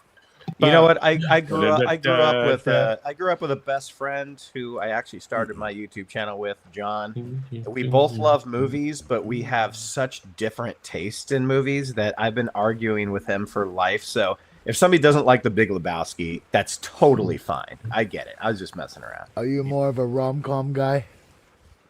Oh my god. Hey, Serendipity and When Harry Met Sally I'm are two of my teasing. favorite movies. I'm teasing. Yeah, I love Neil's Hot Serendipity. Topics. I can't believe we're coming Kate up on the Beckinsale 60th is smoke show anniversary in of that movie. Yes. Thank Tina you for Fey and Amy coming Poehler to did a really nice Lowe's. introduction on one of the award shows where they were talking about how they were able to be such good friends because they were always attracted to completely different men. And they played a couple of rounds of Who'd You Rather. And at some point, Oh my god. Poehler F, says Mary, to Kill. Faye, so who'd you rather, Chris Evans, Chris this, or Chris Pine? And she's barely even finished saying Chris the word Pratt? Pine. And Faye hits her so hard, she pushes her aside to get to the microphone and says, Chris Pine. Yeah, Chris Chris Pine. I was And gonna you say know Chris it's Pine, because he was Chris Captain Pine. Kirk, because she's a massive Trek nerd.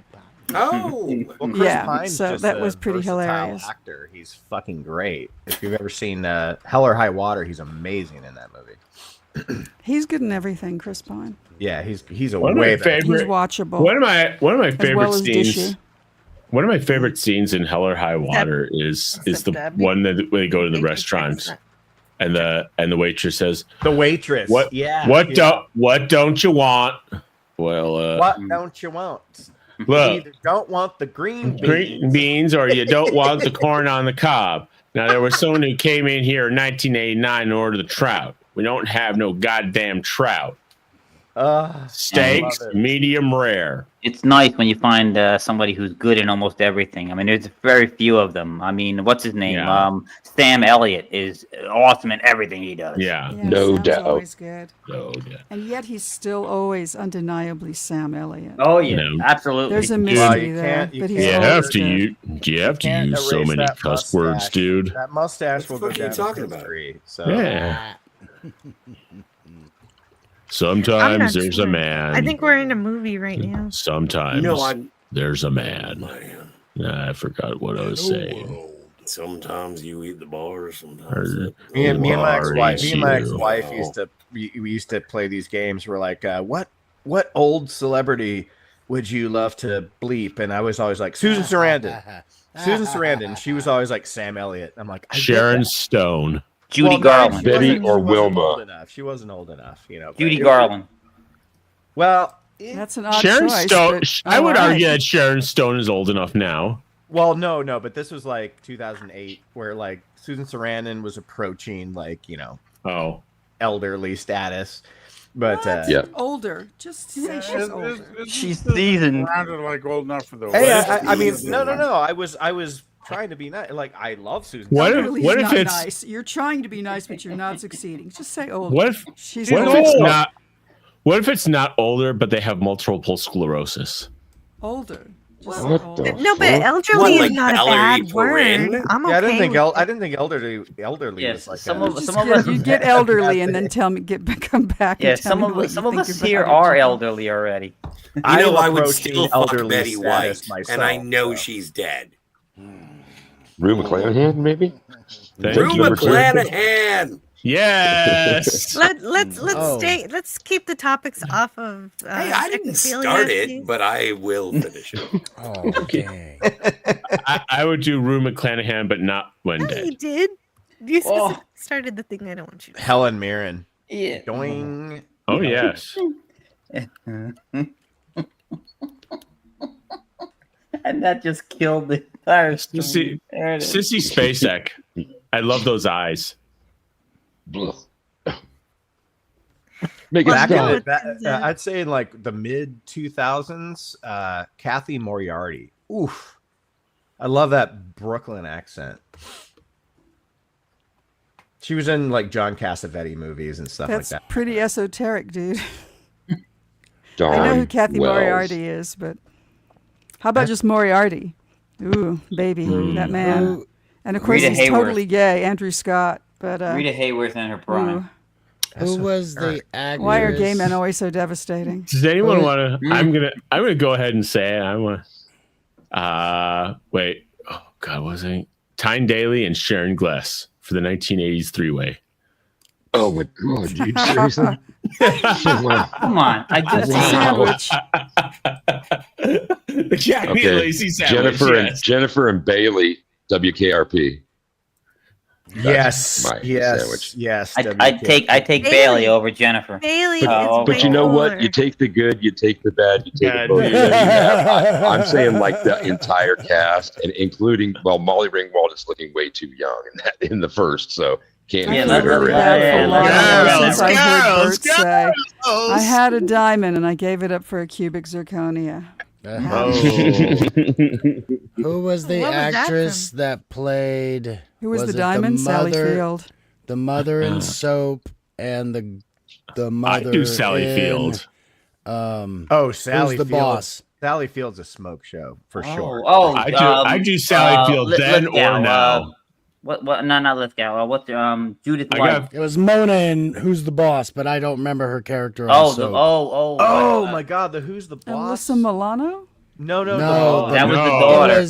It was That was the the daughter. mom. That's or the the grandmother. grandma. Mona was There the was grandma. Mona, there was Who's the Angela, boss? and there was Melissa Milano. No, Yeah, the mom. the mom was the mom was She was Judith on that Light. sitcom Soap with Billy Well, she's Crystal also- and all those she's guys, like all those a- people she's too. like a Catherine Hellmond. Is that her name? Is that her? The Okay, red hair.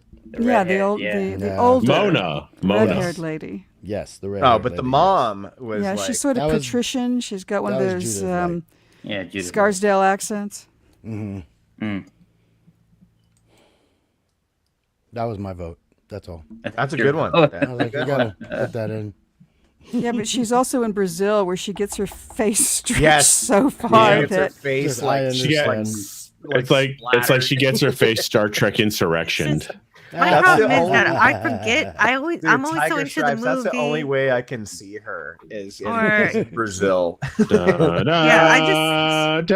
I forget to sexualize people on movies and TV, so I just don't have a whole lot of crushes. don't. Yeah, Come on, exactly. Jill. We Hang- know hang you on- got a favorite. Come on, hang Jill. on a Who do you second. like? Who do you Oh, like, oh, Jill? Come on, no. we're playing Who Do You Like? Who Wait a do you minute. like? Oh, Come on, oh, Jill. oh, Who do you knows like? this answer.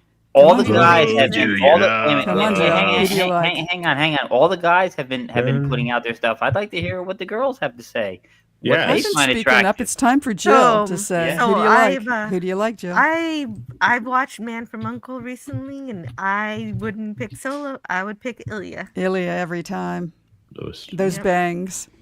Lois Hey, Childs. I Dr. Goodhead. introduced Jill to the Man from U.N.C.L.E. Yes. And right from He the did. start, I knew Jill had In a love with him. she had a big crush on Ilya.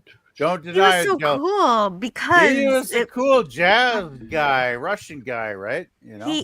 he was hands on. He knows how to survive. He knew all the technical, like the hands-on. science and technical, and yes, exactly. And he was a lot cuter, Ooh, right? hands Come on, up. Joe. You can admit it. He was a lot cuter. Of course, yeah. To me, I agree. See, I love it when Okay. the girls start talking. It gets even I love more it when I sexual. got to introduce Jill. So to that's why U.N.C.L.E. Jill Ireland is an idiot. We got to Jill hear Reimer's from in Kat. Man from Kat's a U.N.C.L.E., girl. remember? Kat, you're a girl. Come on, Kat. Who do you like? Cat is muted. Oh my I god. stepped away. I would have been interested in this Yes, also. I want to know What who. was it? I want to Was know who it Kat Tiger likes. Stripes that mentioned Sally Field earlier? I said I think a that I couple of felt us bad did, for Lonnie Anderson ever after having heard Bert say, "I had a diamond and I traded it in for a cubic zirconia." Oh, Ouch. oh, Yeah. oh. God, Lonnie Big ouch. Anderson was just a rock star. Oh my goodness. I gotta You know who I say, like though is Morgan Fairchild was always one of my favorites. Lois She's a very Childs. beautiful woman. Morgan Fairchild, yes. Yeah. Lois Childs, Dr. Goodhead. It's Yeah. like there's like two age ranges of photos, one from 79 and one from 2012. Yeah. I'm looking at them both now. I'm like, yes, decision confirmed. I have but one to what put about forward. Maud Adams? Totally. But I have also, one to- by the way, but before Then we there's continue, Maud. I just want a four-way with all of the Golden Girls. Mm. Wait a minute, I've got one. put Jill, forward. did you actually just say, and then there's Maud? Yeah, Because that is hilarious. Yes. Yeah. If we're going like that'd be very. I watched that with my mom. if we're For going sure. if we're going way back, Isn't it man, awkward when you start masturbating? Oh, always. TMI. Scotty, I know. Scotty, I know. Just because it's after 12. Oh, doesn't come mean you have to on. get Scotty, mad. let's talk about this one. Put that away. It's 3 in Nobody the wants to see morning. that. All right, guys. I got one I want to put forward. Not a live stream without Bernadette Scotty Peters. talking about Yeah. masturbation. Oh my God, Bernadette Peters. Yes, yes, yes. You Yes. can't Oh, use wow. euphemisms, Scotty. Pennies from heaven. Dude, Bernadette She's Peters and so the jerk. good. Scotty should have said jerking off, right, Joe? I no, I didn't say Or jerking off. I playing said with yourself. masturbating. I was using the clinical term. Say that. Or If you guys polished. want to go, if you want to go Polishing the really, bishop. really, I've always really liked far, jilling off myself. if you wanna go really, All right. Now who's going too far? Completing Well, the if you set. Okay, now Polishing the bishop. I'm thinking about Joe jilling off. That's not right. That's Oh not no. I've got, That I've isn't got, a, right, I've got a but that real, is the old school real one. term. I've got a real Yeah. old school one that I know that Oh, Scotty Lemon likes gets too, Scotty, and it's Claudette Colbert.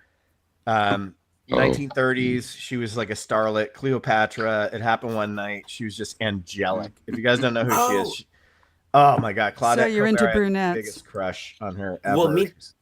Yeah, but like, again, just recently I saw Bride of Frankenstein, and the lady who played the Bride of Frankenstein and also played Elsa Mary Shelley. Lanchester.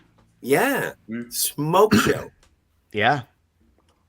So They used to Broku shoot. is They used here. to shoot like women in these angelic filters and stuff back in the day. Oh, like- especially on Star Trek, the original series. He says, "What have I tuned into?" Well, everybody. There you go, Scotty. Hey, bro. There she is doing her makeup.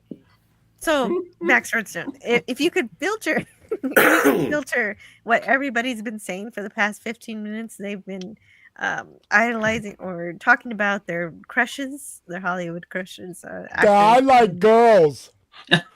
Yeah, like that. Natalie Wood. Natalie but, Wood what? Like, not float. Robert Wagner knows she doesn't float. That's for sure. Yeah. Well, so does Christopher Walken.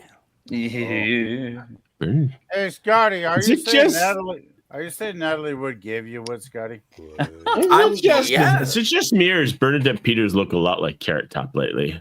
Oh God! I haven't seen. Oh her my recently. God! I don't want to. I don't know. Oh my Is she God. on steroids? Like I'm just looking at Google Okay, Images. here's So. the thing. Oh my Filler God. never leaves your body. It Oh just my sort of No, migrates around. No, it doesn't. Micro- Thinking of her Well, they like only I just can't- worked that one out like a month or so ago. my. Oh my.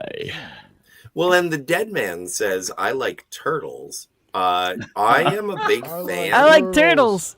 I am a big fan of Judith Hoag, who was the original April O'Neil in the 1990 Teenage Mutant Ninja Turtles movie. goodness. And also, she Ooh. played the ex-wife of Chick, I think his name was, in Armageddon. Now, if she has the right hairstyle, Well, she's a curly redhead. My jam. yeah, but Well, she doesn't Scotty- wear it curly. Scotty, you know who still looks good is Dana Wheeler Nicholson. From? She was she was from Fletch. She was Oh yeah. she was Can I a have lovely- your I'm towel? sorry.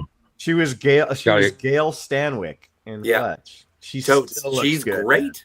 She's amazing. Ooh, it's like Janeway, but very pretty.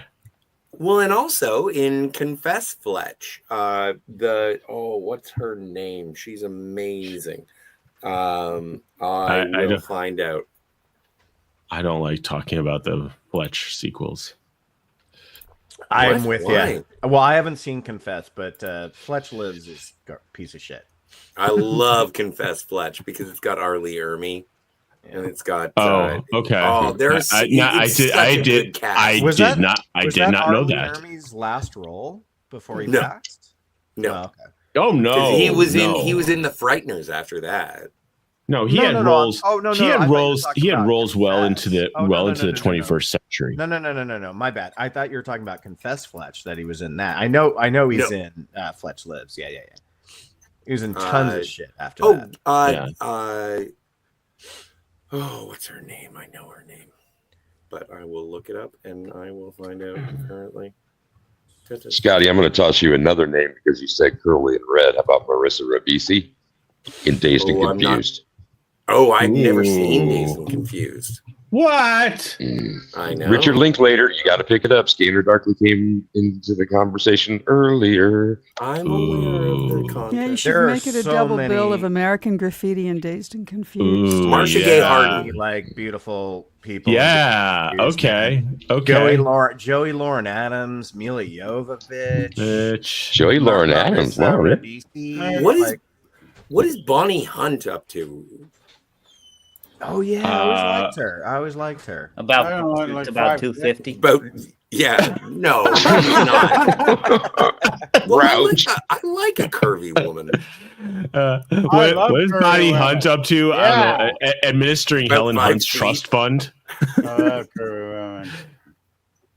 Oh, yeah. What's Giovanni Ribisi up Curves to? are good. Auditing, Curves auditing Scientology classes. I met him. Oh, once. really? I met Giovanni Ribisi. It was I remember. Yeah, you did. Yeah, I told you that story. Yeah, it's funny. He was super fucked up, and he kept trying to walk into the ladies' room at USC, and I was like, "No, you're going into the wrong place." So I lead him to the men's room, and then I walk away, and he goes back into the ladies' room. I go, "Dude, no, you're going into the wrong place." But now he'd be validated. Right? I want to add some representation here at Nia Peoples. Oh, I love Nia Peoples. Yeah, Nia Peoples. Nia Peoples loves Nia Peoples too. I need a question for DJ. Now, You mentioned the guy that. Have you ever seen Slacker? Yeah, of course. That's Richard Linklater. That's where I started. Yeah, Slacker's fucking Yep. amazing. And I just want to say, anybody that has not seen Slacker needs to watch Slacker because Slacker's a fucking awesome film. It is. Yeah. It really is. Yeah. Well recommended. You got it. Yeah. Send out the message. It's really good. It's really good. It kind of started that '90s trend of like great soundtracks. Yeah, it's weird though, right? Because there's no cohesive story to it, but it still works. No, As a film, that's you know? that's Richard Linklater. He never really has cohesive stories. But to he's his films, he's you know? great. Like he Yeah. became one of Good. my favorite directors because of that film. Same right? here. Same here. You know. Yeah. Yep. Lorraine I love Lorraine Bracco. Really, I Okay. never cared for really, Bracco. Counselor. Anyone who's on The Sopranos, a lot of The Sopranos women. Lorraine Meadow. Bracco, Edie Falco, All I gotta say is Meadow.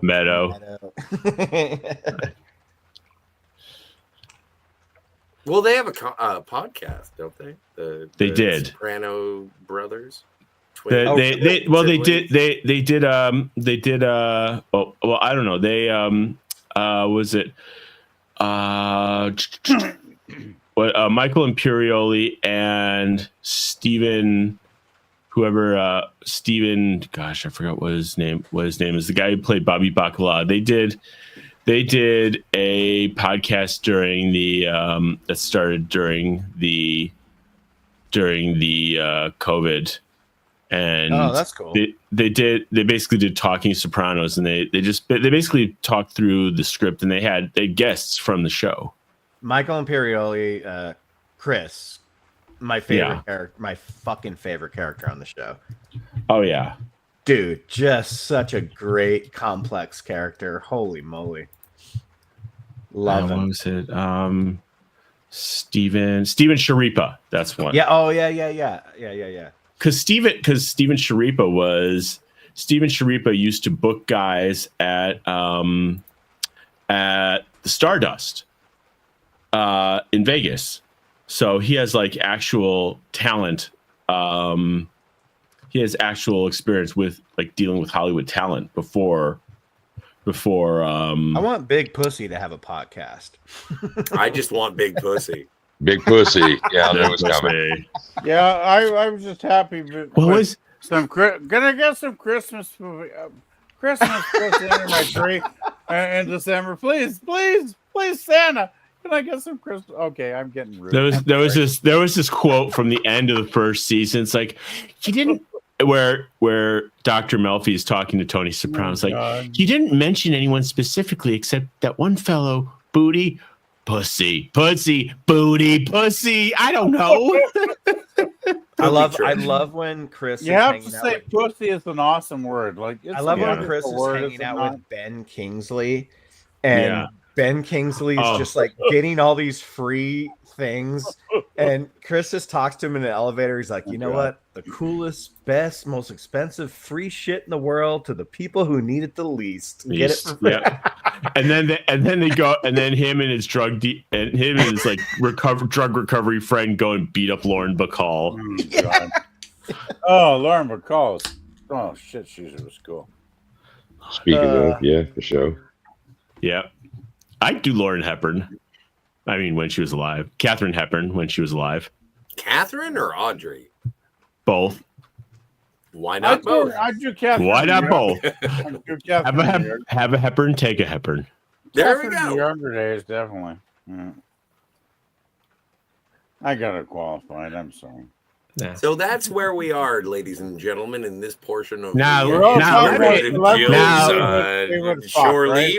me show you that. Let me show you all the position. Now let me show you the position. Now let me show you the positions that Humphrey Bogart liked to use. Oh my God! I think Jill has stepped away. We should probably reel it in a Probably little said, bit, gentlemen. I'm so disgusted that perverted this stream is going. So I don't blame her. I seriously doubt it. You only just realized now that we should reel it in, Scotty. Well, no, because our lifeguard is gone. Lilu Dallas Multipass. I've never found Mila Jovovich to be all that. What? Jovovich. I don't care for her. I think she's a fine actress, but She was great in Ultraviolet. I'm with you, Scotty. Sure. Like I think she's Scotty. I'm with you. She has a very unique look, Yeah. but to me, it's more like looking in like a window of like a mall, like a model thing. She's exotic and gorgeous, but it's not my thing. I like her more as an actress than the hottie, right? That Yeah. makes sense. No, she's a fine actress. No, but she was in she was the one in the Resident Evil films, right? Fucking If I'm not- Return she was to in the all of Blue them. Lagoon, yo. You know, I'm gonna you're okay. Hate me. Too I late. actually really like the first three Resident Evil movies. I thought they were a lot of fun. I never saw them. So after the first, I've never seen any of those movies. Oh, the first two are really good. I think they're really good. Are they? Yeah, They are I good. hate They are you, good. They were PvP. fucking I good. absolutely hate you. But Hey, sure they're the magnificent. dead man says, "Did Jill lose the plot?" Yes. And I those just want to people said, say, "No, just control fuck. the Should I- stream." should I just There has to be a plot to lose. What were you saying, PvP? Tell us The more first about your three Mia films are a Jovovich lot- opinions. Okay, I'm not saying they're fucking masterpieces, but they were actually pretty good, fun films. The first three. Mhm. When they lost the fucking plot was episode 4 on, when the films don't. The last fucking 4 or 5 films turned into complete shit. How many were there? They were shit. I think it was like 8 of them or some fucking thing. I don't know. I think there's 5. I or lost fucking 6 track for after sure. like 6 or 7 because I didn't fucking care. All right. The first 2 or I think it's 3 6. are really, really good. Especially the second. The second film is actually really good. If you watch the second movie, watch the second movie. Yeah, And with your you mom. don't need to watch any of the rest of the fucking shit, okay?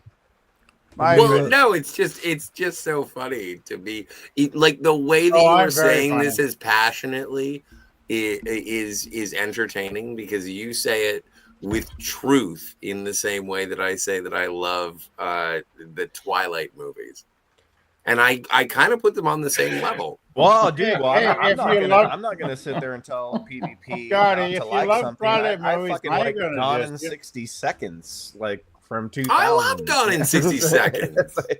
I've got guilty pleasures for sure. Absolutely. Fuck yeah. Gone in 60 seconds. I will tell. I will.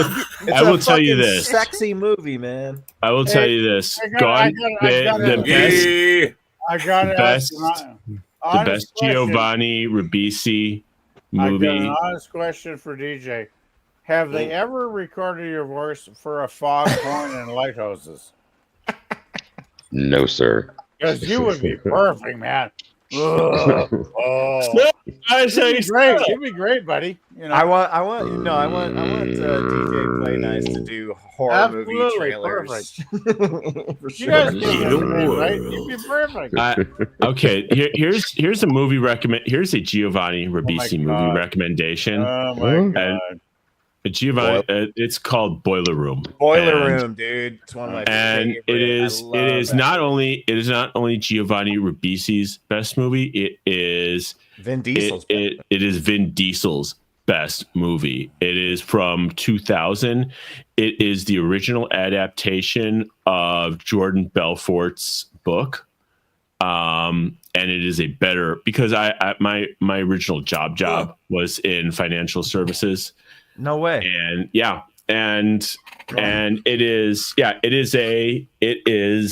I fucking love Boiler Room, dude. Yeah. It has a cameo cameos by Ben Affleck. Affleck. And it's just a better movie than it's got that soundtrack too, man. Yeah. It's got that that 90s hip hop in it. That's I bought that soundtrack on good.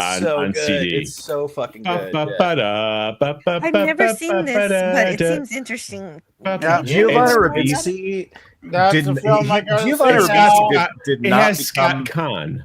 Gotta watch Yeah, it that has one. Scott Conn too, and it has Jamie Kennedy. Yeah, Scott Conn is sleeping on my couch right now. It's not a big deal. Scott Conn should have played Wolverine. He's like 5'4".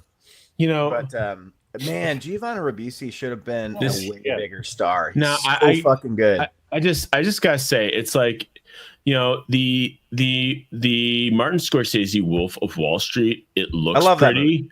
It looks pretty, but it just, compared to the book, it is absolute shit.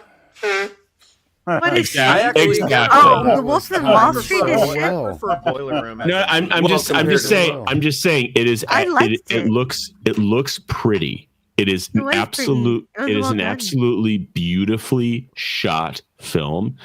It is. It's also an really absolute- well edited by Thelma Schumacher. Yes. Yeah. Yes. It is well. It Hi, is well Sally. shot. It is very beautiful, but in terms of being a one-off Sally? of Jordan Belfort's Sally book, Menke. She's an editor. it was an editor. Well, she Don't- edits Well- in heaven now. Don't you guys love it though when people totally, just I agree with you though. Boiler Room. Boiler Room's the That's better. one reason I love you. This But shit. Boiler Room was the first take on Jordan Belfort's Wolf of Wall Street, and it is, in my opinion, a much better book. I agree. In Well, I haven't terms read the book. of being a version of Wolf of Wall Street, Martin Scorsese's Wolf of Wall Street is a beautifully shot, beautifully edited. It's a very pretty piece of shit. But I love how Boiler Room dives into how he first started kind of running casinos out of his house. Oh god, that stuff is so good. That stuff is so dense, man. And his dad is like a judge, and he just like hates him. Well, who's whistling? It's me. I'm trying to do that song where he like travels out to Long Island. Oh, But they yeah, just you're right. they just got so many things correct. Yeah, I dude, good call, So- man. Boiler Room is a badass movie. I love it.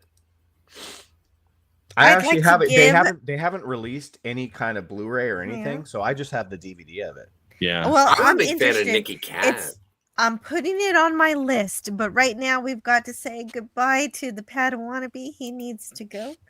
Is there something you Bye. want to share with us before you leave? We're doing Appion's channel tomorrow at 6. Farscape.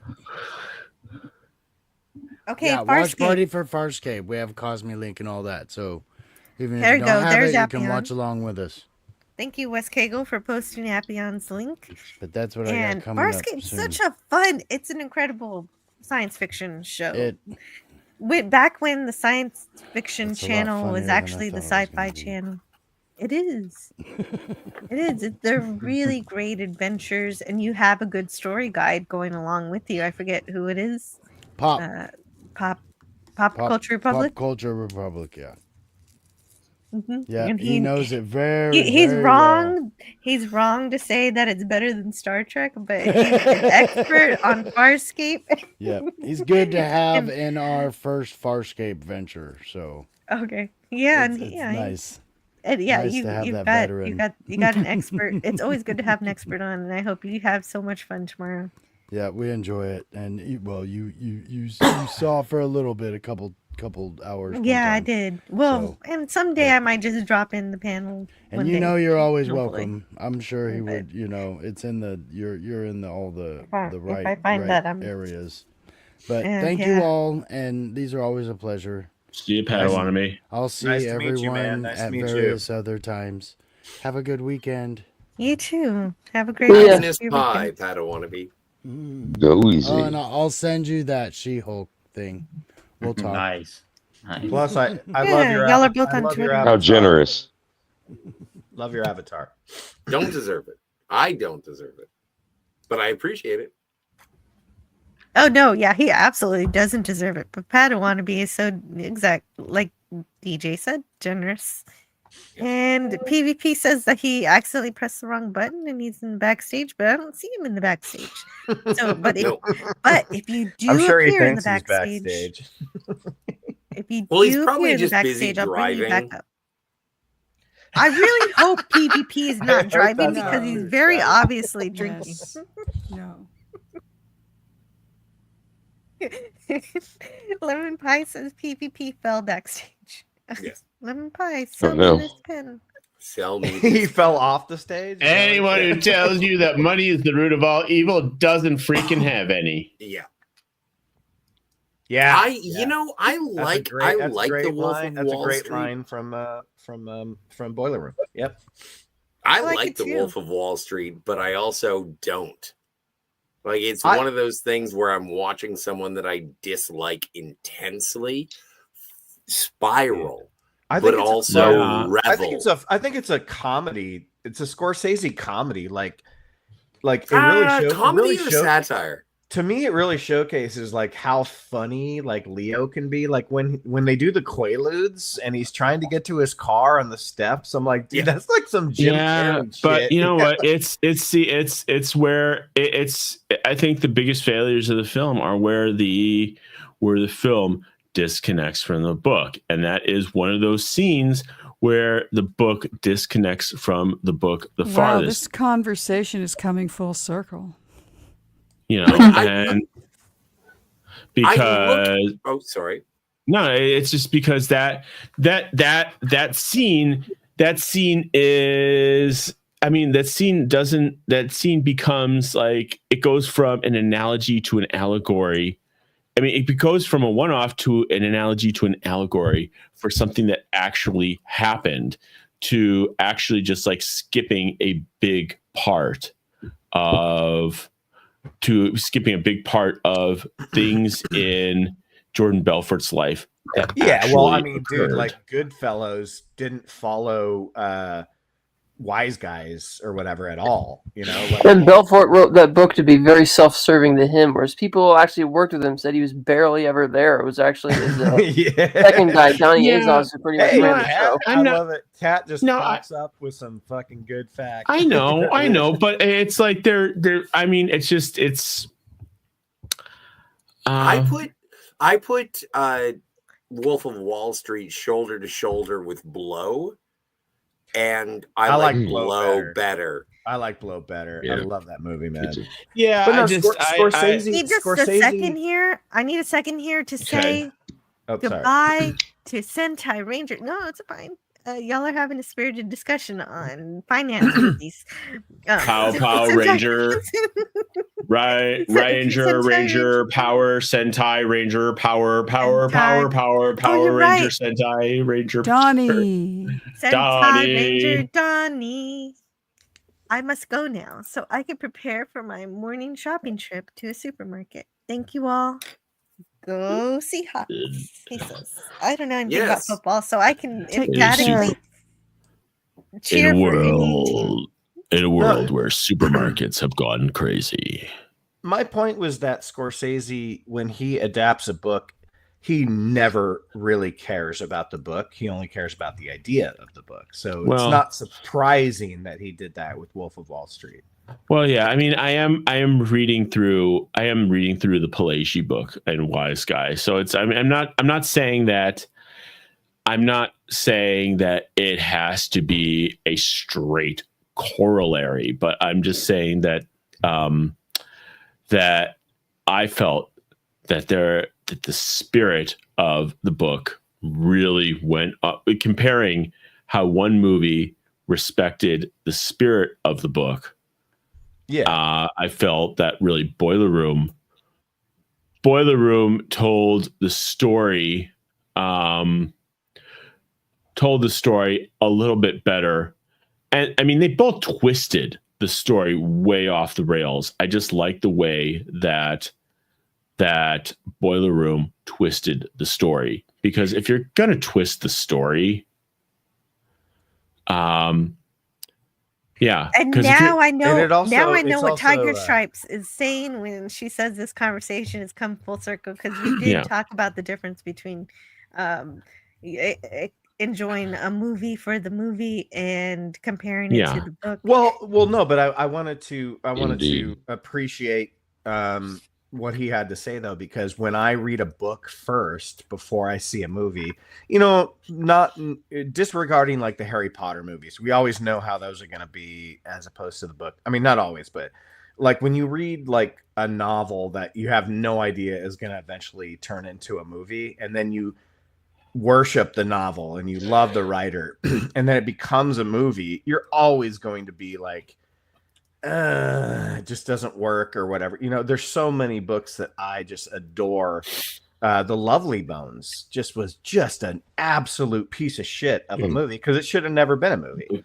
The Power of One of my favorite books of all time, became a movie in like 1993, I think, and it's just a garbage movie.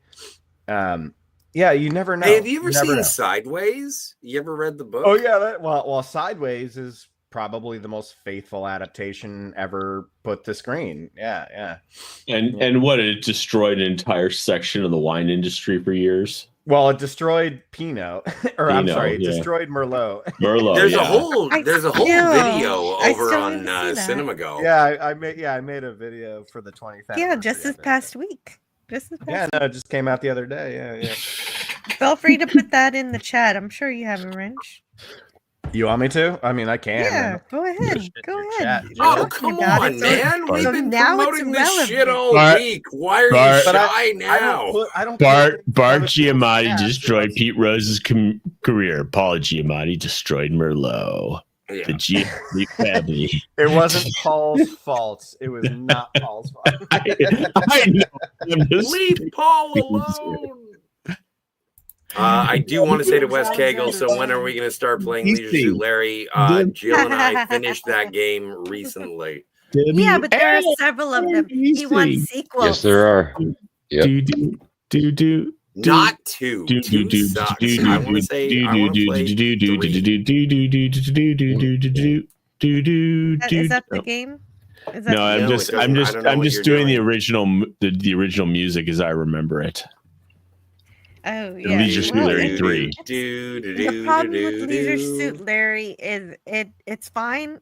They automatically get demonetized. YouTube knows what's going on. Well, that's part of the reason.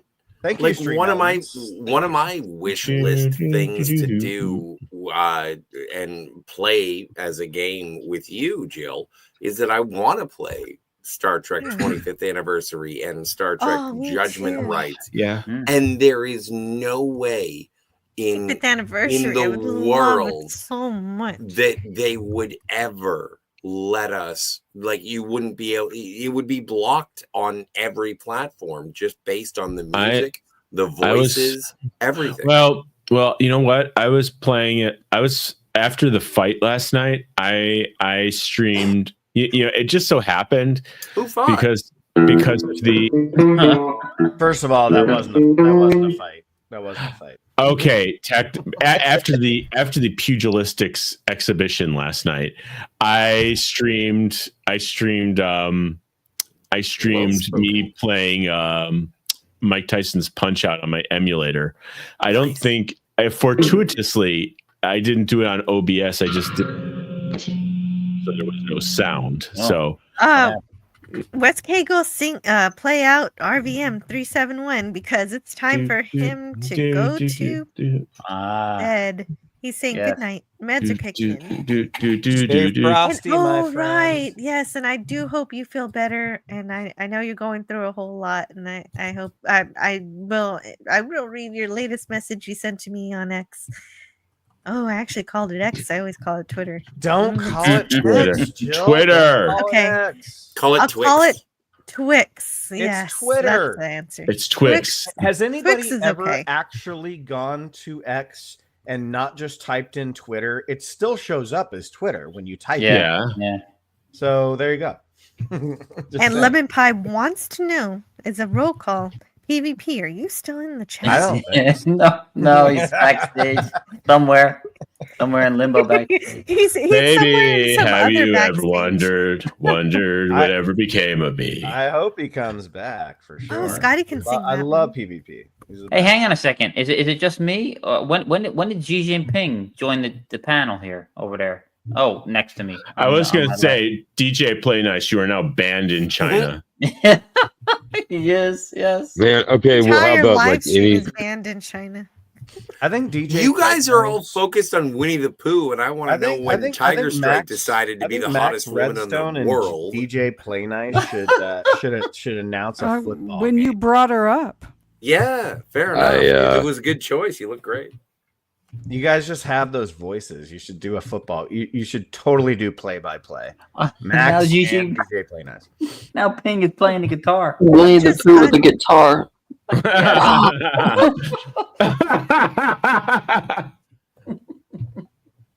That silly old Ding, ding, bear. ding. Ding. Oh, Ding, ding, bother. ding, ding. Fuzzy little tummy all stuck with honey. Just like Winnie the fucking Pooh, yo. Exactly. So, Jill, I have no idea if I put that thing in there correctly, but thank your mod for I think putting it in there for me. So, Oh, okay. Did they figure it out? thank you so much, Stream Elements. You're the best.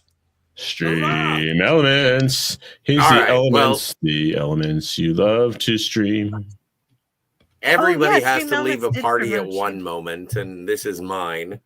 I'm For going sure. to go. You can leave. No, And- Scotty, you shall never leave the party. You're Exactly. here forever. I love that. You can leave. Oh, really? May I? May I? Thank you so much, Jill. This is so fantastic. I really appreciate the community that you built, and I enjoy the conversations that we have. Thank you so much to the chat. I would like to thank God. I would like to thank my producer, my agent. You have no producer, no agent, Scotty. You know it to be true. Yeah, no, it's true. I'm a flagrant liar, and I revel in my lies. So what are you gonna do? Fire me? Whatever. Who cares? I've been fired before. You have to have but- a job to be fired, Scotty. Well, yeah, I know, right? Well, Anyway. and that's a goal. He has had jobs. Yes, I am And looking he can forward to have getting one again. fired from my next job. You didn't thank God or your mom. They were like kind of conspicuously absent in your acceptance speech I or did thank departure. God, and my mom beats me with a hairbrush nightly. Wow. No, Yeah, I did picture that. hanger. Explains so much. You imagine it, Kat. You Lemon pie, wish it's for it. true. Scotty likes to leave first and on a high note, unless he gets kicked. That's right. He That's is right. And I've been the- kicked from. You get used to it. You get used to it. Scotty is the Ayatollah of flat Coca-Cola. I am. This is true. And so yeah, no, guys, it's so fucking great to hang out. This is so awesome. I love the conversation from- and I appreciate it. I The think that we had a good Ayatollah time. of rock and rolla. Flat Coca-Cola. Scotty, love your body, Larry. I love your body, Larry. I will see you in the future. And thank you again. Yeah, follow Go easy. Scotty on Twitter, X. Oh yeah, check out the Phantasmagorium, Cinema Gulp, Phantasmagorium. and Scotty R37 at whatever And then Scotty will go to bed. on X. Don't ask for dick pics. I don't have a good enough camera. Scotty. Don't follow Scotty in real life. It's not worth the stalking charge. No, but you can always follow Scotty on our channel every Wednesday. Oh, another damn! You're rocking up the super chats tonight, Joe. I know. Well, the dead man is so super sweet, but now he has to go to bed. Jill, I also have to go to bed, but I appreciate the Star Trek talk. Well, yes, we can always talk about Star Trek. I love it very much, and any conversation that wants to be had for that is something that I am into. Very big part of my channel. I'm so glad you were here tonight, and let's see if I can find a clip to play for you from my super chat. Thank yous. And let's see if I can find a good one. There's somebody drumming in the background, like. Oh, that's me. I'm playing RBI Baseball 2 on my emulator keyboard. Oh, nice. Oh, cool. Okay. I'm playing. Pleasure is in the learning of each other. Scotty really likes that. So that's also for him, but also for. He's safe. And you're safe, my little green friend.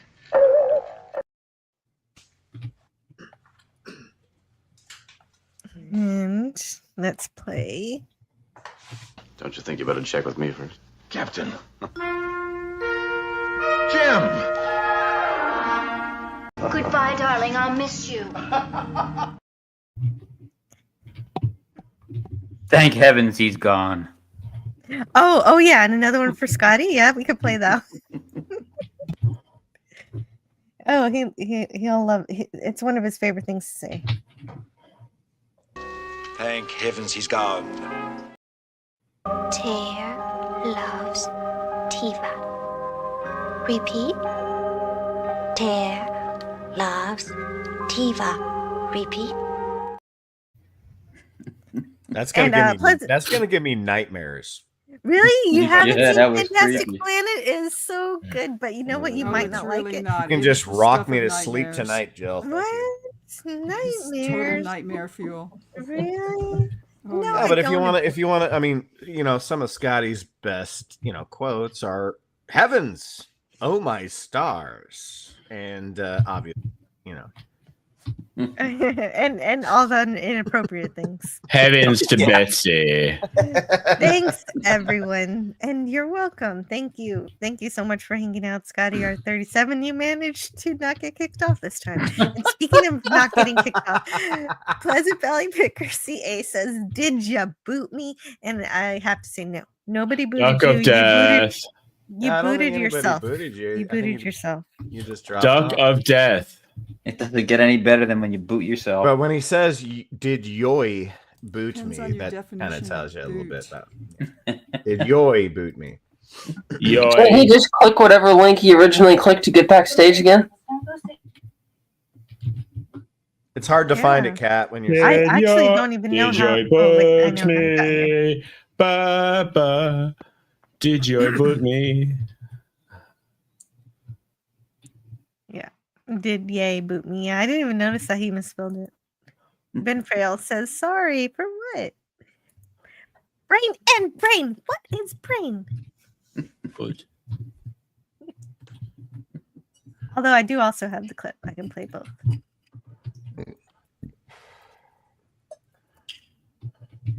Brain and brain. What is brain? What is Brian? Wow, nice. Brian. Wow, nice. You had that poll ready. That's awesome. That's an Lemon often pie. played one.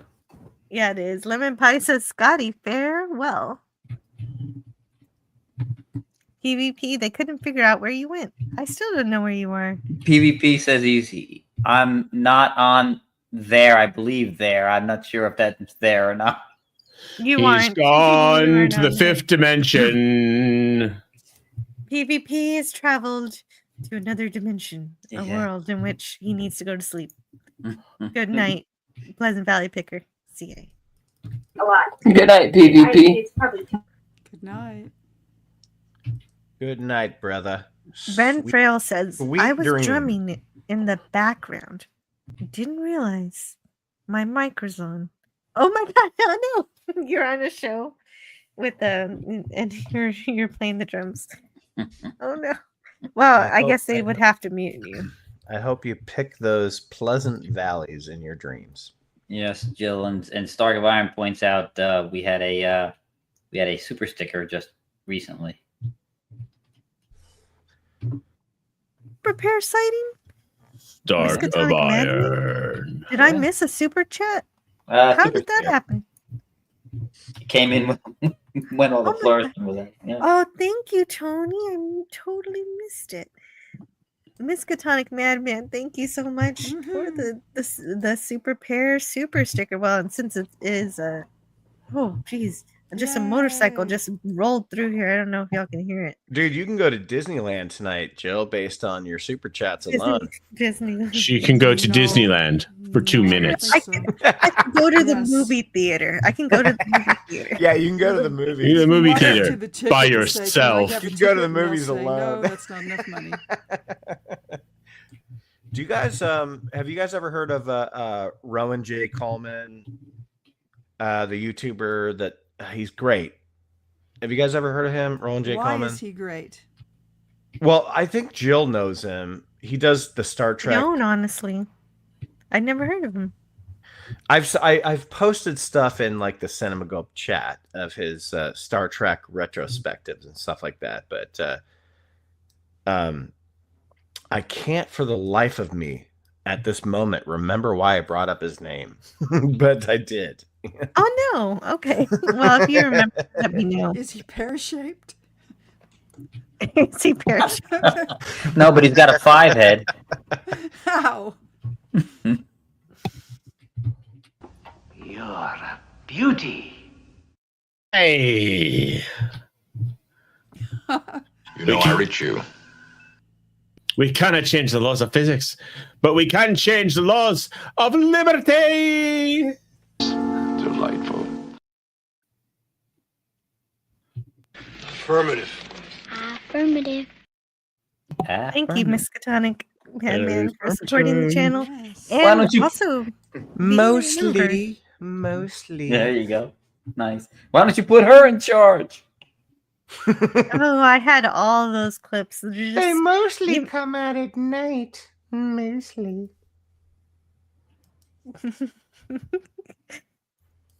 Jill knows. I do know what you're talking about. I have all of those clips, but they're just not all loaded. Even with 1,000 No, that's clips, okay. I run out of room. You know what? You should take the clip from the show that you were on my channel and use it. Where you say that you're like mostly. I don't remember recording that show. That doesn't surprise me at all. That is a priceless clip. Jill saying mostly. No, I remember most of it. No, you were fine. You were fine. You were fine. Tony drunk in other news. Water is wet and the sky is blue. FKHC 2005. Tony is here. drunk? No. Actually, the sky is white for the most part. And I appreciate you, Tony, for knowing when you've had too much to be on the air. That is a good call. But I'm still keeping an eye out. Yeah. What's up, Tony? Tony drunk be air. Yeah. Well, yeah. Tony is drunk. No, he was on. You were drunk for he the was on internet. our Hump Day Happy Hour this week. It was a pleasure to have him on. He was fun. Mhm. If Yeah, he's that too was the drunk first to time be he was on. If he's too drunk to be on the air, but not too drunk to be on his chair, that's Stark of Iron. Yeah. He's just drunk enough to be able to be in the chat. Daniel's Hot Topic says, so 2025 will be the 30th anniversary of Star Trek Voyager. Cool. That it will. Star Trek Voyager, bestest Star Trek ever. If you guys have ever watched Clobby Saturday Night, you know that's my favorite Voyager. Absolutely. It will also be the 30th anniversary of the first appearance of 7 of 9. That's the way I like to look at it. You know, Oh, but really- she didn't show up in season 1. Star I Trek don't know, I Voyager. watched I the will show, say, yeah. I will say this: Star Trek Voyager should have had. Star Trek Voyager had the most potential. It had the most potential to be the best Star Trek ever of the franchise. Wait a minute. Let me hold my sides while you say that. And the only clip I have from Voyager is I'm saying it had the potential to be the best, the most potential to be the best of the franchise. I didn't say it. Do not mistake composure for ease. It had the most potential because it came right after Deep Space Nine. It had the most technology. It had the best CGI, but and writing also it was just bringing out in to the lunch. Maquis, and so there was Yes. built-in conflict that was the promise to be something, and then it fizzled out within the first couple of episodes. So Yeah, there's a lot of especially- people that say they kind of painted themselves into a corner with the whole like lost in time thing, but I haven't seen the series. But is that Lost in correct, Space. Joe? Yes, it is basically Star Trek I- Lost in Space, Gilligan's Island. Yeah, I didn't see it, but I think they really in my opinion they really just they had the opportunity, but they really just pissed it away. Sometimes they came up with some good episodes, and those are Yes. when I call it's more like Homer's Odyssey. Well, still better than New Trek, that's for sure. I'll say that. I will Oh, say yes. Immensely. Although there's a couple of episodes that remind me of New Trek, which is also not that good. Eugene versus Jerry Ryan. And she is one of the ladies that you guys did not bring up when you were shouting about ladies that you love. And well, that's I can, her she's. But I think Star Trek ladies are a whole completely different topic. Oh yeah. Jerry Ryan lived in my hometown. I like the redheaded yeoman from The Cage. I forget her name. Colt. Yes, Lieutenant Colt. Yeoman Colt. Yes, she's one of my favorite Star Trek women.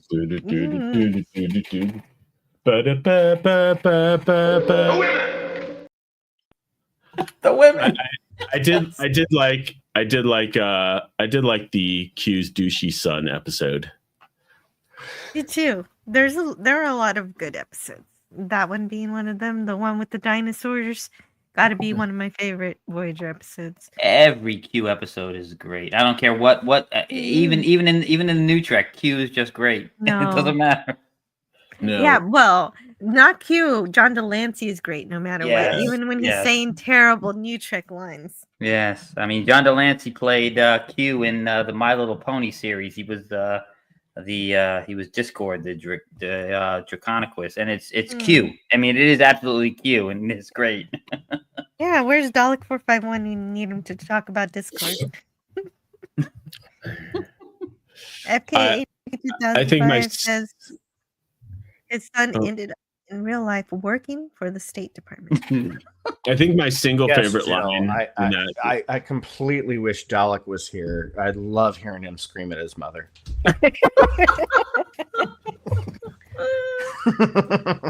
My single favorite line is when in that episode is when you have Majel Barrett telling the as the replicator telling Janeway to go screw herself. Oh no way! That's great. I need to watch this show. That's fucking hilarious. When does the replicator? I will look it up. Give me a Yeah. second. If you I can tell don't- Insane Way off, it's the best. That's great. Oh, okay. You just remember a moment, not the episode. So I can't remember that moment. Didn't Janeway show up in one of the TNG movies? I think. Yeah. Right? Yes, this is true. Was it Nemesis? First Contact? Oh, it was First It was- Contact. Okay. Yeah, she was in First Contact. She was like, I am Admiral Janeway. I don't remember what she So said. they obviously You get found their all way the back. best. You get all the best assignments, Jean-Luc. Yeah, exactly. I made it to Admiral before you. And she said just a DEI hire, that's for sure. Let's see. Well, Oh, the last TNG last movie? TNG movie. The last The that's worst. Nemesis. The That's worst of Nemesis. the original 10, yes. She was probably in Nemesis too. She wasn't. No, no, I think,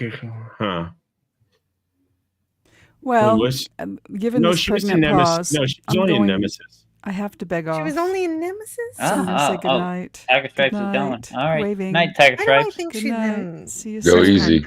Oh, wait a minute. Thanks. Oh, Tiger Stripes is leaving. Yeah. Yeah. Thanks, See you, Jill. Tiger Stripes. Thanks for hosting. Greatest You're time. welcome. Is there anything Fun. you want to share? No. You had fun. I'm glad you. I had Good fun night, too. beautiful. Well, Yeah. Wow. Good night, y'all. See you later. I'm so glad you Have decided. a good night. Be to well. hang Yeah. out. Lovely. A lot of fun. Bye. Well, you were lovely, and so thank you for sharing.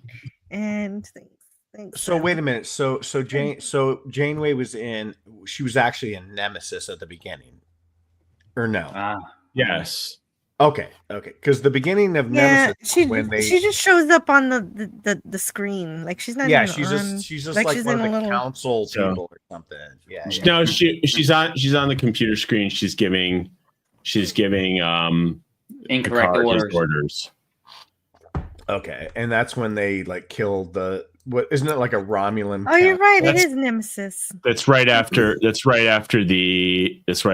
Romulan Senate dies. She says the Sona, the Borg, the Romulans. You seem to get all the easy assignments. Yeah. So Janeway walks into the mess hall. She goes, "Coffee, black. Make it yourself." And our best buddy Neelix says, "You can thank Q son. He thought the computer needed more personality. Charming." The bar road. I love it. yeah, that's a good one. PvP says bye again. Oh no, we're here. PvP. He says nobody here. Duck of death. We're here. Well, you don't like talking about Star Trek Nemesis, Greek letters, Larson? Yeah, and nobody what does. Admiral Janeway? Yeah, well, I guess I don't really like talking about Nemesis either. Yeah. I could do without the dune buggies. With or without the rest of the fleet. No, I'm fine. It was such a If people want to disappointment. leave, they're welcome. And just like PvP is doing. Good night again, PvP. We said good night to you earlier. We're saying good night again. So they keep bringing up the fact that there's going to be like another one of these Abrams Kelvin. No, please. It's God, not no. going to happen, right? Like I don't think it's going to happen, but they keep bringing it up. Oh no, they keep promising it, but thankfully I don't think Pine wants. I don't think Pine cares anymore. I don't think you can. You can't get that cast back. I don't think they can afford him anymore. Yeah, and Yeah. God rest Anton Yelchin. You're not gonna. Oh yeah, Rest in peace. God, I loved him. He got a poor guy got run over by his own car. By his own car, That's By his bad. own car. Yeah. What a tragedy! Because he Yeah, was he was a- such He was a good versatile- Chekhov, yeah. Yeah. Well, not even just Chekhov. He was just a great actor. Like he Mm. showed up in a lot of shit, and he was like the best.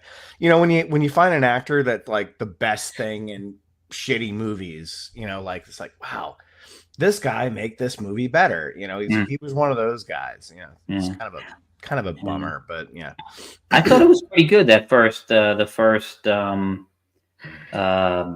outside of the original 10 movies. I thought the first one was pretty decent. I thought the actors all I played loved the pretty first decent movie. parts. Yeah, I thought they did a pretty good job. Yeah, I mean, it wasn't a Star Trek movie, but No, it was like no. a fun space adventure. for yeah. sure.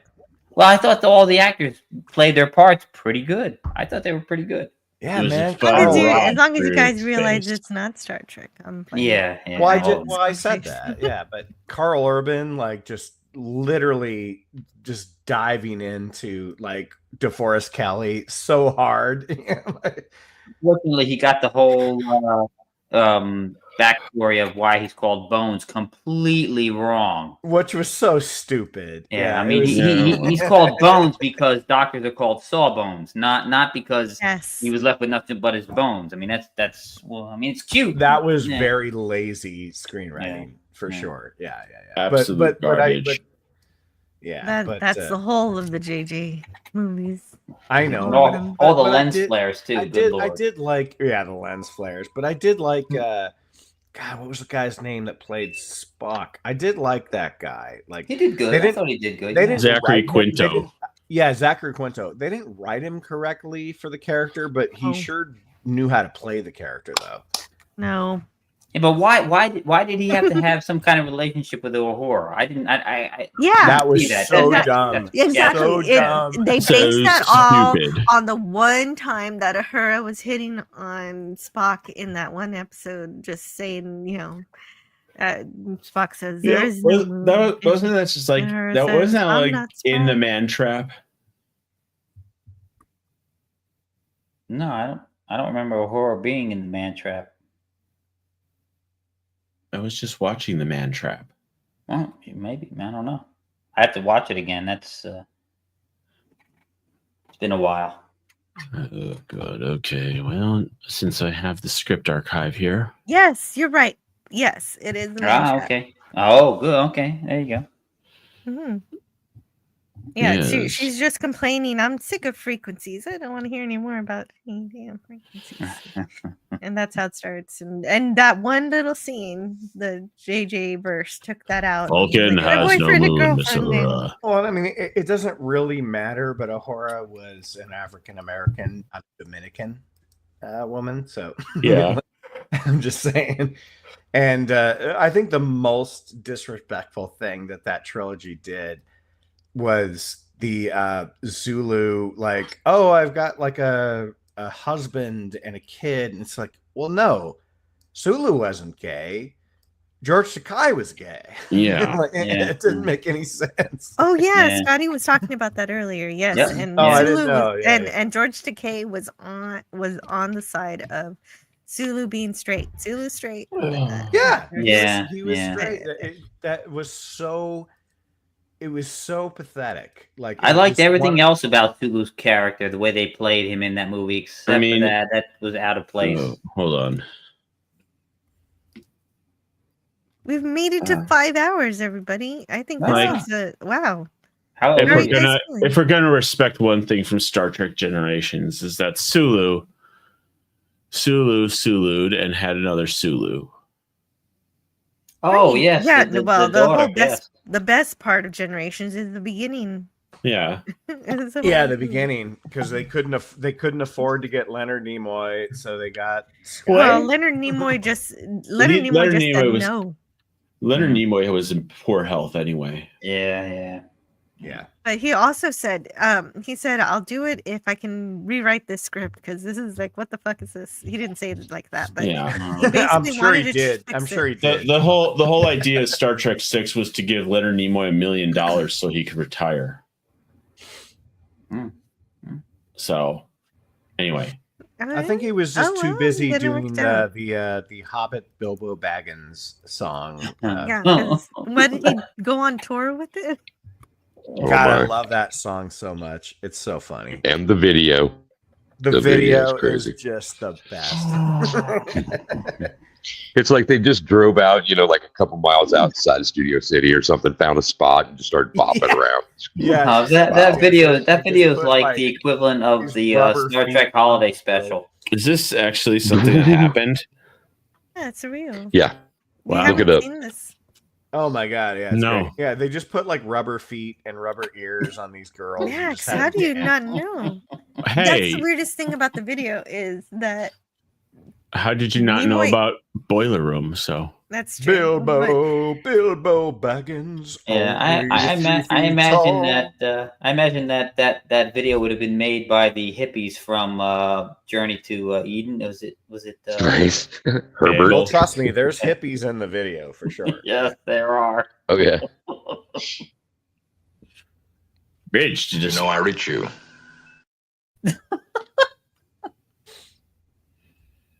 Herbert. But the I have those too. Herbert. Grups. Herbert. Ah, the perfect episode ever. And the children shall lead. I know it's Scotty's favorite. And the children shall bleed. Hail, hail. I just watched First Contact again the other day. Jill, do you remember who? Because they got God, what's his name? I love him so much. Big actor. He's the guy that played the guy that created the rocket. Jamie Cromwell. Yeah, James. Marble, about 20 meters tall, and you're looking up at the sky, and your hands sort of reaching toward the future. I gotta take a leak. When he, Take a leak. But when they he, originally when he- wrote that part for somebody else. I can't remember Oh. who. Jill, When- who that was? Oh, I don't know who Gosh, originally you was know- going to play it. I just always think of James Cromwell. when Yeah, he 'cause when he he was so did great. when he did a Knight Rider episode, he was credited as Jamie Cromwell. That's what I thought. That's what I was thinking of. Was he really Jamie Yes, Cromwell? Jamie Cromwell. He was playing the antagonist as a corrupt trucker. That Jamie reminds me of Cromwell. when John, the guy who does all the music for everything, John Williams, was Yeah. younger, and they credited him as Johnny Williams. Oh, Got a 4-alarmed hangover. Either Yeah. from the whiskey or your laser beam. Or both. But I'm ready to make history.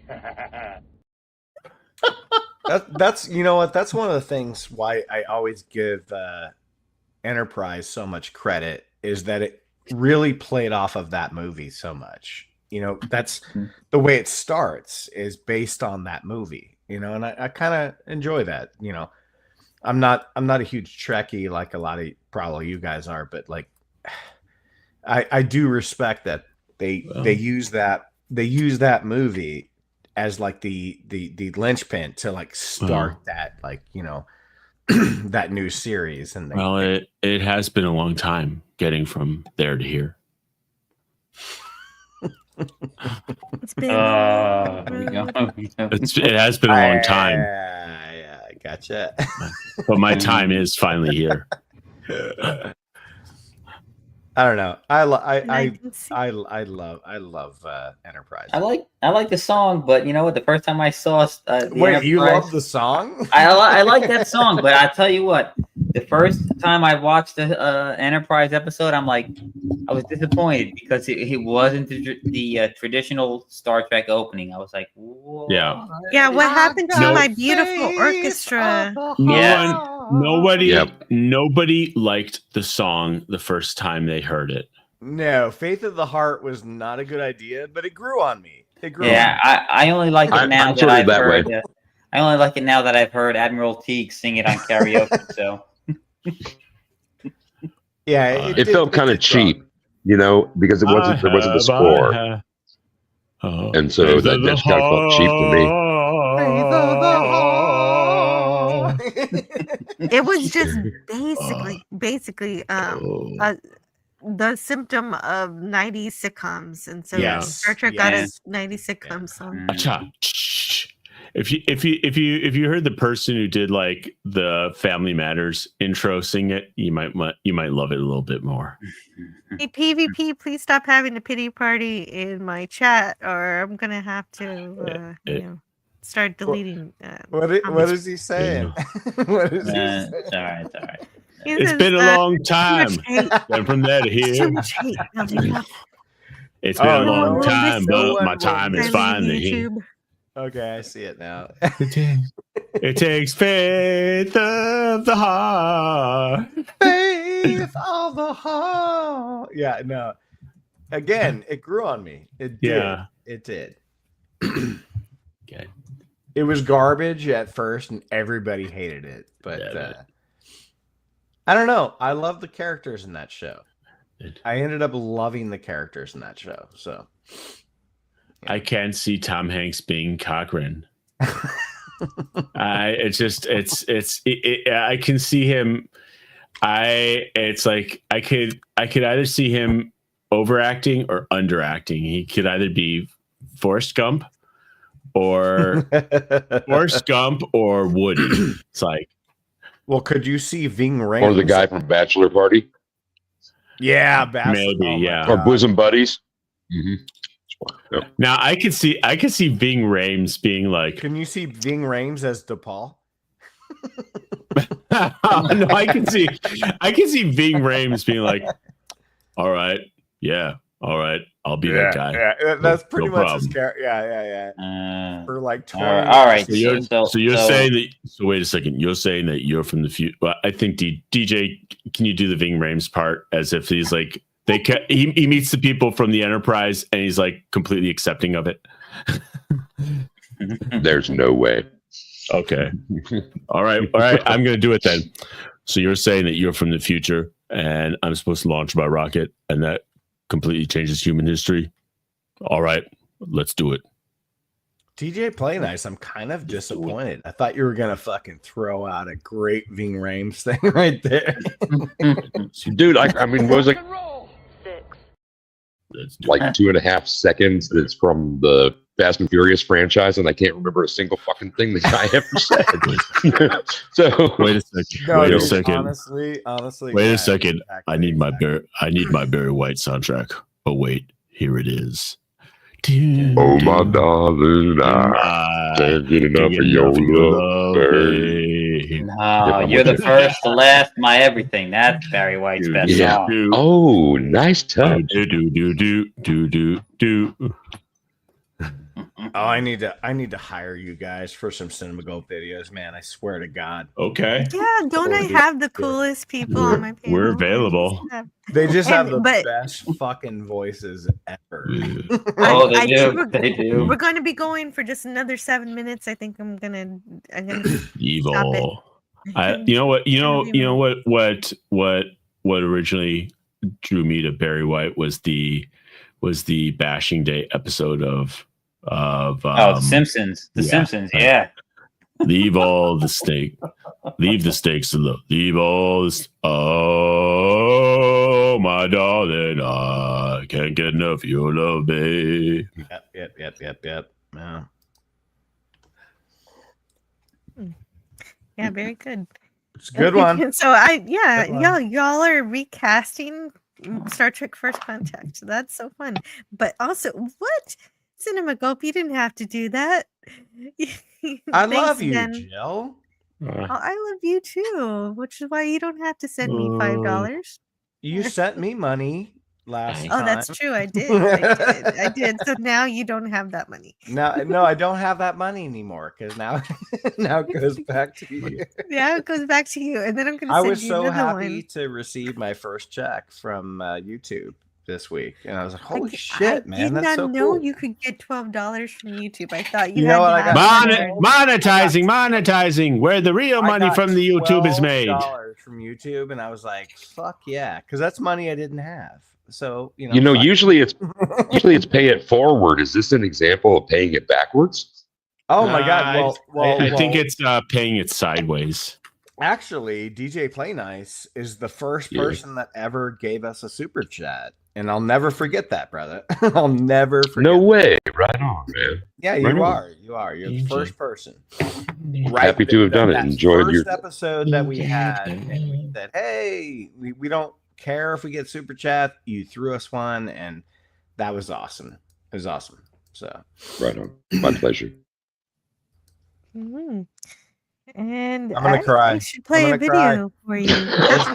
Let's play a video. Yeah, let's play a video. I had it and then I lost it. Oh yeah, this one. I'm sure the captain would simply have said, "Forget it, Bones." Please, Spock, do me a favor. And don't say it's fascinating. No. But it is interesting. God, why did they not write any? Why did they not write any scenes of Bones and Spock in those new movies until the third fucking movie? You know, they waited so long to Because give the them- new movies suck.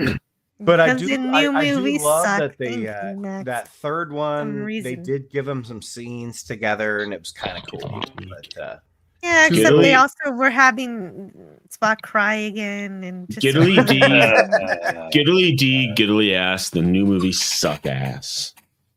My congratulations, Captain. A dazzling display of logic. Yes, you're correct.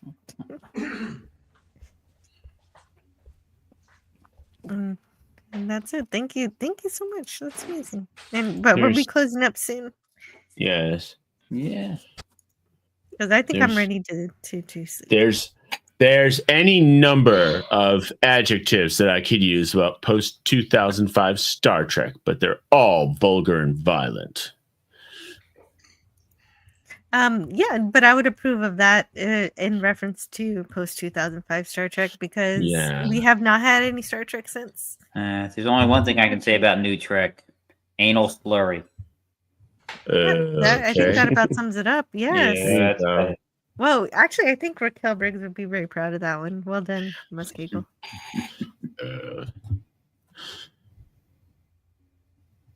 Or maybe Fandango. Who, me? A sponsor. The Fandango ate your baby.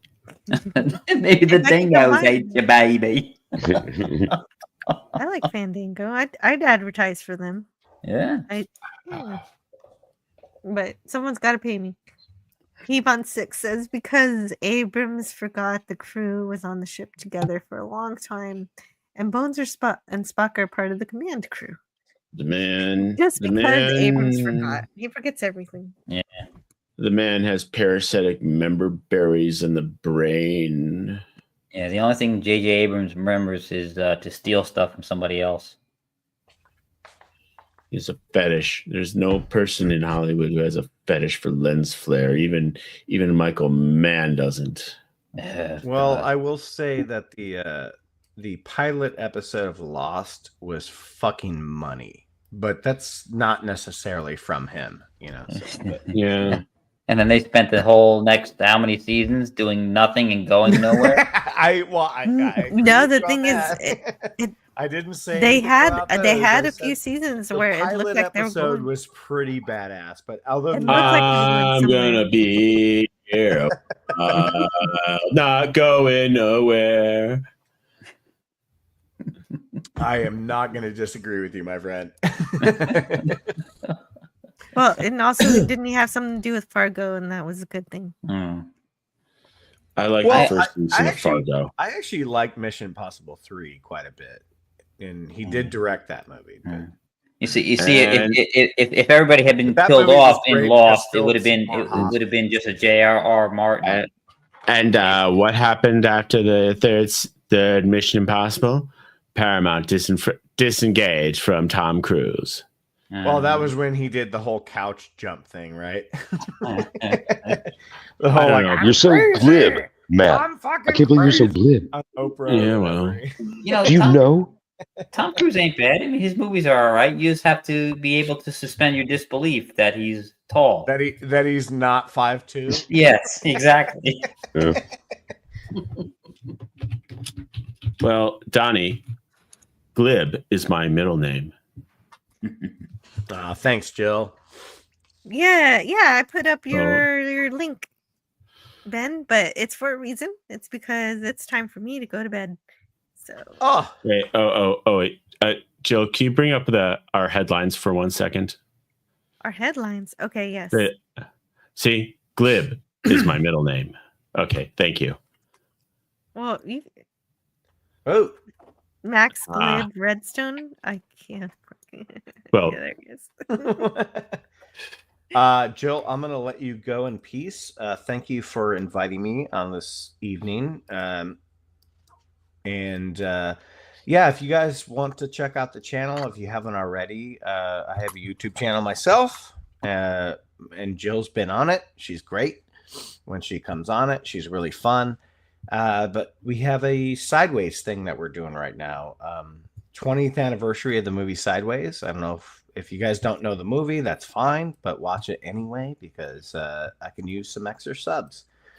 But I love you guys, and I had a blast talking to all you guys tonight. So I thank you subbed. so much. Awesome. Thank you. Yeah, every Wednesday, check him out. And also, his edited content is wonderful. Oh, No doubt. Thanks. Yay. And DJ Play Nice, you're up next. Is there anything you want to share with the chat? Well, I already dropped some of the information for people that need a little assistance if they're in crisis, or They're just facing I know, problems but in their it's day to day. it's so up there though. I have to go find it. Oh no, you're good. You're good. But I was saying, since I already dropped it in the chat, I said something. I had a line earlier from Ferris Bueller, from Ferris Bueller's Day Off, that I said, and it's one of those things that definitely people can relate to. And I'm just glad to have been here, and I'm glad to be making sure that I slowed down to pay attention to life tonight, this morning, whichever it is. So wherever you are, whoever you are, please be safe, have fun, take care of your crew and yourself, and I'm out. I found it. Look, there it is. If you're in crisis or know someone who is, dial 988 or 1-800-273-TALK. Don't want to talk? Then you can text the word talk to 741741 and get assistance there. Help is always available. Thank you, Jill. You're welcome. I had to scroll up a bit for that one. And Wes Cagle, what's going on with you? Are you doing anything you want to share? Anybody you want to promote? No, Feel free.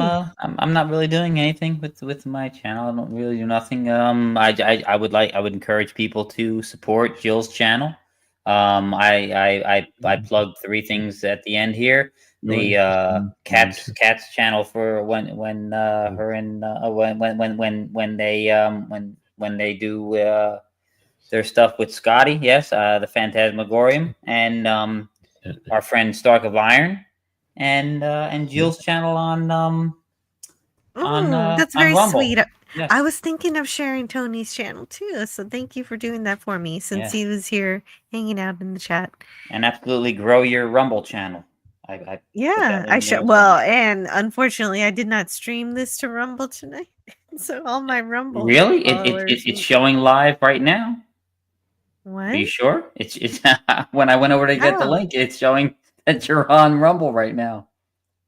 Oh, At least it's showing live. I don't know. It's weird. I didn't. Oh wait a stream minute, not to it. anymore. No, not anymore. No. It was before. Okay, never mind. Okay. But I should okay. have streamed to Rumble, but I forgot.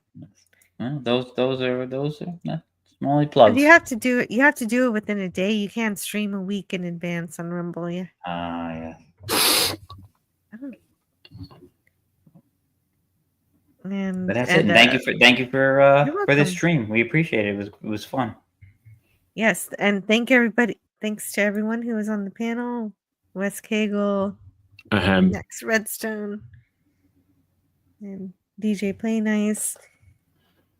Cat went to bed. I didn't let Cat. Just tell us. Just thumped out. Yeah. Yeah, she just dropped out. I do have something to say. All right. There once was a man from Nantucket who sat in a field with a bucket. It was a sight to adorn, surrounded by corn, but before he could sell it, he had to shuck it.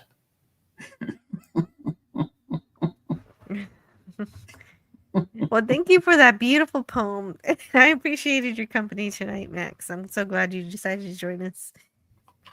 Yes, thank you. Thank you for having me. Absolutely. And Tony says if you're in pain and want Bill Cipher to consult you over the pain, call 888-245-5618. But That's 888-245-5618. That's 888-245-5618. 245-5618. No, I think that's just more pain. That's for sure. No, that'll be $9.99. And also special thank you to Tiger Stripes. And she definitely makes the conversation way more exciting and fun. And I appreciate her. Let's see, who else did we have? We had PvP for a little while, and then he got lost, and he couldn't figure out how to get back, and then he got upset. Lost in space. But it's okay. It's okay. He'll not. It'll be all fine in the morning. We had a lively chat, very lively chat. We Yes, we did. And also thank you to the Padawannabe. He was also here. Had a lot of fun with him. Oh yes. If I plug that, they are going to be doing more Avatar stuff on Appion's channel. Her, him, Avatar. and with Carla Burton. So Carla Burton's wonderful. yeah.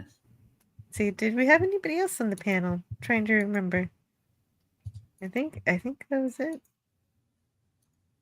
Does anybody remember anybody else? Oh, DJ Playnice just kept changing his avatar, so I don't see anybody else. Okay, that was the same person. All right, I think we're good. Yes. It would have been a boring Saturday night without you, and I appreciate that. And you know what? The weird thing is I had like 30 news links. I had a lot of content, and we didn't get into any of it. It's 18 seconds of laughing followed by a cutoff. How does that help me with my pain? Tony's phone number. Sorry, right. go ahead. Gotcha. That's okay. You're helping them out. That's good news. But I had lots of articles that I just chose to look at for conversation starters, but it turns out we didn't need any of them because the conversation never stopped, and I appreciate the fun. But it's time for me to go to bed. And so I'll see you guys next time. Thanks so much for an amazing Saturday. Have a pleasant Sunday. Good night, Gracie. Good night, Max. Good night, Whiskey. Good night. Good night. EJ. Night, Mary Ellen. And good night, Eugene Bird, Miskatonic Madman, Lemon Pie, FKHC 2005. Thank you very much to people who decided to support my channel tonight. I had more super chats than I normally do on my show, to be quite honest. RVM 371 was a great supporter. Eugene Bird. Gary Ambrosia became a member. The dead man, not the dad man. The dead man. And sent a few super chats. And Wes Cagle also, as well as Miskatonic Madman and Cinema Gold. Thank you all. Yeah. That was great. Thank you, Tony from Stark of Iron, for hanging out. Greek Letters Larson. Rejoicing. Yeah. Oh, I'm rejoicing having seen Daniel's Hot Topics. He's always here to give us the news, whether we like the news or not. He can deliver it. Kevon 6 was very cool. Who else was in here? Let me scroll up and see, because I don't write the names down. Kevon 6, son of Kevon 5. Yes. Ben Frail was here. Scotty R37 was on the panel. That's who I missed. It's not a party without Scotty. It's not. It's just a pleasant conversation. But then Scotty shows up, and then it's a party. Dionysus Larson, or as you know him, Greek Letters, was here with us. Yes. Yeah. I just merged them together into Greek Letters Larson. Greek Letters Larson. Yeah. And Brogu was here. Sentai Rain. Brogu. Yeah. So we had 2 Baby Yodas tonight. Padawannabe.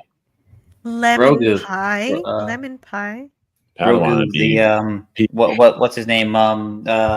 Claudio always said it was Brogu from his old neighborhood. Yeah. From his old hometown. Yes, his old hometown. Skull of Calderon's Minion. Yeah, and James Caserta, Canadian Spider-Man. Canadian Spider-Man was here. I forgot about yes, that. he I was. always want Spidey to show up on the panel, but he's yeah. just like, oh, I would, but so many people are on the panel. You didn't need FKHC 2000. Spidey. Daniel's Hot Topics was here. FKHC 2005. FKHC, yes, yeah. Ben Frail. Ben Frail, I got him.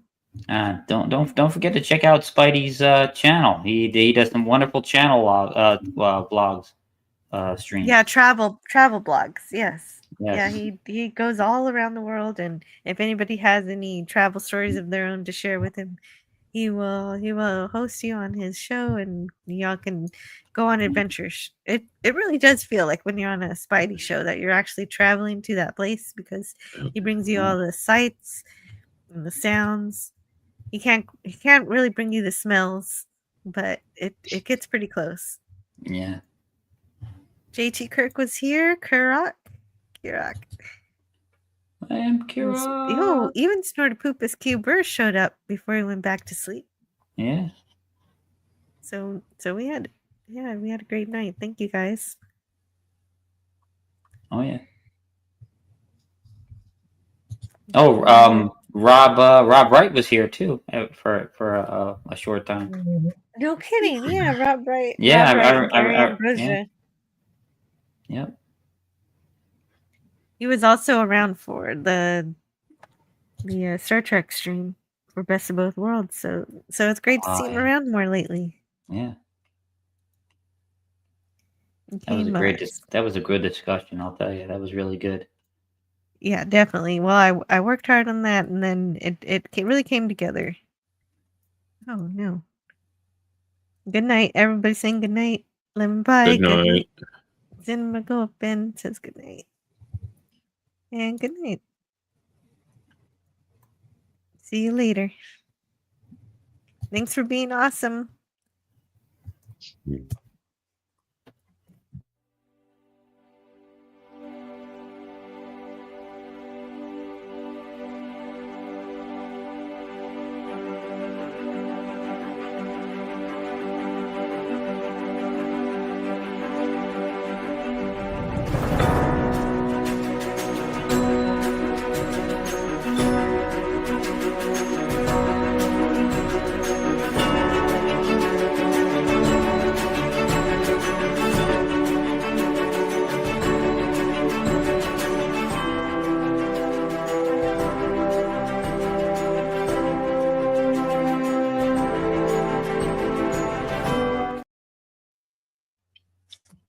That's Kegel. You sent in a $3 super sticker saying bye bye, and so I have to play one thing at least.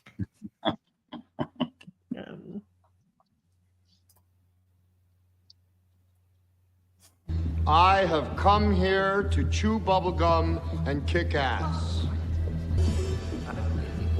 And I'm all out of bubblegum. Awesome. I only use it for medicinal purposes. Absolutely. Learn all that is learnable. And the ways our differences combine to create meaning and beauty. It has always been easier to destroy than to create. May we together become greater than the sum of both of us. Well, now you have something new to think about. Carry on. Going to bed. Gotta turn off the lights. Hey, there's TV. Gotta turn off the power. Hey, turning off things. Yeah, it's time for bed. So now, where's the sleepy place? It is upstairs, but I gotta make sure the door is locked, and now it's time for bed. Baxter, he's on the couch. He wonders why I'm singing. I'm going upstairs, and Baxter's coming with me. Just found a little poop. Gonna pick it up with my fingers and throw it in the toilet. Baxter is not to blame. Hey, buddy, you coming up? He's looking at me like I'm a crazy person. Come on, it's bedtime. Anyway, that's my song. Oh, Lemon Pie remembered one I missed. Retro Nerd Girl and then Herc 130. I'll talk to you guys later. No matter where you go, there you are. See you around the galaxy.